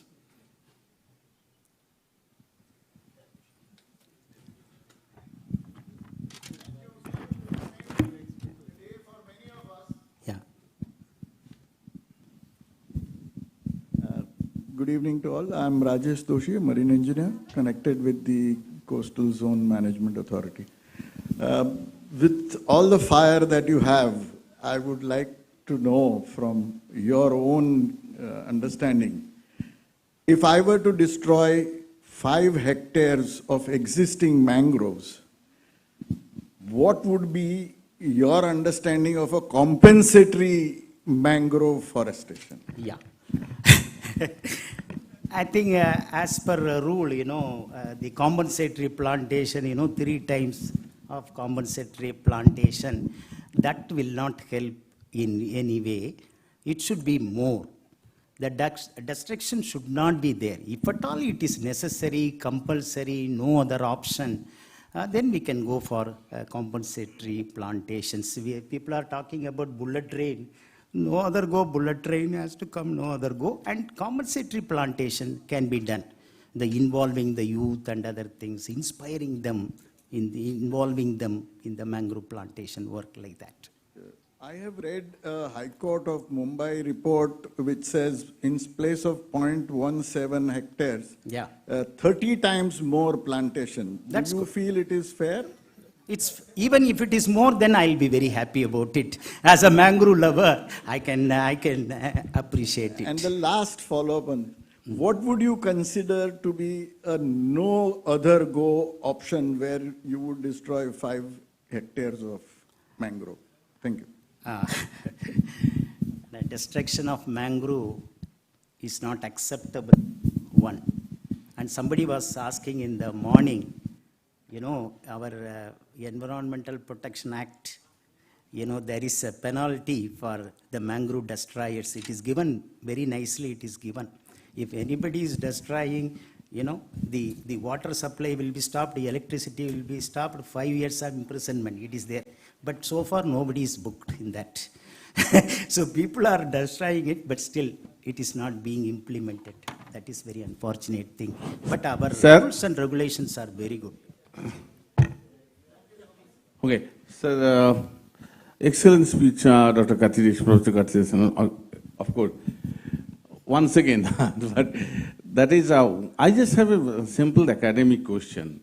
You have quoted one thing, that is for the mangroves, per day carbon sequestration is about 2 million tons along the Indian coast. So, by humble, just my query is that if that be the quantum of carbon sequestration, number one, first, okay, I do agree that the mangrove soil, there is carbon sequestration is there, but each day, once this carbon sequestration, it will be get saturated.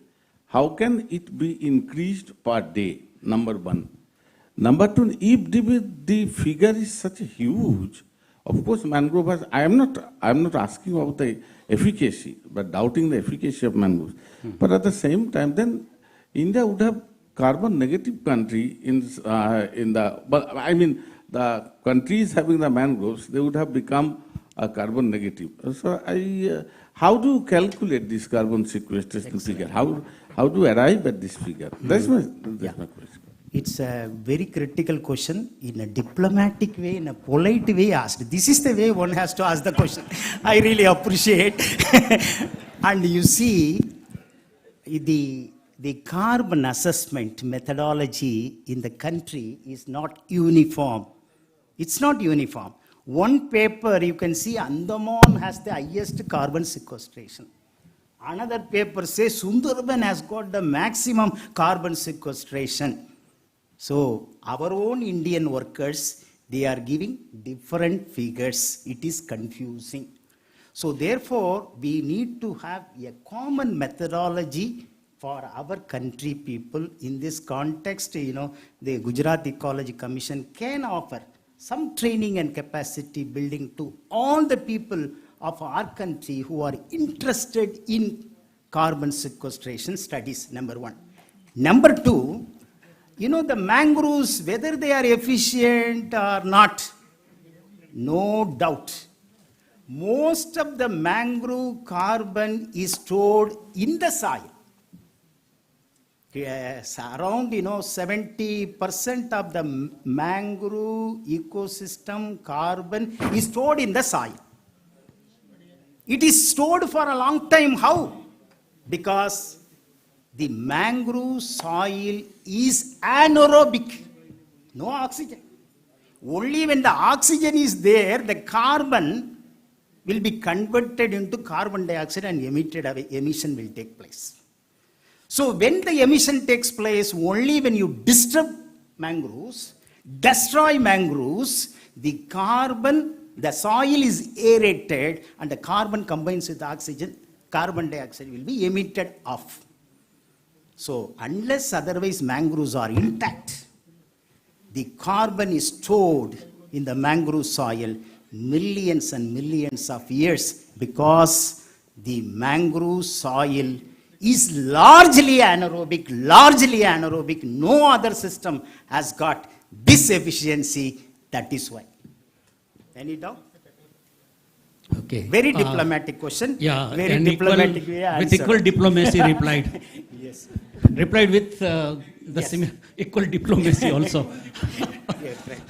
All right. Dr. Pati has some. Hello. Sir, regarding this 38 landscape, whatever identified by ministry under this MAP, you will not be happy that these things are not doing good. Basically, this CSS, MAP, whatever you have visioned and people have visioned in for last 20-30 years, right now the fund flow is not proper. People who are there at the field, they are receiving the fund in the month of November, December. So although that infrastructure development, human-wildlife conflict, awareness, everything is going on, but the major mandate, that afforestation, mangrove afforestation activity, people are not having the money during the season. So they are receiving the money in the month of November, December. So whatever the approval comes per 100 hectare afforestation. But if money is coming in month of November, December, no DFO, no range officer, no field implementation unit will take the risk. First thing. Second thing, the approval and the final fund allotment for the intended work is not proper. So there is like 100% everything will be approved, but fund will not come. So that it was like state like Orissa where we have 5,000 crore under Kampa. We can manage. Yeah. But the state, every other state, they are having very less amount on this forestry sector. Mangrove is still less. So they don't have any flexibility. So that's one of the reasons why MAP is not getting this final, whatever saturity is not happening. So you should, along with the ministry's fund flow, has to interact and to intervene in this regard. Thank you. It's an excellent point. The same sentiment I do have. Now the ministry is going to form a committee to review the situation. Whether the management action plan, these promotory aspect, how far they are progressing, what are the difficulties and all. A committee is going to be very shortly constituted and they will visit your place also. Nothing to worry about that. I accept your sentiment. for 2021-22, the grant is coming in the month of March 15th. So within 15 days, how can they spend money for the whole, financial year? I know the difficulties. And my dear friend, another thing, previously 100% grant was given by the central government under centrally sponsored scheme. But 2015 and 16 onwards, only 50%. State government 50%. So now the amount is reduced.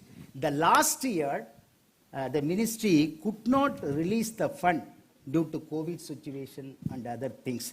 The reason we should accept for it.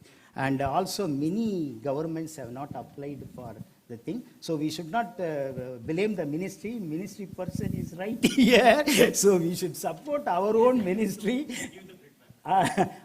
Ministry, that's it. I think I share your sentiments. Excellent. Another one more thing, sir, I want to tell you one point, simple point. I think I will do it later. Yeah. Can I ask? Okay. First, thank you, Professor, for the very good presentation. My name is Asfar Racho. I work with the World Bank. Interesting facts about mangrove. The last diplomatic question about the amount of carbon stored or sequestrated by mangrove is interesting. The 2 million, the methodology set aside. Is it talking about the whole mangrove in India? That 2 million? That's one clarification question. But my most important question is that now coastal erosion in India is a serious problem. Almost in most of the states they have this problem, and they wanted to protect coastal erosion. There are different approaches for that. One of the most important now being promoted worldwide is to use nature-based approach. But I understand that also it's not possible to have that kind of environment, to use nature-based approach. So another option will be to use hybrid approach. Even for hybrid, there are restrictions. So my question to you is that given the huge amount of mangrove you have that can adapt to different conditions along the coastline, what would be your advice to bring this hybrid? Because this is very important. People are investing quite a lot of money. The hard infrastructure is not yielding.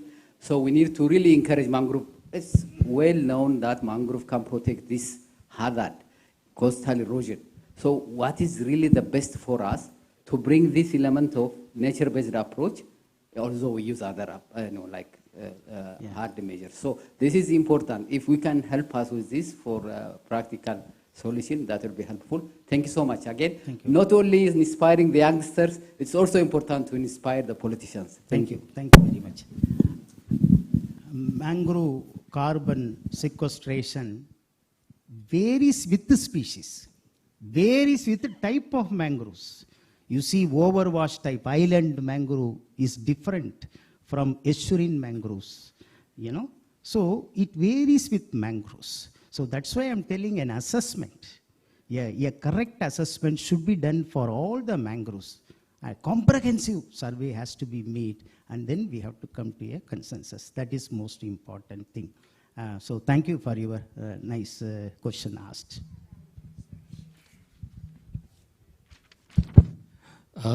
Thank you very much. So now we are here for the last presentation. Is it going to happen? Okay. Ms. Hasna is operations officer at the World Bank, Jakarta.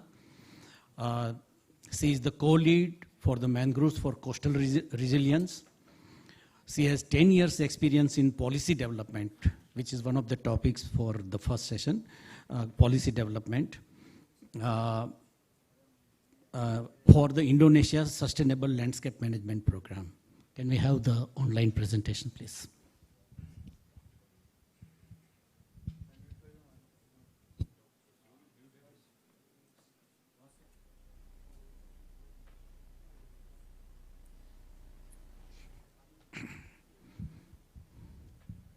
Hello? Yes, we are able to listen to you. Thank you so much for joining us. Yeah, please go ahead. Thank you so much. Thank you so much for the opportunity. It is an honor to be here with all of you, especially in this very special day. Happy Mangrove day for all of us. Before starting, my name is Hasna. I'm the operations officer from the World Bank office in Jakarta, and I'm the co-task team leader for the newly launched Indonesia's Mangrove for Coastal Resilience. I'll share my presentation, but please, the admin, allow me to share my screen.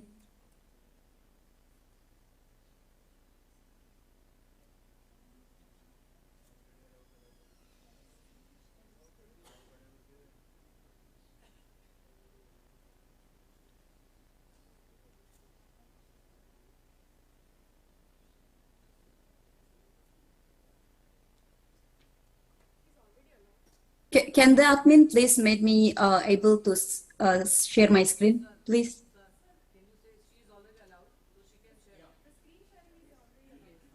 Hello. Yeah, screen scaling is allowed.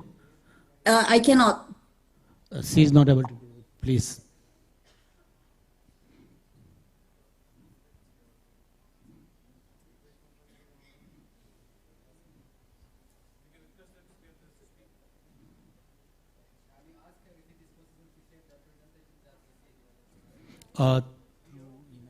Do you have the presentation here, please?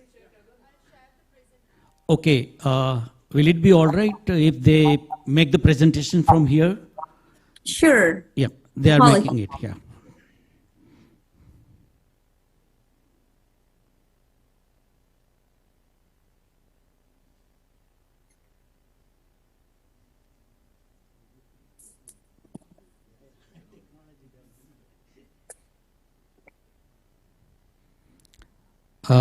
The presentation is on the screen now. Yes, thank you so much. Thank you. Thank you everyone for the opportunity. So first of all, I like to say great appreciation to all of the speakers.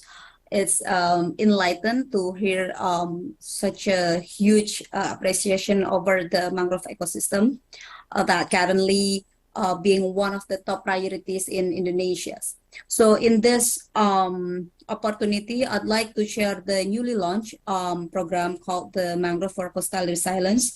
It is a project developed in close coordination between the World Bank in Jakarta with the government of Indonesia, which consists several line ministries. We have the Ministry of Environment and Forestry. We have the newly established Peat and Mangrove Restoration Agency. We have the Indonesia's Environment Fund. We also have the coordinating ministry for maritime affairs and economy. So this is really a project that is developed by the World Bank with the cross-sectoral ministries in Indonesia that involved in mangrove management. Next slide, please. So just like to echo what the other speaker have been mentioned about why mangrove are important. In Indonesia's context, Indonesia is treasured with the largest mangrove ecosystem in the world. Indonesia have 3.4 million hectares of mangrove ecosystem with the most diverse biodiversity inside of the mangrove ecosystem. So with that huge amount of resources, mangrove provide really significant amount of ecosystem services, including from the newly launched the World Bank Economic Report, mangrove ecosystem in Indonesia's net value can reach up to $50,000 per hectares. Of course, it's depend on the location of the mangrove, but mangrove ecosystem services came from several activities. For example, mangrove provide coastal from the tsunami and other disaster. Mangrove also provide tourism, and also mangrove provide good fisheries, and also mangrove has its huge opportunities for the carbon stocks. As all of us know, that mangrove provide 5 times higher in terms of saving the carbon compared to the tropical forest. In Indonesia, especially, more than 6 15% of communities are live under the coastal ecosystem. So the message that we try to present in here is mangrove ecosystem is really a living ecosystem. It's not only the mangrove as the mangrove forest, but also about the surrounding societies, both from biodiversity, but also from the livelihood. Next slide, please. So this is the newly published World Bank Economic Report on Indonesia's mangrove. So we did a calculation in terms of how the benefit of mangrove in each of the provinces and each of the district in Indonesia. So as you can see in the screen, mangrove ecosystem services provide several benefits, but most of the benefit is in terms of mangrove function, in terms of the coastal protection. Indonesia is the largest archipelago in the world. Indonesia has at least more than 70,000 islands, which again made the function of mangrove as a green belt is really significant.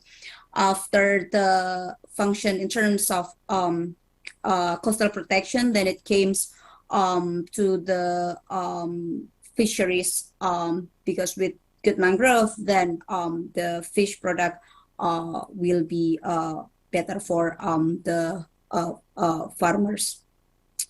But in several areas, mangrove can provide at least 50,000 hectares, but the average of mangrove value in Indonesia is 15,000 hectares per year. Next slide, please. Despite the significant amount of mangrove function in Indonesia, degradation on mangrove ecosystem keep continued. In the last 2 decades, Indonesia lost at least 700,000 hectares of its mangrove ecosystem. The mangrove has been converted into other type of land use, but most of it are converted into a pond stream. And then now followed with palm oil and also for the housing.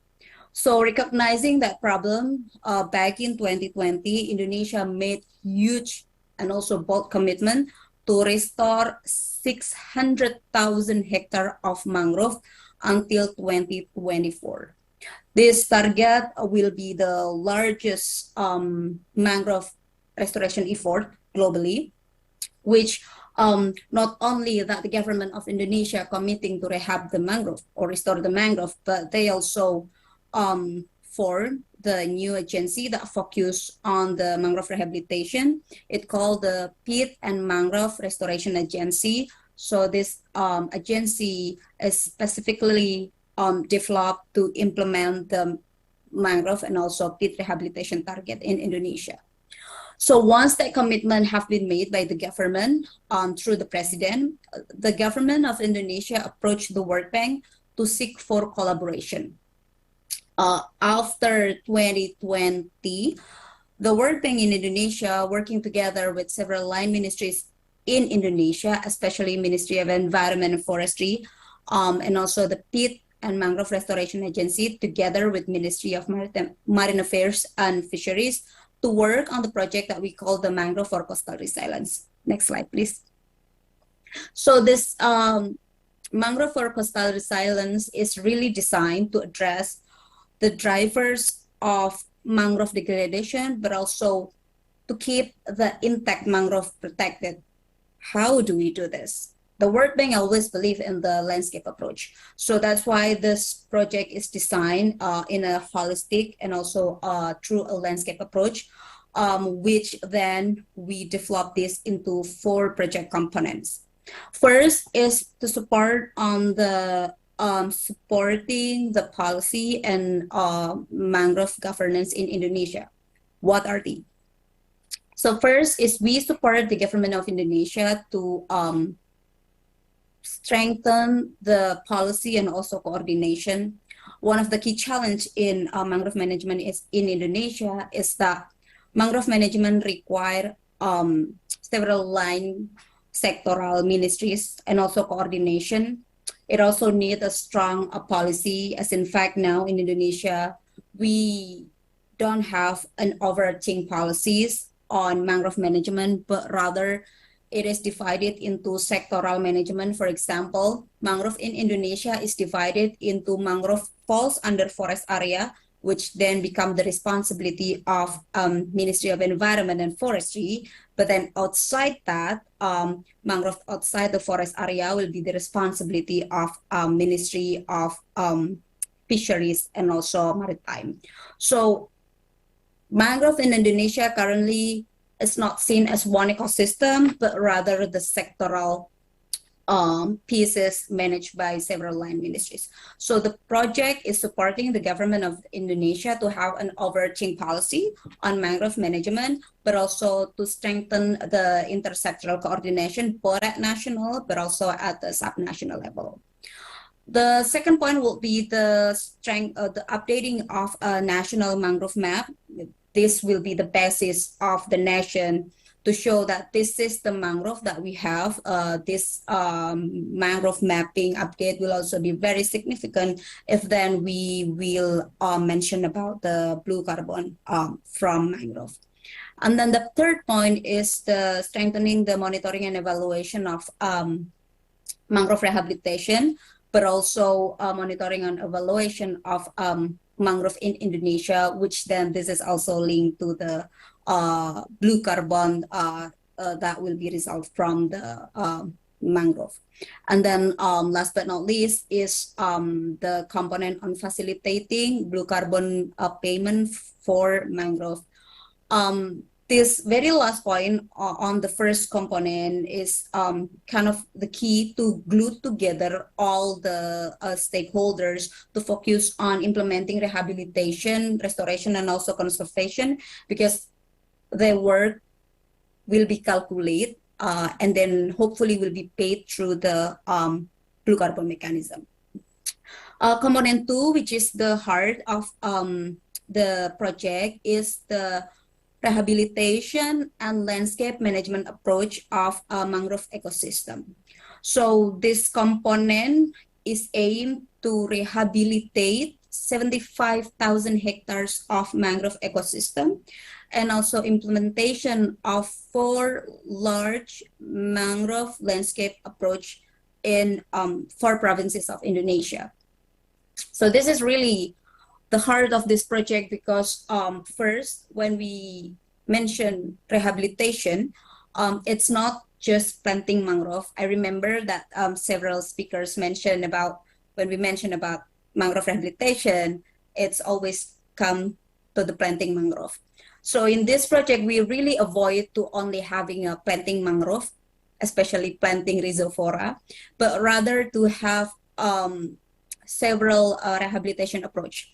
We use 5 methods in rehabilitation, which acknowledged globally. So there will be planting, there will be a minor hydrological intervention, major hydrological intervention, there will be an enrichment, and of course the conservation of the mangrove ecosystem. So this will be required when we discuss about mangrove rehabilitation.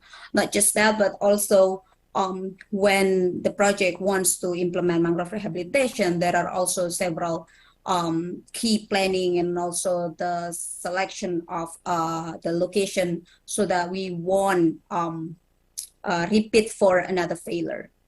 Just for information, for this event, Indonesia has been struggling with shows result in terms of mangrove rehabilitation. Only 20% of mangrove rehabilitation has been success, at least in the past 10 years. So we really want to avoid that practice to be happen again.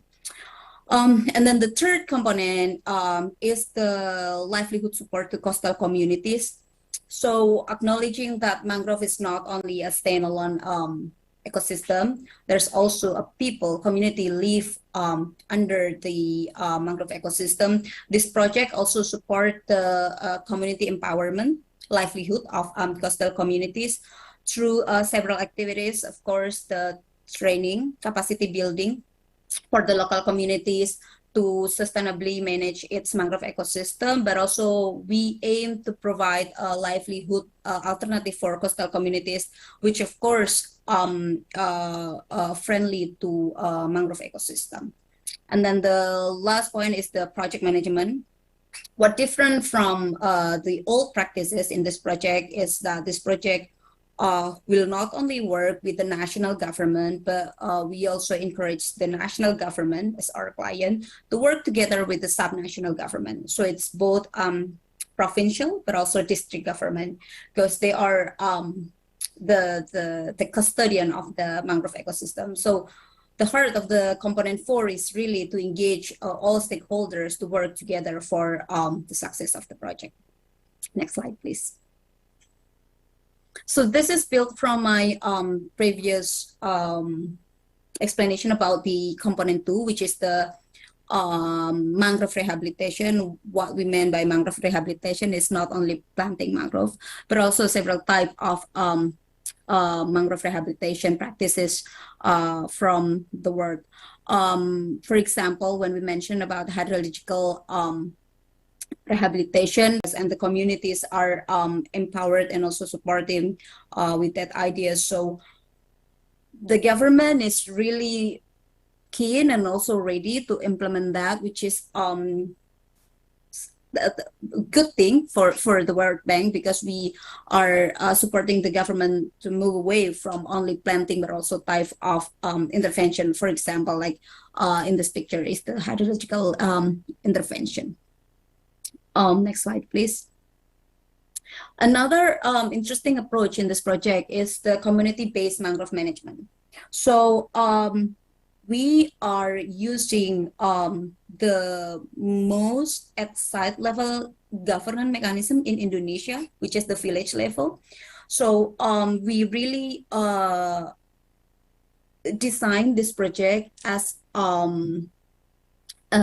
inclusive as possible through several approaches, and this is begin at the village level. So first is the participatory planning and also socioeconomic mapping developed by village communities. In that activities, communities are encouraged to make their own planning on how to manage their mangrove ecosystem, and also identify what are the potential economy in the village and how the government can support the communities in doing so. So this also part of the socialization and also free prior involvement consent to the village communities, but also key to get buy-in from the community, so that rehabilitation and restoration is not only 1 year activities, but also sustained within the communities at the village level. After the project have the participatory planning and also the social and economic mapping, then there will be capacity building. We call the project as the field school. So the field school is really building capacities of communities in terms of several activities, from rehabilitation, from a sustainable business, up to activities that will support the communities to be able to independently manage their mangrove ecosystem. And then facilitating linkage is how the village can build connection and also network in terms of their livelihood, but also the mangrove forest management. So one of the key activities in this stage is we encourage the communities to develop what they call as the village level regulation in terms of the mangrove management. So in Indonesia's context, a village has the ability to have its own policy, which then it will allow the village to fund activities using their village fund. So this is the idea that institutionalization of village management will be embodied not only at the national or subnational government, but also at the site level, which is in village. And then we also support with the development of the small businesses at the communities, up to linkage to buyer. So this is the whole package of the approach that the project is designed to be implemented at the village level. Next slide, please. It's gonna be short, but I hope we can continue with the discussion. So this project is really has just launched, and we expect that this project will be implemented soon this year or early next year. But this project has been really key for the government to move away from their business as usual practices. For example, now the government of Indonesia started to develop the overarching policy on mangrove management. So the new policy on mangrove management and also protection is on the way to be formalized. And then they also now acknowledge the importance of selection in terms of mangrove intervention. So not only planting, but also other type of rehabilitation efforts, and also how to work together, not only sectoral ministries, but also with other stakeholders. So this has been really great adventures, but I think now the government of Indonesia are working together on that regard to achieve the success of mangrove management and also protection, not only by one ministry, one sectoral ministry, but also together. This project is also trigger the government of Indonesia to think beyond doing business as usual, which is planting, as I mentioned before, but also how they will achieve the success of rehabilitation. Several papers have mentioned that the successful rate of rehabilitation in Indonesia is only 20%. So with this project, we really avoid the government to move away from that. So that's why this project is designed with the performance-based conditions. So to show result is really key. When you say that this project has been success is when you can show result.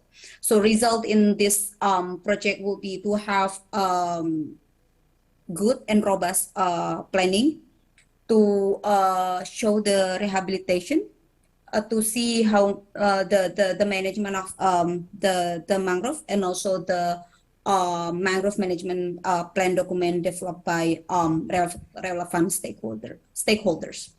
So that will be the result that the government of Indonesia needs to show to the world that with the World Bank, we've been able to provide this result.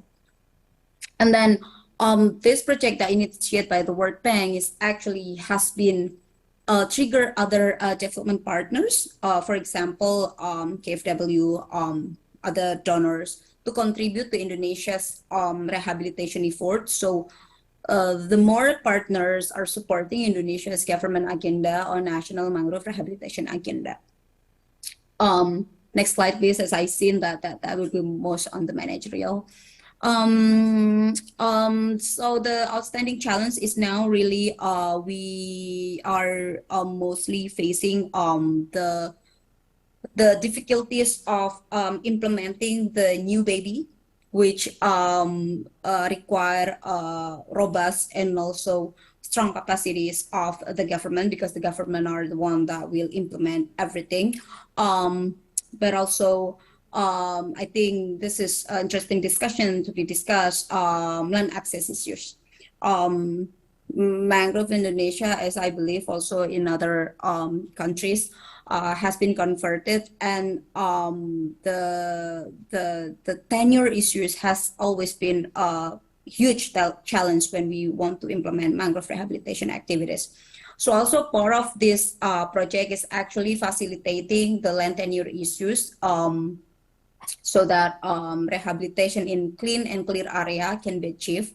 Of course, that can be implemented through a policy dialogue, to public consultation, to a study, but also through policy development as what happened and being processed now. And also, I understand that all of this presentation that I've mentioned has very optimistic words. It sounds so optimistic, but we do believe that everything is progressing and it takes time. Like, for example, now we are supporting the government of Indonesia to develop a robust and also an overarching policy on mangrove management, which we believe that that process already a huge step for Indonesia in managing their mangrove ecosystem. But in parallel, while we are supporting the policy, we also support the government in terms of implementing what they call as the National Mangrove Rehabilitation Agenda. So by the end of the project, we hope that we can influence the government of Indonesia to better manage their mangrove ecosystem so that we can take the maximum benefit of our mangrove ecosystem. That's all for me. Thank you so much for the opportunities. Over to you. Thank you so much, Ms. Hasna. And we may take one or two questions quickly, if you have any question, please. Is there any question? Okay. So thank you very much, Ms. Hasna. Everyone has enjoyed your presentation. It's very informative, and particularly from the project design point of view and project management point of view. So thank you once again. Thank you very much. Thank you.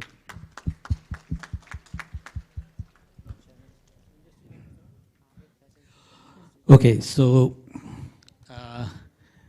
we have time constraint, but the panel is here. All the expert speakers are here. We can take one or two, at the most two, last two questions if you have any clarification or any suggestion or any question, please. Yes, please. I'll come to you. Only two we'll take, okay? Yes. Please, त्या mic आपण जरा.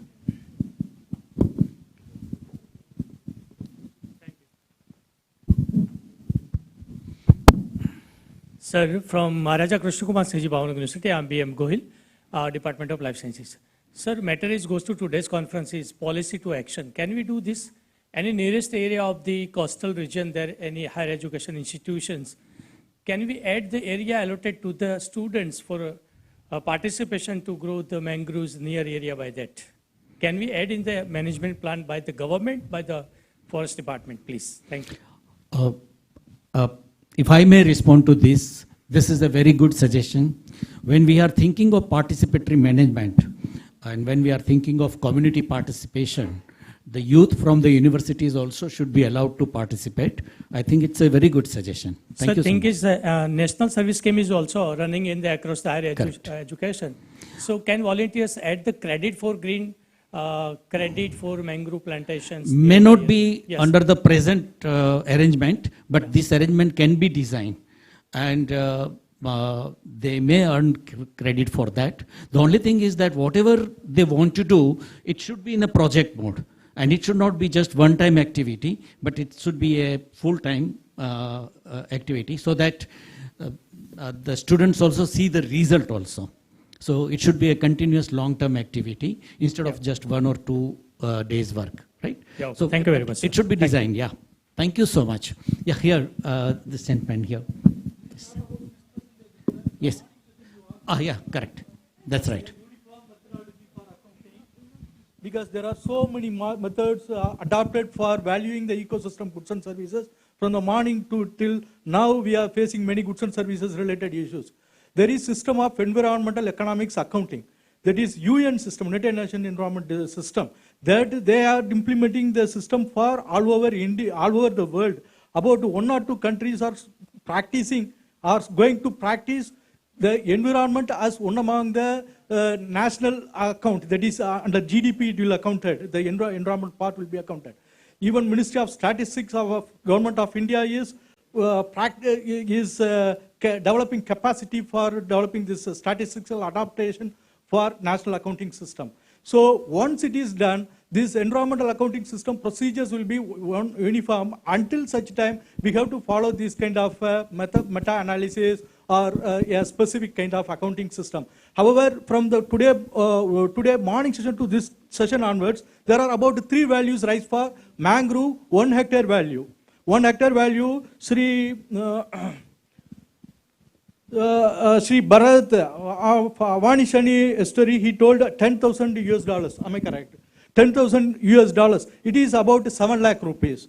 Then Sri Khalil, he told 10 lakh rupees per hectare mangrove value. Then this madam told about $15,000 to $50,000. That is about 10 lakh to 35 lakh rupees. This is more or less say, this is within one same range only, because in Indonesia that gold rate is different, India rate is different, because they have adopted some kind of a methodology. Here they adopted methodologies. We have included some services. They did not take that services. That is the variation, but that is we are going forward. So thank you, sir. Hello. Let me give some answer to that question. Because actually we are following the method of Costanza et al. In 1997, he actually first started the valuing ecosystem. That is under the green economy. So that is followed now. In that case itself, in different places, there will be value may be different. For example, in our place in Kerala, the migratory birds comes to the mangrove area. How much number of birds are coming, what are the different birds are coming, that is different. Even the dropout from the bird is calculated in the ecosystem services because it is useful for next cultivation of rice nearby mangrove area. So such a type of things may be different in different places. So value may also be changed. That is the important thing. But everybody is following the Costanza et al.'s method. Okay. Overseeing that Costanza et al., there is this system of environmental economic accounting is going to be started. Mr. Vijay is here. If he can support it, please, you can do something. Because we have to show there is some kind of methodology is going to be. I think the point has been made. It's very clear that the methods are available, and the only thing is that the assumptions which are made for particularly for the indirect benefits. If there is a direct use or provisioning services, the estimations and the assessments could be almost similar. But the example which Dr. Khalil gave, there will be a variations in assumptions. So that will change. The only thing is that is one part of the question. It was how do you bring it into the accounting system and in the policy system so that the priorities are properly addressed to. Thank you so much for adding this. Sir, I have one submission. Yes, please. Good evening, everybody. Since morning, we are listening to various talks, and the whole conference was made to stage out different policies, different kind of an interaction between different stakeholders that can manage mangrove in a better way.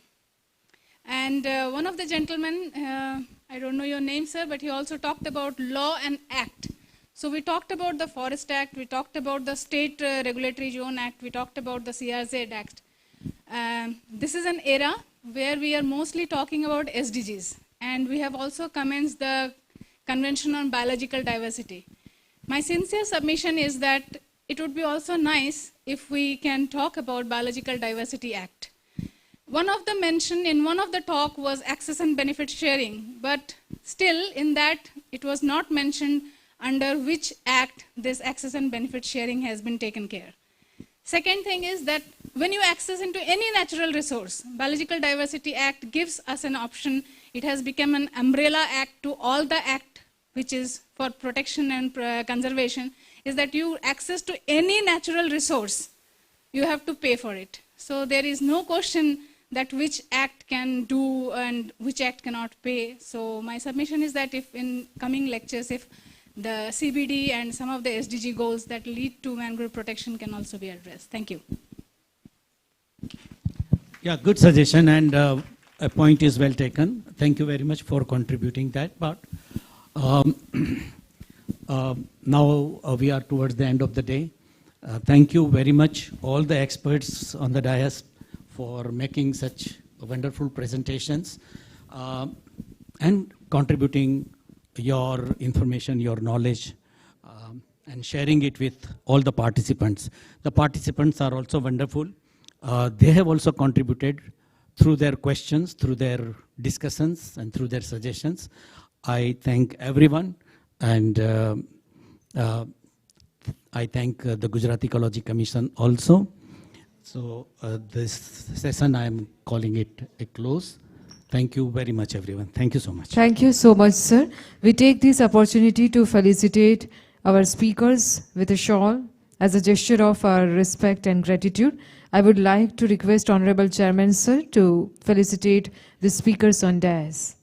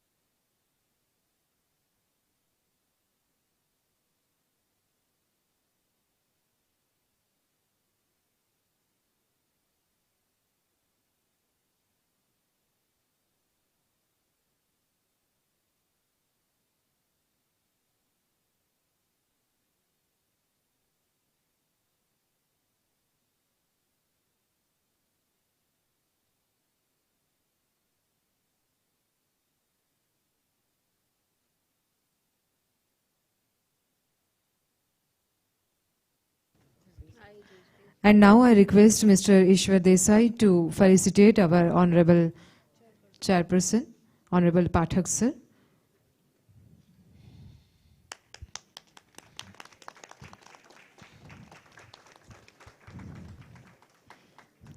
Once again, we thank you all. And before we move forward towards next session, I would like to invite the representative from SR Bulk Terminal Limited, Surat.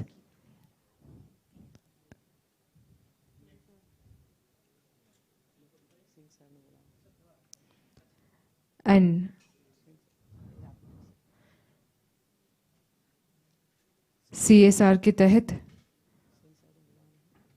अपने सामाजिक जिम्मेदारी के प्रति निष्ठा रखते हुए उन्होंने जो अपना कार्य किया है उसके लिए उनको सम्मानित किया जाता है।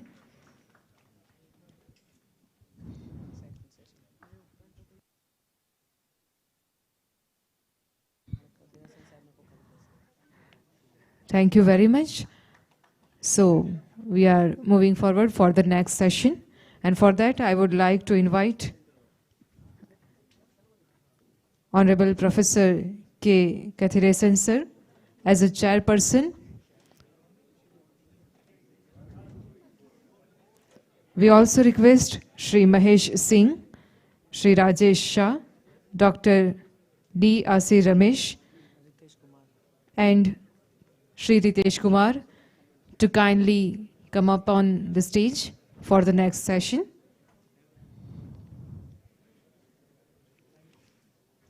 The topic for the next session is stakeholder participation in mangrove conservation. And this session will be chaired by Professor K. Kathiresan. Over to you, sir.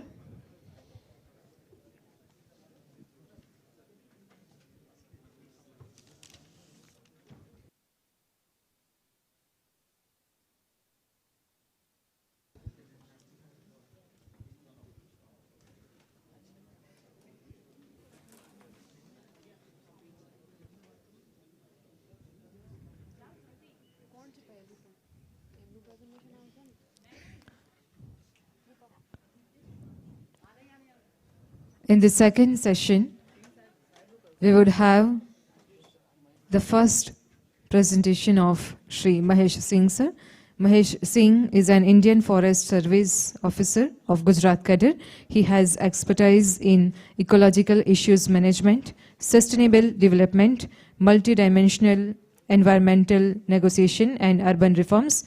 In the present assignment, Mr. Singh is the Member Secretary of Gujarat Ecology Commission. The organization Mr. Singh heads working on coastal resources management and coastal conservation in the state.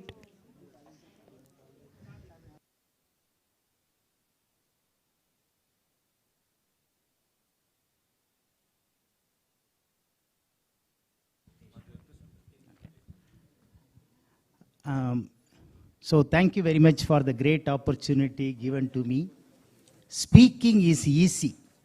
Listening is difficult. How difficult it is, all of you know very well. Many people are sitting and happily sleeping. So listening is very difficult because speaking is skill, listening is an attitude. So therefore, you don't worry. This session is going to be the shortest session. The short is always sweet. That is why I am also short. So, the short, my wife also very short. So, short is always sweet. So, therefore, I request the speakers, make it sweet. You are already sweet, you please make it sweet. So, may I call upon Dr. Ritesh Kumar, Director, Wetlands International South Asia, New Delhi. Please, Nitesh.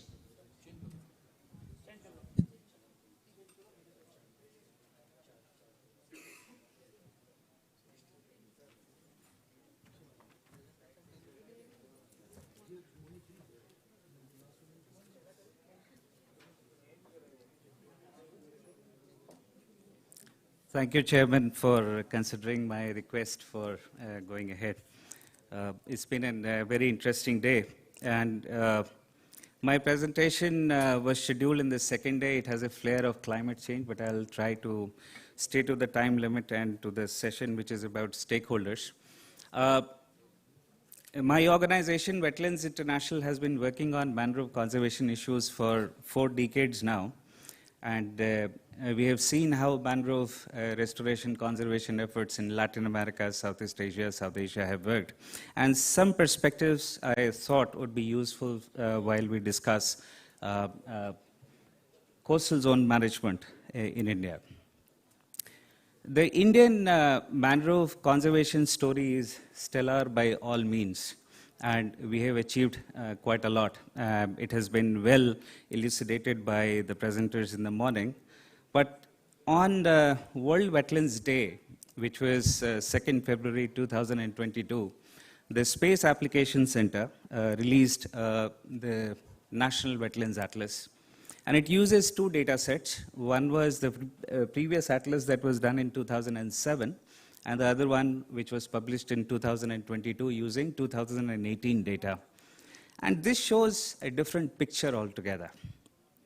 What you see is you have a gain in mangrove area, but you also see a large orange curve on the left, which is the loss in intertidal areas. So somewhere down the line, we are forced to ask a question: have we started or have we moved into a silvicultural mode of mangrove afforestation in this country? Are we putting mangroves in areas in different ecosystems and transforming one wetland ecosystem into other ecosystems?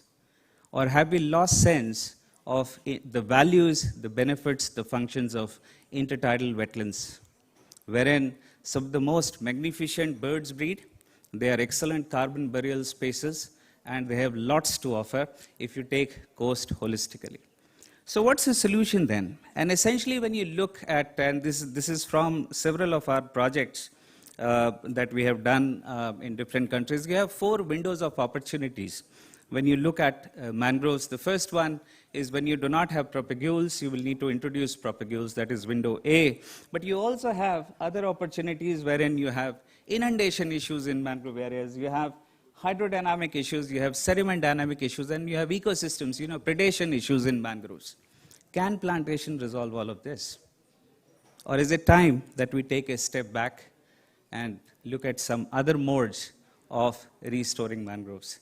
We had a beautiful presentation from Indonesia, sir. Wetlands International, our Indonesian office, has worked with a bunch of engineers from Netherlands on building with nature approach. What you see here on the extreme right is a permeable structure, a dam, which locks up sediments and gradually allows that buffer for mangroves to colonize. Loosely, what my friend from World Bank said, a nature-based solution. Now, it is high time that we move from a single focus approach on afforestation or increasing more plantation to other solutions which have been effective. It is not to recommend that the entire coastline can be managed by this, but at least our toolkit should be far wider. The second thing is ecosystem management paradigms that we use today are always looking backward. We are looking at mangrove maps of 70s, 60s, and trying to go back in time. The reality is we have to look into future, and climate change projections are telling us different stories. Now, this is one essential, a beautiful publication that has come out in 2022. Professor Katharesan was a contributor, Dan Fries and others. So they asked about 2,000 experts on what is the future of mangroves, looking, say, like 50 years down the line.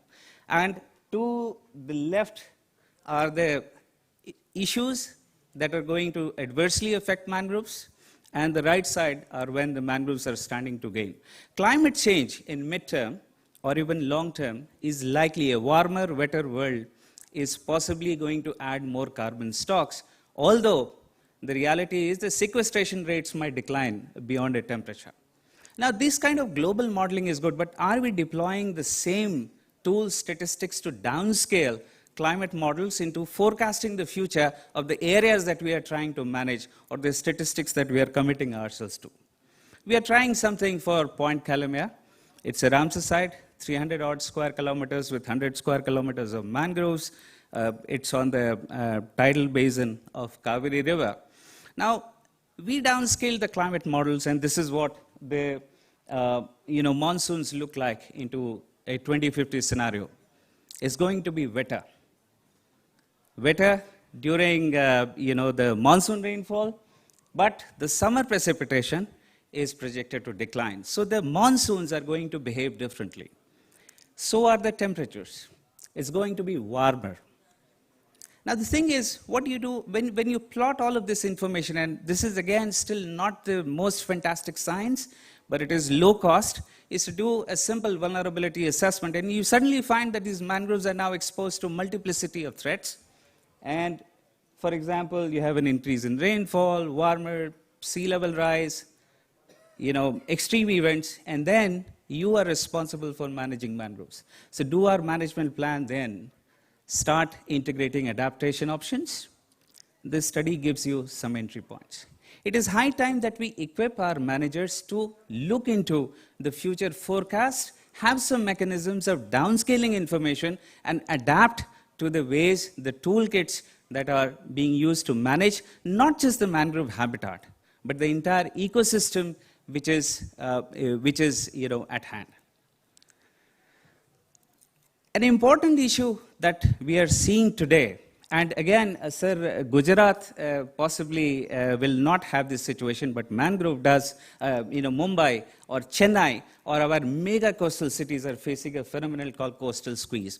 Now, climate models are telling us that mangroves would like to move backward because of increasing sea levels. But the urbanization, is somebody here? So, what it is essentially telling that for mangroves to persist in the landscape, it will need to do two things. One is to vertically accrete or to move back. But when you have cities, the land use changing just behind the mangroves, mangroves will have no place to go. For cities that are already built upon, I think you are really facing a big challenge. But the upcoming urbanization has to accommodate mangroves within spatial plans. So climate change is telling us one important lesson. It is no longer sufficient to look into what we do as conservation planners. It is important to embed mangrove conservation into the way urban sector, DRR sector, water sector, tourism sector are behaving. It is time to go ahead and collaborate. Single focus on increasing mangrove areas are not likely to give us a sustainable result in longer times. We have a lot of discussions around values and valuations. Believe me, I just came out of an IP-based assessment. We released this report in the first week of July. We examined more than 22,000 published valuation studies, and one message came out. Valuation is fantastic. Application and policy is minimal.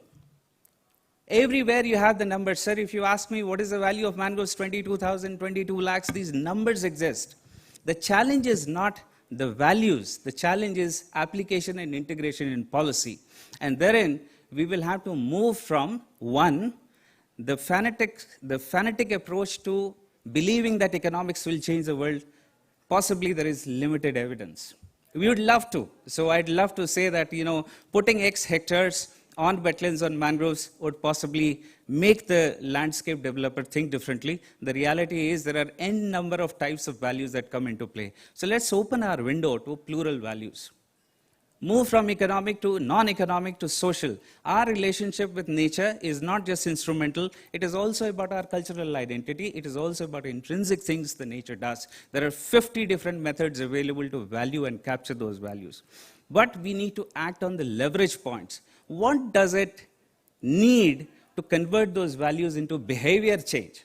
What values can I provide to Professor Kathiresan that will excite your students to go and conserve mangroves? That is the kind of valuation we need. And this is where it has to be a collaboration with social sciences as well. Mangrove conservation is less of a technical problem. In 40 years, from Professor Uta Wale to Professor Kathiresan, we have an excellent ecology established. Possibly, I would say, we know too much.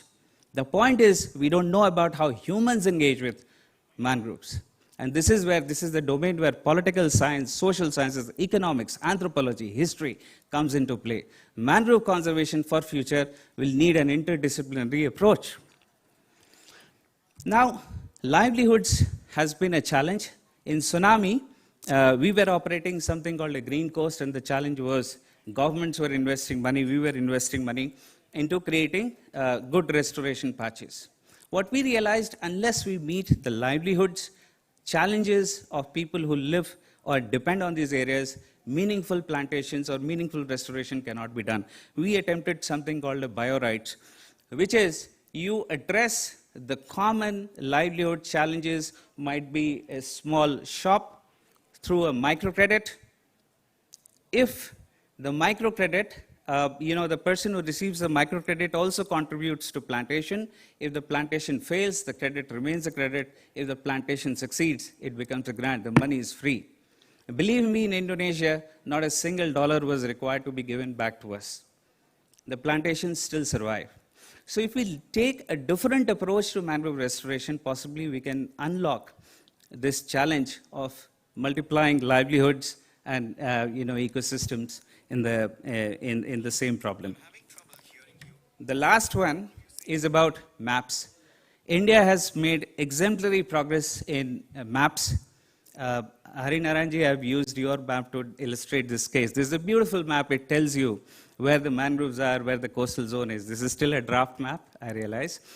The point is, what do this map tell us? These are all about regulation and governance. We need to, first of all, democratize this data. This data, the best map that you use every day is what is available on your mobile phone. That's your Google. It tells you where to go, where to reach. Unless we bring that data to that simplicity that every citizen has access to where the ecosystems are, these paper maps will always be contested.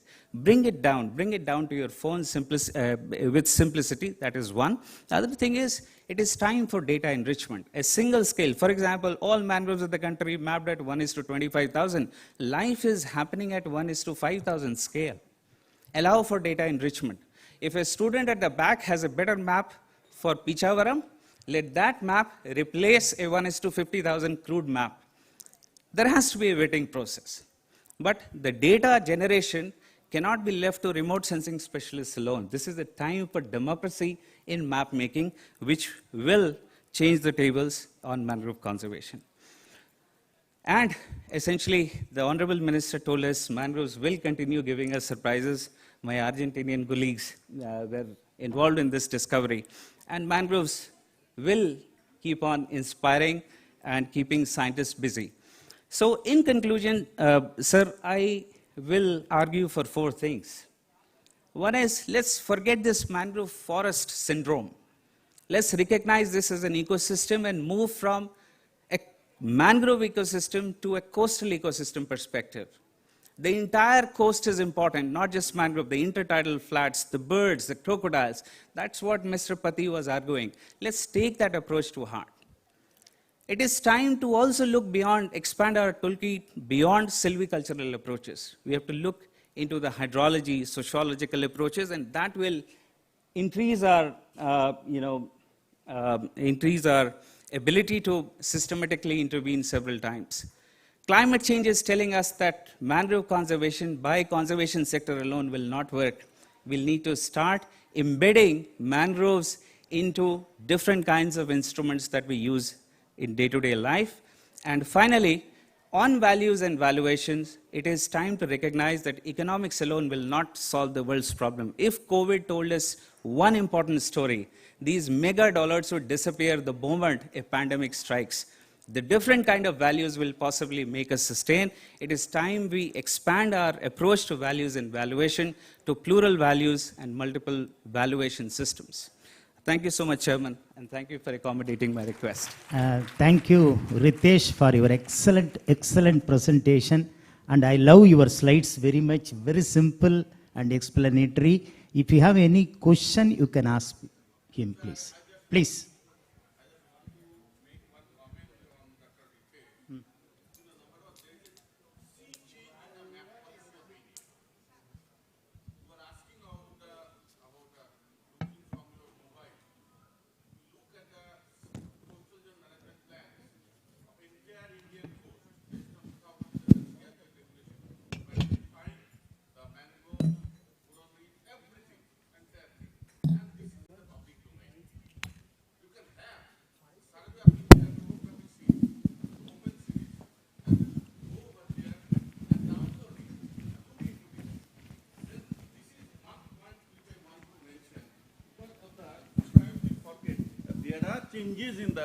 There are changes in the government policy. We may not know that, but once we call about all this, so you can download all the coastal zone management plan.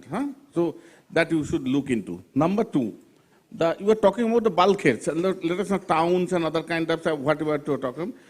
Of course, integration is required. Of course, that's why India has accepted integrated coastal zone management plan as integrated coastal zone management as the coastal policy, and that's the way we are looking at too. The Prime Minister is time and again telling that if you look into the chakra, that is the 21, that is the spikes. These are basically to remind us about the blue economy, other kind of things. So we are giving stress, of course. We are giving emphasis. We are focused on this issue. But again, for that matter, there are other ways also to think over. Just look at this. You are talking about the towns and other things. There is a population burst. And so we can think of putting some areas that is of course, the buffer zone along the mangroves. Well, that you can definitely suggest. You can think about warping entire Netherlands. The entire country is below sea level, and they are surviving. So this is the kind of thing we should look into, the other alternatives also. That's my quick reaction to your lecture, but it is excellent lecture. Thank you so much. Thank you, sir. Sir, my organization is Dutch-based, and we have examined those systems, so your point is very valid, sir. On the first point, sir, yes, our map policy has improved and data is more accessible. Even the days when it was not, Google Earth had started coming in. So maps are available. My argument is, sir, let's simplify stuff. Paper maps or, maps produced at 1:50,000 or even 25,000 scale do not, essentially make lives different for a common man. What works, sir, are simple solutions and accepting that data can be enriched from the bottom and from the top. If the governments and space application centers can provide the top end of the data, the bottom end lies with people like them. They pick up, simple images, work at these images at 1:1000 scale. Even the ways of mapping are different. Sometimes you use ecosystems as a basis. These maps can become very different when you put a social layer on it. So examine the quality of ecosystems and poverty, your maps would look completely different. Examine the same layers from the layers of governance, what is it that you own and what is it public, the same maps would look different. So the point is that some democracy in data building, the democracy is not essentially to say that governments are locking up the data. Democracy in the way we build the data is required and will enrich the sector. I've been arguing the same for the way we map wetlands. We create boundaries and then we feel that what we have seen at 1:50,000 is the reality. When I go down to the bottom, that line has to cut across a field, cut across a road, cut across the reality, the day-to-day reality of things. And that is where it says some different way of imagining the data is required. That was my case. So I'm not at all contending that governments are locking up the data. The data space is a lot more free. The satellite products are far more accessible. I'm just arguing for being more imaginative and being more consumer friendly. That's a very excellent suggestion. But only thing I just want to remind you, 1:25,000 scales. If you want to go to 1:1,000 scale, per 1:125, per 1:25,000 scale, number of maps will be 6 to 5. And do we have this kind of system? 1:1,000 is very easy to tell. Even the cadastral maps are 1:4,000 scale. Okay? Thank you. I think your point is very well taken. Yeah.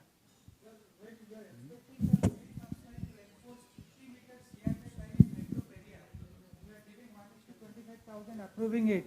So suddenly you are what do you call it? As regulator, we may regulate anything in the name of regulation. But thinking as a perspective of a citizen, your CRZ line across mangrove is 50 meter. Your map is 1,000, 1:25,000, 1:50,000, and it's not geo-referenced also. So DFO can take a printout, say that you are part of CRZ. So as citizen also you have to think that how a system should do it.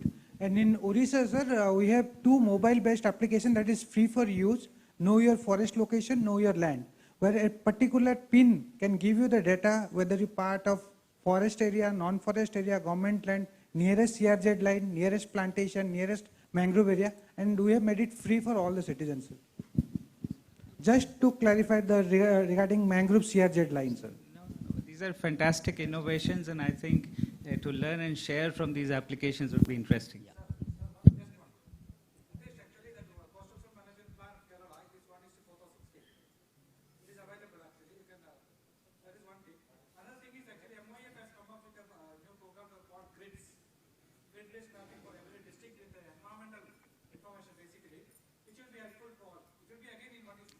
Correct.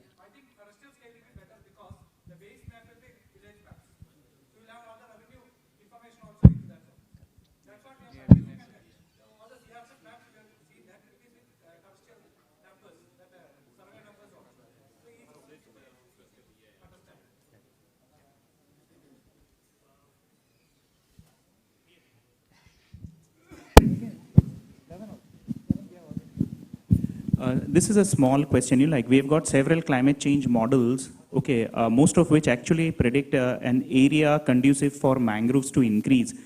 So, I was a bit surprised when you said, we are looking at a situation where mangroves will find difficult in the change scenario. While in cities it might be true, like Bombay, but I think in other areas we're looking at a natural expansion of mangrove habitats. How would you take that? So these models, the global models, are at a very macro scale. These are very broad brush picture of the world. My only issue is the global models trigger us to think differently.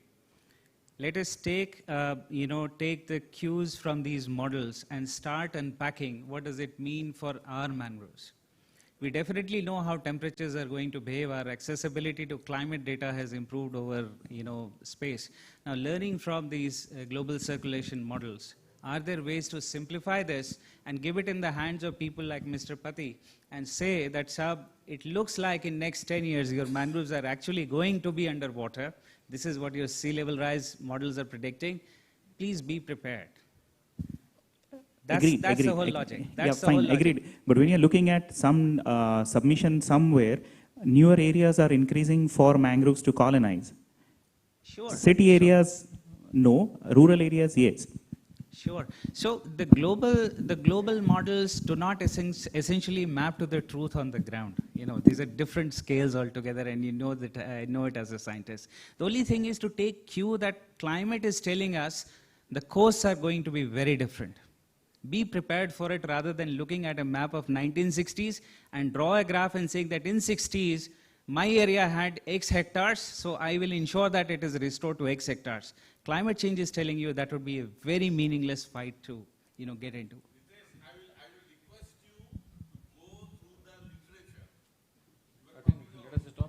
I think model.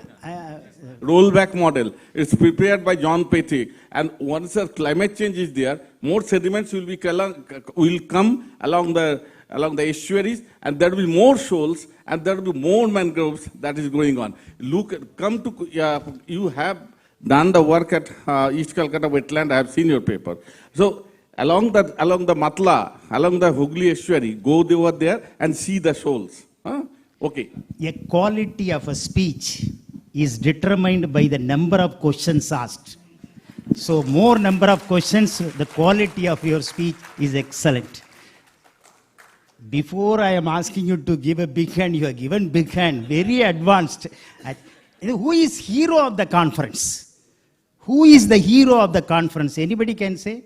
Who is the captain of the ship, GEC? Who is none other than, Magesh Kumar. Please give him a big hand. He is going to speak now. Sir.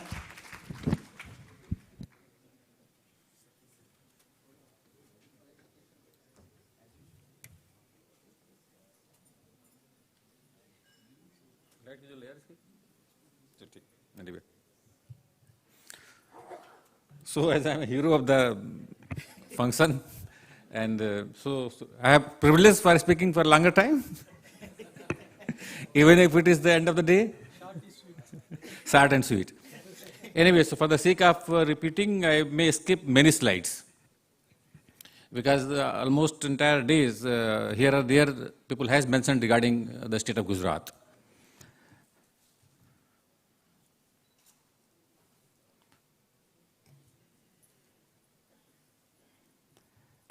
The degradation phase and progressive phase was always there in any state, maybe Tamil Nadu, maybe Gujarat. Only thing that at present we are passing in such a phase where the progressive phase is dominating. We have a positive overtone of the mangrove plantations. I don't say that this mangrove plantation is a silvicultural model as Mr. Ritesh was telling. It's basically effort of all of us together. Maybe industry sitting somewhere, maybe our NGO sitting somewhere, maybe forest department officers are sitting here. Maybe GC is working for some purposes, but it's hand put together and we have some kind of positive overtones. We have a lot of districts as coastal districts. We have a lot of talukas in the coastal areas. We have longest coastline, not to mention again, but whatever we say that is 1600 plus coastlines, it is much more beyond that. Once you start moving within the Gulf, you find that the crisscross, and I think it must be 2000 plus. So you have a lot of scope for doing all these activities. There is a challenge between economic activities and then your conservation efforts. That also happens. Now to strike these balances, how to move forward. Many initiatives, some initiatives I will mention regarding that GC, what they have taken in past.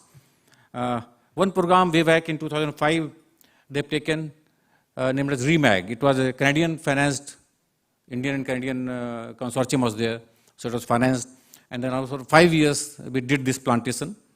And I think by that time, we learned that without involving communities, it will not be possible to really adopt an ecosystem approach and really deliver the conservation thoughts with livelihood.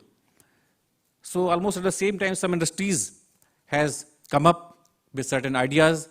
They were searching some agencies who can implement that these kind of projects. So there are some NGOs who are working and there are some government institutions, they were working.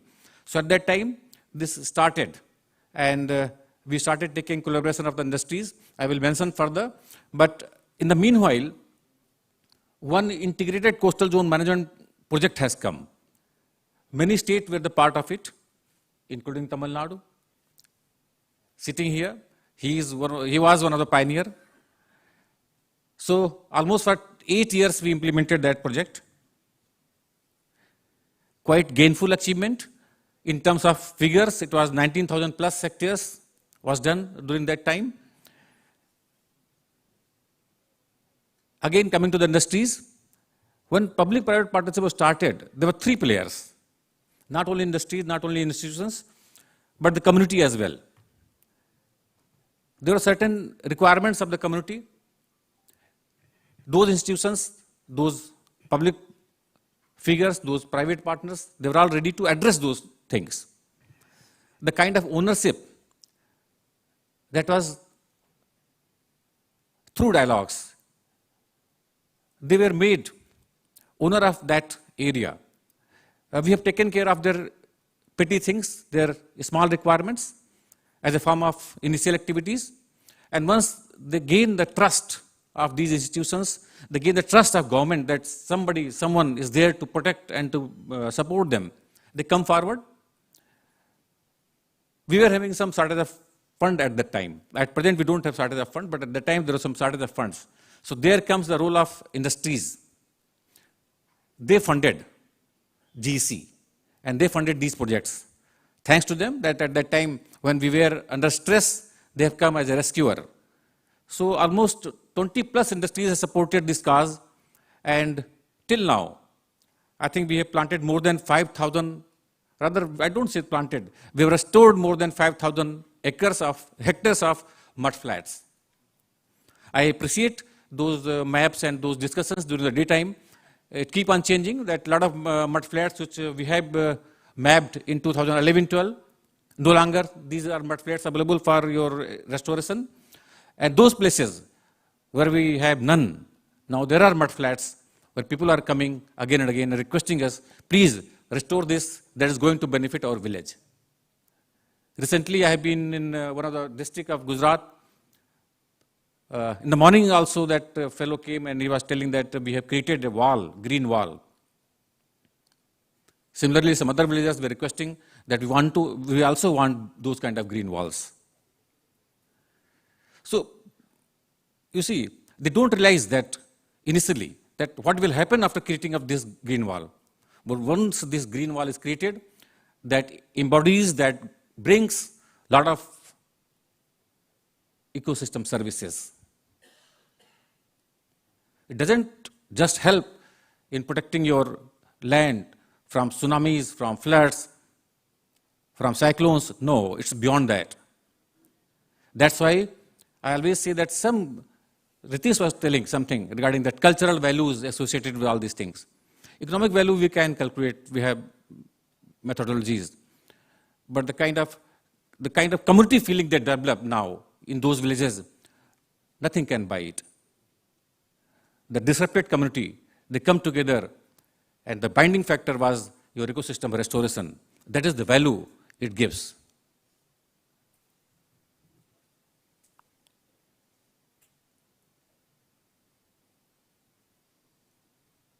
All this flow of implementation I will not discuss. And there are different technical models. Gujarat has also adopted almost more or less the same thing. And from Gujarat, other states also copied these things. Only thing that your fish bone marrow technique, that was not successful in Gujarat. In past it was tried in certain places, but somehow it was not successful. Direct dibbling and propagule planting, plus some places we raised nursery as well. And earthen mound thing is the most successful model in Gujarat. So far so, we have restored more than 30,000 hectares. All the partners together, Forest Department, GC, industries.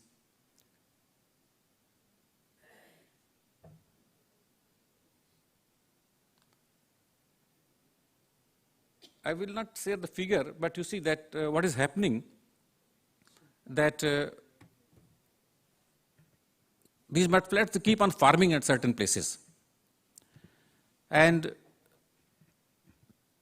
we also started not only identifying these mudflats, but also associating the other activities with village communities. And that has become a triggering factor for adopting these kind of philosophy by those villagers. We mentioned during daytime that we have to have some kind of arrangements where industries should pay, like maybe in the form of some mangrove cell you create at the apex body, and then you create one fund where 2% of the project cost should go and be deposited in that fund, and then through interest you can work all these activities. But let me tell you that in Gujarat, we always find some takers of these ideas. It's part of Gujarati culture that the moment you come up with any idea, there are n number of takers. Even my last 3-4 month experience of this organization, I'm finding that there are much more people are willing to fund us, willing to cooperate with us. We have restrictions. We don't have that capacity. We don't have that capabilities to adopt and appreciate everyone's feeling. We are conscious. We are conscious that, okay, fine, we will take help of this industry, we'll take help of that industry, we'll take help of this person, that person. This is the situation. So in all those aspects, there is a need to reframe our policies. And that was a part of discussion of today and even tomorrow also, that how we are going to evolve these policies. How much cooperation, collaboration, intersectoral integration, support we require. Simply it's not a question of funding, simply it's not a question of adopting silvicultural practices. Starting with hydrology, starting with ecology, starting with economics, starting with social issues of the area. We have to encompass everything, and then we have to come up with a policy. We are also thinking to now adopt in the policy the carbon sequestration and carbon credit funding. Again, I tell you that there are many agencies now, they are willing to work for carbon trading certification, carbon funding, but still I feel that situation is not as ripened up, not mature enough. So on that front also, you have to work a lot. So in nutshell, what I'm telling you that it's not very simple to have that policy. We have to encompass each and every aspect, and then we will come up with a final policy. Definitely, as a part of policy, there are certain things in our mind. Let me share that with you also. We are planning to have greater collaboration of private sector. That is one. We are planning to have some legal sanctity towards these mudflats. But it is very difficult to control those mudflats because it's unsurveyed land, and the ownership of unsurveyed land is never with the forest department, is never with the panchayats, is always with the revenue. And once it's the revenue, then eyes of many players are there in those lands. So in order to have some kind of legal sanctity on those mudflats, we are trying to have something in this policy. So better cooperation, better collaboration, legal sanctity over these mudflats, not only mudflats, but even that different zoning what we did in the past under CRZ mapping, there also would like to have some kind of legal sanctity. Some areas which have developed very well may be declared as some kind of conservation reserve, some kind of protected area, those kind of sanctity we can give them. And the funding mechanism again, maybe one lesson what we learned from Maharashtra that can be adopted. Maybe initiatives of Gujarat itself can be adopted. Why not to rope in some international funding? That is also possible. So funding part, I think, will take care from all these things. And technological aspect as well. That is also very important that still, though we feel that somebody was telling that a lot of research is being done in mangroves, a lot of knowledge we have in mangrove sector, But I personally feel that a lot of things are still to be done in case of mangrove area. A lot of studies has to be done on hydrology part, how this siltation is to happen, what will happen in future, what kind of sea level rise will be there. Though we have different kind of models available, but that at macro level, not at the micro level. So a lot of studies are required to be done for future planning. Similarly, as you see that once we talk about that policy, there are certain learnings from international arena as well. So that has to be incorporated in all Indian policies as well. Someone was mentioning regarding Jakarta, just we heard. Project planning and project management aspect should now become a part of our policy itself. Many times we made rules, regulations, we made policies, but we are not able to implement properly. Many times we lack the project formulation and project implementation part. So project management aspect, this time we are going to incorporate in the policy itself. So these are the few things which has come up during discussion. Of course, vision would be there, objectives would be there, big things would be written in the policy. But after that, we need action plans. So I request you that even tomorrow, a lot of presentation is going to be there. So try to concentrate something on action plans, how to really convert these philosophies and policies into action. Like someone from academic sector, he was mentioning that why we don't use students for plantations, mangrove restoration work. It's a good idea. Like we are engaging local communities, why not student as a community? Why not researchers as a community in the restoration work?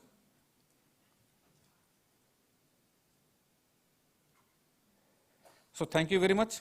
That's all. If you have any question, I would love to respond. Any clarification? Yeah, please. अच्छा plant उसको कौन करो plant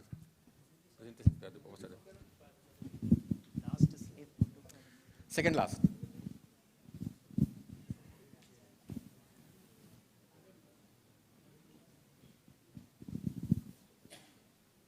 Next.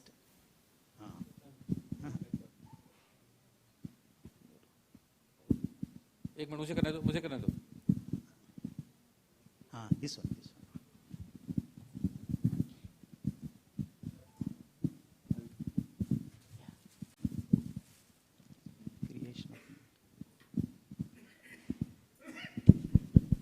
I just wanted to understand that better, that's why.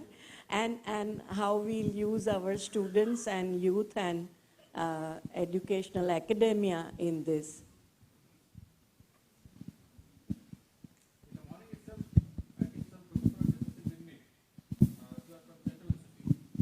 Yes, sir. Please, sir.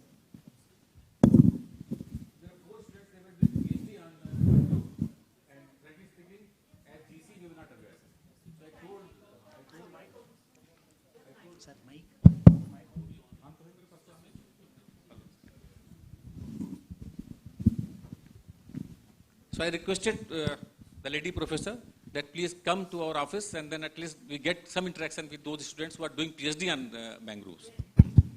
And we are also developing one mechanism by which we can involve students as interns in these organizations. Like we have GC, we have our own research wings of the Forest Department. We have Gear Foundation. They were having some kind of system, now they have revived to involve students as interns. So while selecting those topics, mangrove is going to be one of the part. Hello, sir.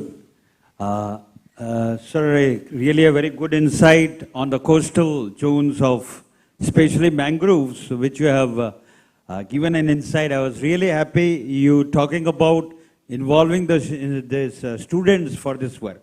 A very important thing, you know, whenever we talk about coastal zones from last many years, we talk a lot about mangroves.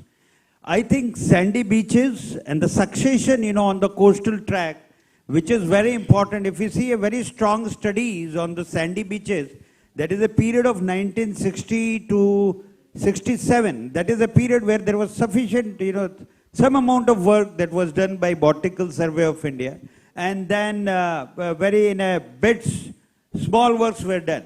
Sandy beaches equally plays a very, very important role when we talk about coastal zones other than mangrove. I think it was very well taken up by one of the members, right, that what will happen 2 decades after this, there is all possibility the sand, the mining of sand is it also taking at place, and there are sand dunes are moving out, and that also is hindering the growth of the mangrove. If we are just talking about mangroves will not do.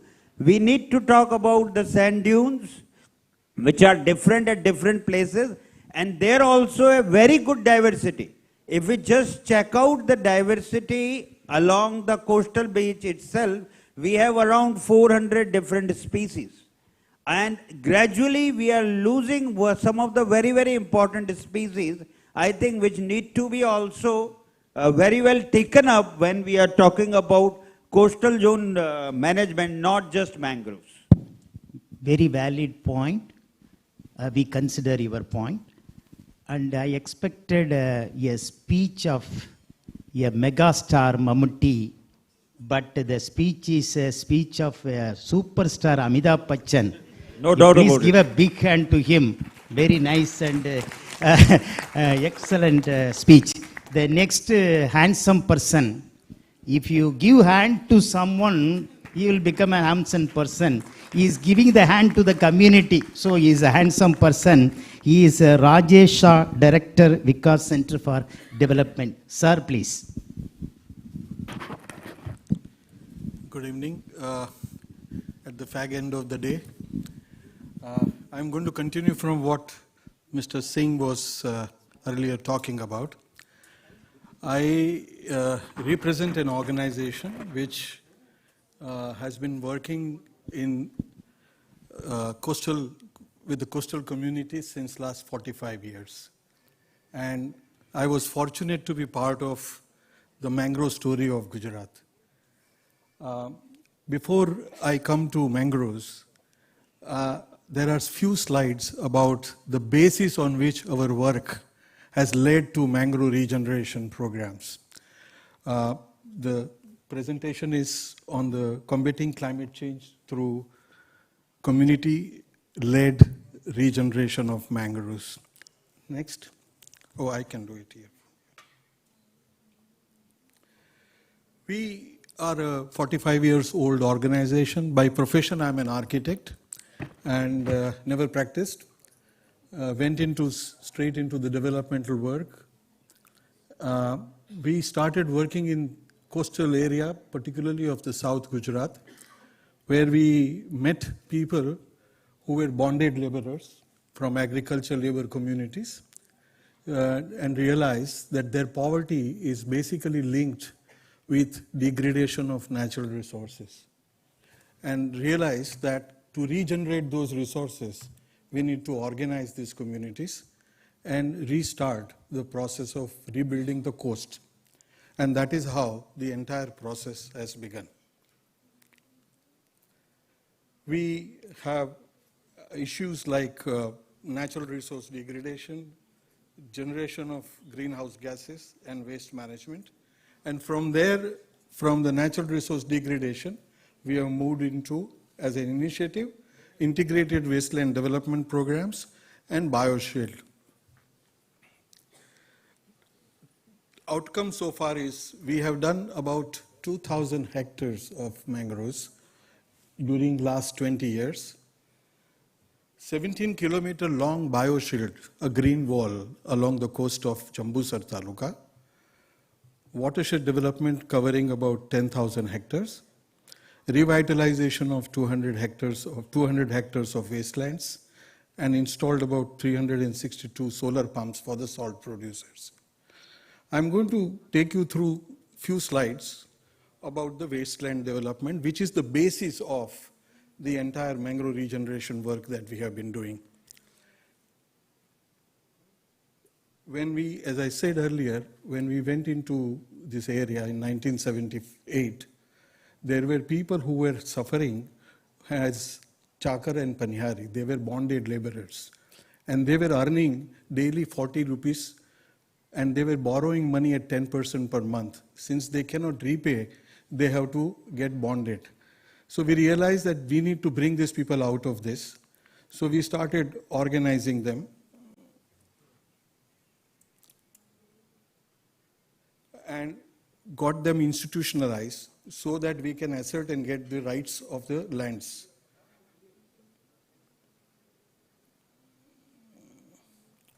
And in 1995, Government of Gujarat gave them wastelands, village ponds, and surplus agriculture land. We started sort of changing those lands through credit finance and others. And then this is the kind of quality of land that we had got. We started building creeks and others, created sweet water lakes.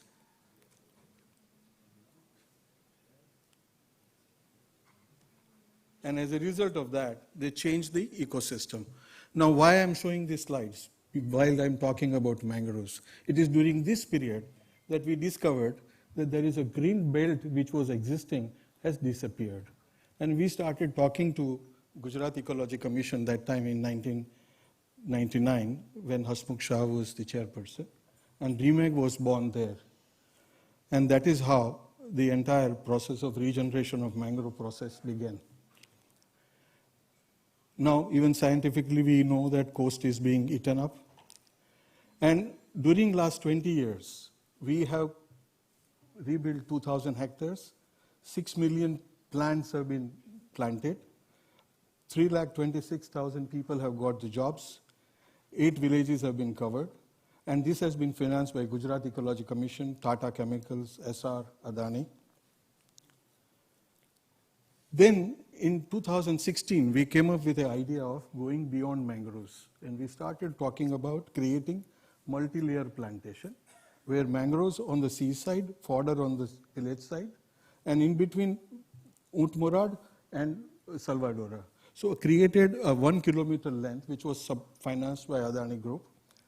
And after that, we approached Climate Change Department, Government of Gujarat, and we created 17 kilometer long coastal green wall, which is actually showing that it is possible to create a green wall along the coast, where people have started now getting the multiplier effect or the benefits of it.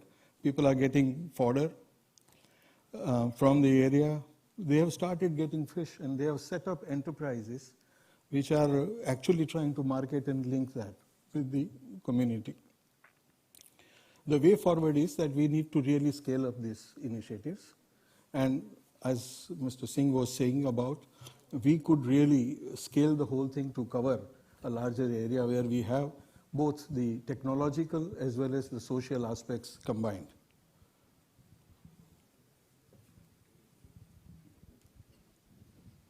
The significance of this is, as everybody has talked about, is the climate change, poverty, alleviation. The most important thing is the advantages are intergenerational. It is not only for this generation, but it goes beyond. And it is an initiative which can combine resources of government, industry, civil society, and communities. Thank you. Excellent. Very good. Any clarification? Okay. If there is no clarification, the man is the integral part of mangroves. If you remove man from mangroves, it will become only a guru. So therefore, the man cannot be removed from mangroves. It's an integral part of mangroves. Sir, excellent. Please give him a big hand for all the service they are doing it to the community. Thank you very much. The last speaker is happened to be my proud student. If I jump 8 feet in my life, my student jumped 800 feet in the success. So this is the success of a teacher. The student should excel a teacher. That is the credit to the teacher. So Ramesh, Asir Ramesh, a man of boldness, courage and faith.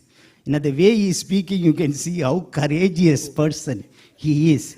When he was student, when I was searching for him inside the classroom, he will be there in the field. when I was searching for him in the field, he will be in the classroom. So that way, very active and dynamic person. Dr. Asir Ramesh, please. Thank you, sir. Thank you for introduction, sir. Sir, from the morning itself, we are speaking about the goods and services of mangroves. There are Mike, sir, again. Mangroves. That we have visited many mangrove places similar to all other experts sitting here. There are so many goods and services which is not at all accounted in the total economic value of coastal ecosystems. So the first slide is showing about the water, the fresh water, which is very near to the mangrove, which is being used by the total village of this area. So these are all the very important requirement for the Ministry of Environment and Forests. Hence, the activity on estimation of economic valuation of goods and services of all coastal ecosystems has been given to NCSCM by Ministry of Environment and Forests to account the ecosystem values during 2010. That time, we started using that meta-analysis, using of the economic valuation exercises. As usual, morning our one other expert told about the COSTANSA, that same model which we have used. We started using it. Then there are so many updations in the economic methodologies, environmental economic methodologies. Then we have started using it. So there are so many changes are there, but at present we are doing what we are presenting is about that economic valuation method used by the COSTANSA or TEEB, MEA 2005. Those who know about that environmental economic accounting, they know the methodologies. Other than that, the Environment Policy 2006, that is the main key point for environmental economics. That Environment Policy of 2000 objective is directed, all environmental activities should be linked with economics. That is the principle of the NEP 2006. Following that, all objectives, about 5-6 objectives, sir. All 5-6 objectives have the linkages with the environment. There is no need of new policy for environmental economics, because the Environment Policy of 2006 is guiding for linking environment to economics. Then during our study, as usual, we have studied that provisioning services, regulating services, cultural services, supporting services of the mangroves. And we have identified about 16 coastal ecosystem services. From the morning itself, we have seen there are so many goods and services. I told only 16 goods and services, and we adopted various methodologies. The one methodology, the preliminary main methodology is meta-analysis, that is study of studies. Those who have studied and estimated the economic values. Say for example, the fishery value of the particular lagoon of Sri Lanka is this much. Then a particular mangrove area of Indonesia is this much. So that values we have studied, and we have taken that as an average value of the particular fishery service. Fishery services. That fishery is not only the finfish, this is also the other fishes, including clams, shrimps, cuttlefish. So there are so many other fish varieties. All the fishes separately, they have accounted by some other. We have taken this as an economic value, and we assemble. We have make it as an average value of fisheries to give an indicative economic value. This is an estimated value. This is not an actual value of the fishery of that particular area. This is an equivalent estimated value of the that particular goods or the services. That is the main main methodology. Following that is the substitute price. So suppose the village where they don't have gas facility, those who are using the mangrove trees, there one day use is about 4.5 kg. It is already an estimation is there. That 4.5 kg into 30 days is equal to 1 cylinder price. That is the substitute cut. This is more or less the equivalent economic price of the particular service of the mangrove. So then the market price. Market price is what is the actual producer level price of the particular goods and services. That is also accounted. Then damage cost avoided. Suppose if it is happened, then the impact would be this much. Say for example, the tsunami has impacted this much this area, and there would be the mangroves has protected about reduction of life and livelihood of coastal communities. Previous speaker told about 1,000 lives have been saved at Orissa. So these are all the avoided damage cost avoided.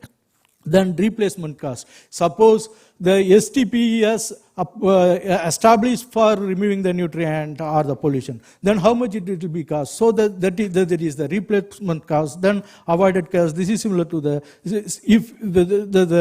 previous method which we have already told. So there are so many methods are available. We have used all those methods, and we compared with the average value by meta-analysis, and we try to bring a equivalent economic value similar to other estimates done by countries at a nearby region. Because we need a value.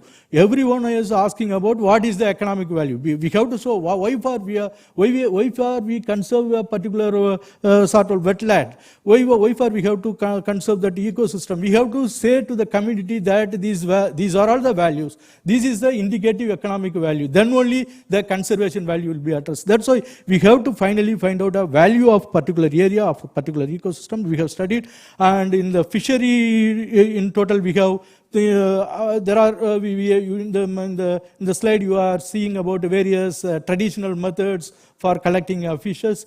It includes the oyster shell also. We have estimated 1 hectare is producing about 4,25,273 rupees value equivalent fisheries per year. That is total economic value. We have, these are all the small numbers, about 50 such values are there. These are all the international values. We have collected all the values, and we taken as an average, that is the average value is 18,177 hectare per year. Then this is producing aquaculture support. That importantly, they are doing that mangrove creeks have been used for wild seed collection and maintenance of brooders, and this fuel would also be important for the nearest coastal villages.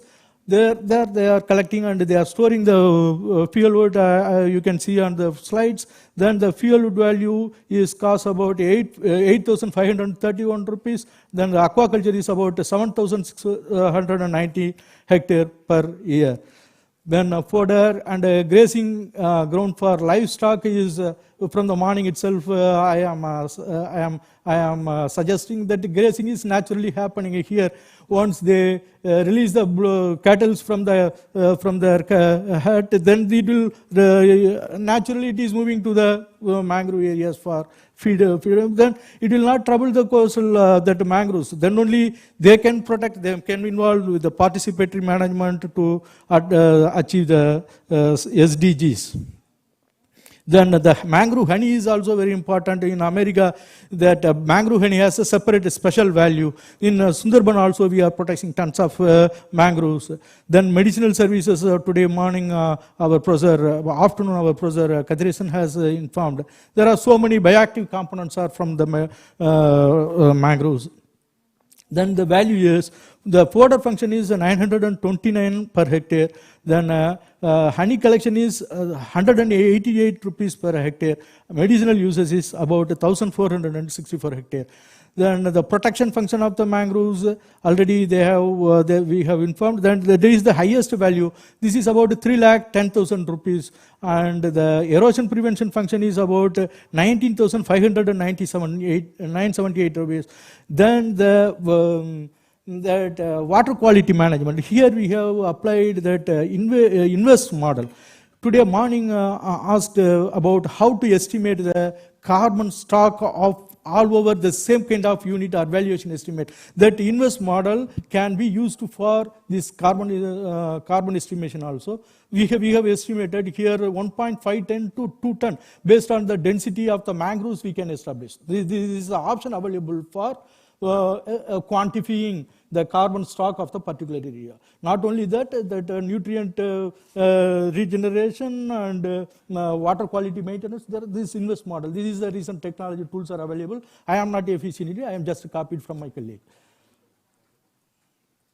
Then the value is, the water quality maintenance value is about 19,578 rupees. Am I correct?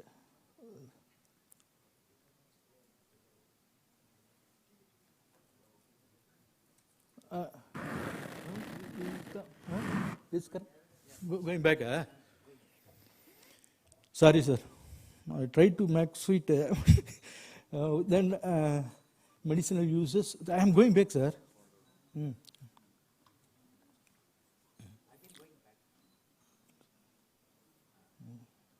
So then that water quality maintenance service is 2,54,136. This is depending on the sites, because while there was at industries and aquaculture, that will be rising because the INVEST model setup is like that. Then the tourism and the recreation education, that is today morning our professor told that shrines have that Thillai Talavrisham, that image is here. So this is an important part of tourism and recreation education as usual, but it is traditionally being used as a spiritual place for in many sites. Then in total, the tourism value is about 27,623. Then education provisions, that is conducting projects and knowledge development activities, that is producing about 4,760 rupees. Because this is not only created by us, some other international authors have created some kind of values. We have adopted that values. Then biodiversity soil formation is coming under the supportive services. It is about 23,625 rupees per hectare. Then the total values, we have calculated the total value is about 9,58,769. That is the 1 hectare value of all the services which is listed. Because some other 10 lakhs, it is 10 lakhs. Today morning, whatever the other authors proposed said the same value. That's why I suggested, submitted to the committee stating that it is 10 lakhs only. The gold rate may be Indonesia may be different, that America may be different, India may be different, but the values are nearby only, within the exchange rate, based on the exchange rate, like that.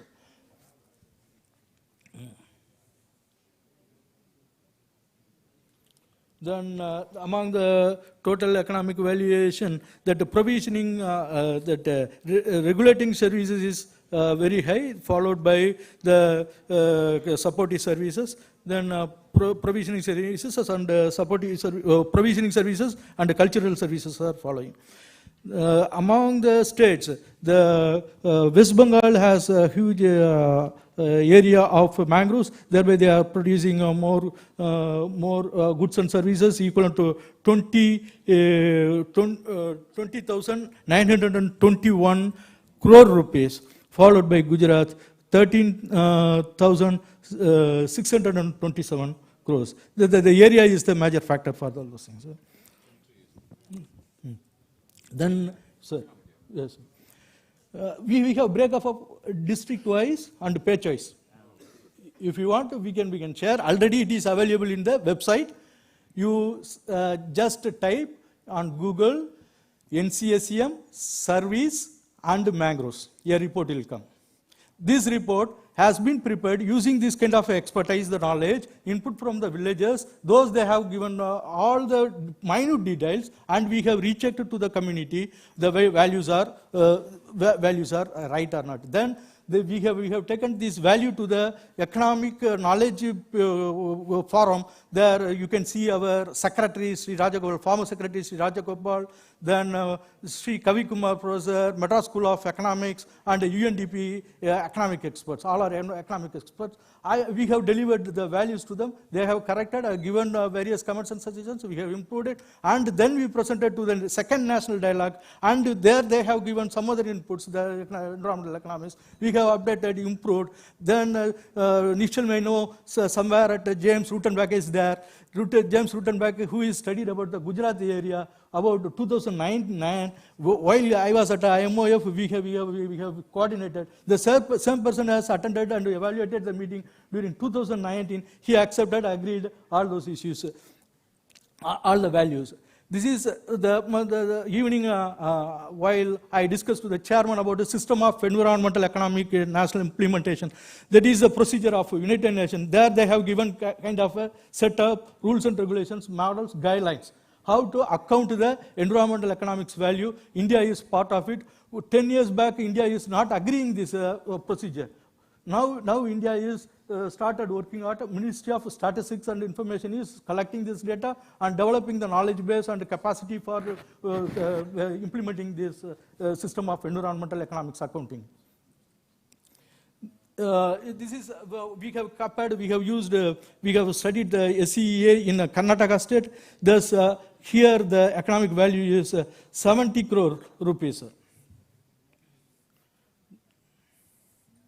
Then the meta-analysis value and the on-spot value has been compared. It is highly varied. Only the few places at fishery, sand mining. Here, these two areas we are seeing that India is extracting more rather than the international average. So the many livelihoods are there. They are living happily within the mangroves, similar to our professor who is loving the mangroves. We the IC project members are always with you, always with the community for livelihood development to achieve the sustainable development goals. So thank you, sir. Thank you. Thank you, Dr. Asir Ramesh. Any clarification to be made? Please. It is good that this database of economic value of mangroves is good for a knowledge base or academic interest. Other than that, what is the purpose of it? I didn't understand. Because the EIA notification 2006, environmental impact assessment of any project does not require this.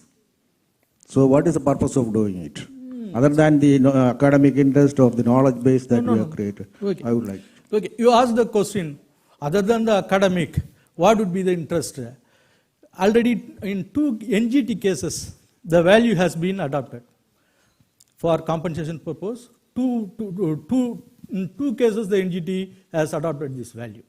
Not only this, there are so many other interests that benefit, cost-benefit analysis, risk analysis, selection of suitable project sites. There, these kind of values have been used by private companies, owners. Why I specifically asked was that this is a very important factor. We should have copied the environmental impact assessment. Suppose a project has an economic value less than the economic value of mangroves or the environment. Will that project should come up? Okay. Or the other way, vice versa also. If this is less than the project value of, the economic value of a project coming up, whether it should be granted. Okay. So I am just asking, but this would be an important aspect. I am not saying that. But it has not been considered for the evaluation of impact of any project in this country or anywhere else. I do not know. So thank you. This is an important question, but other than academic institution, this is the National Environment Policy Direction. All the environmental activities, because all the benefit we are deriving from the environment is not accounted. That's why the environmental policy 2006 has directed we have to have some kind of exercise. I forgot the para number. Even the blue economy accounting procedure, there is a paragraph. We have to account the environmental economics. Yeah. This is very important. But that's why we have to create capacity on environmental economics, and also create awareness. Initially, it won't be agreed, but one time there may be chances for agreeing all the values. But till 2018, there was no such a value of a mangrove area of particular pitch. At present, we have a value. A doubtful value is there. You can correct it. You correct it. We will change it. Sir, please. Just a further step on the same line. I do understand that you have considered 10 lakhs rupees per hectare as the value of mangroves. Do I take it that if I want to remove 5 hectares of mangroves, I can deposit 50 lakhs of rupees and you will permit me? Or how else do I read this? I accept economics as a very important part of looking forward, but I am a personal proponent of humanomics, which is looking at more beyond money, the human aspects and the other environmental aspects. So are we going to go to the the Western concept of economics, or are we going to go towards humanomics, which is the original concept in India? Sir, our role and responsibility is to analyze the economic value of the ecosystem goods and services. But to approve the projects, or sanctioning the projects, or releasing the land for some other activities in some other expert group, they will decide on it. Ours is, the value is this thing. This is the average value. There is a minimum value and a maximum value is also there.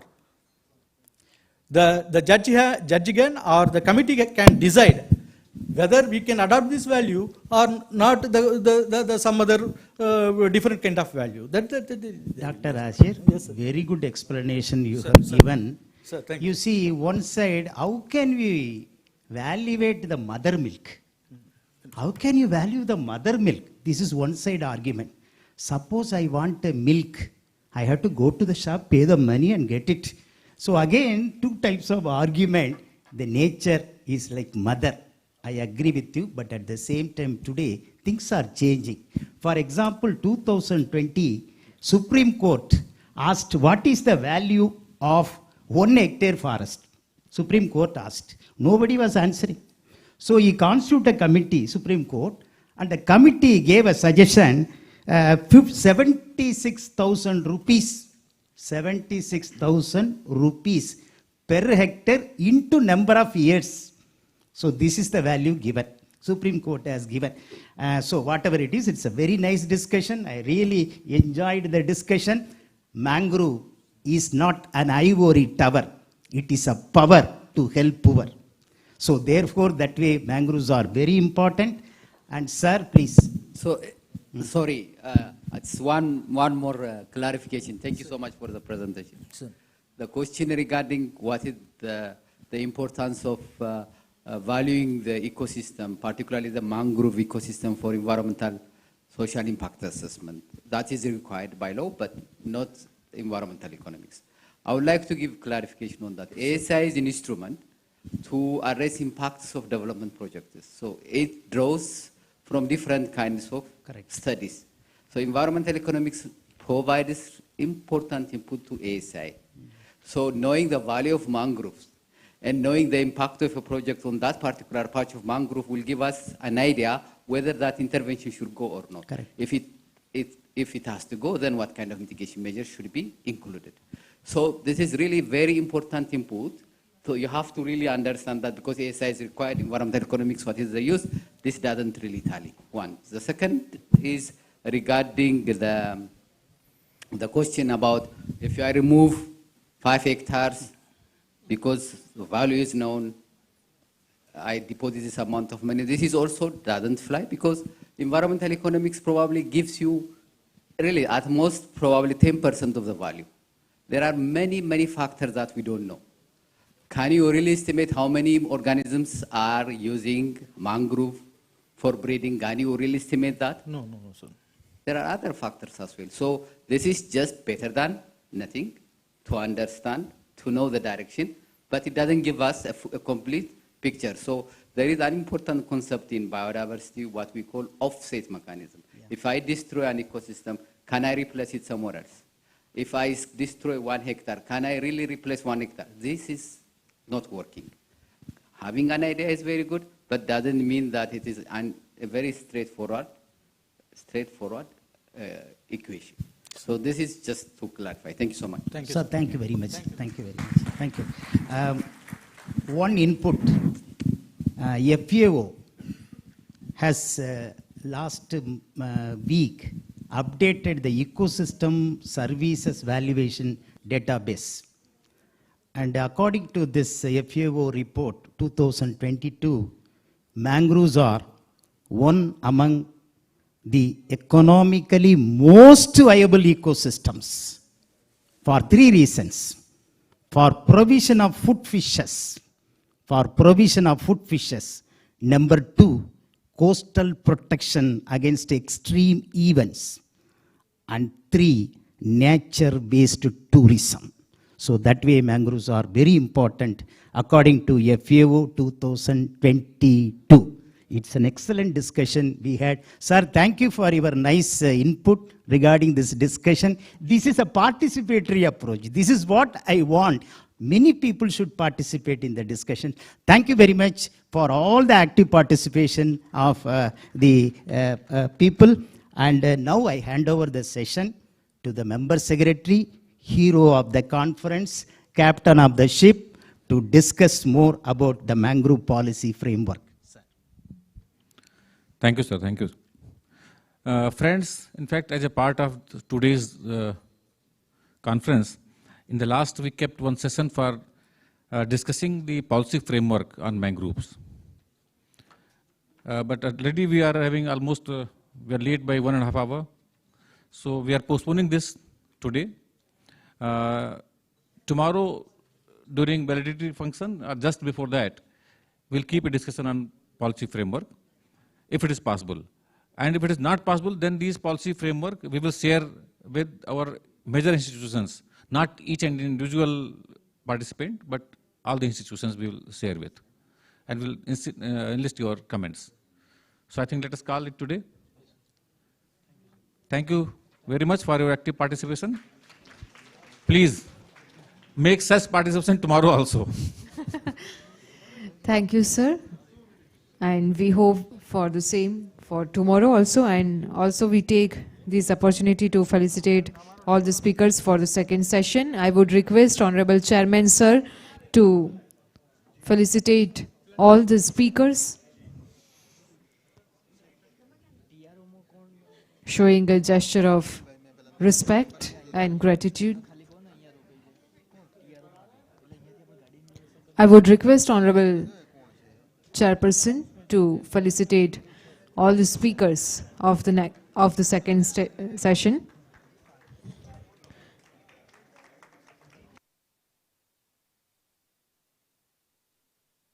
And now I invite Shri Nishchal Joshi, Senior Manager Projects, Gujarat Ecology Commission, Government of Gujarat, to felicitate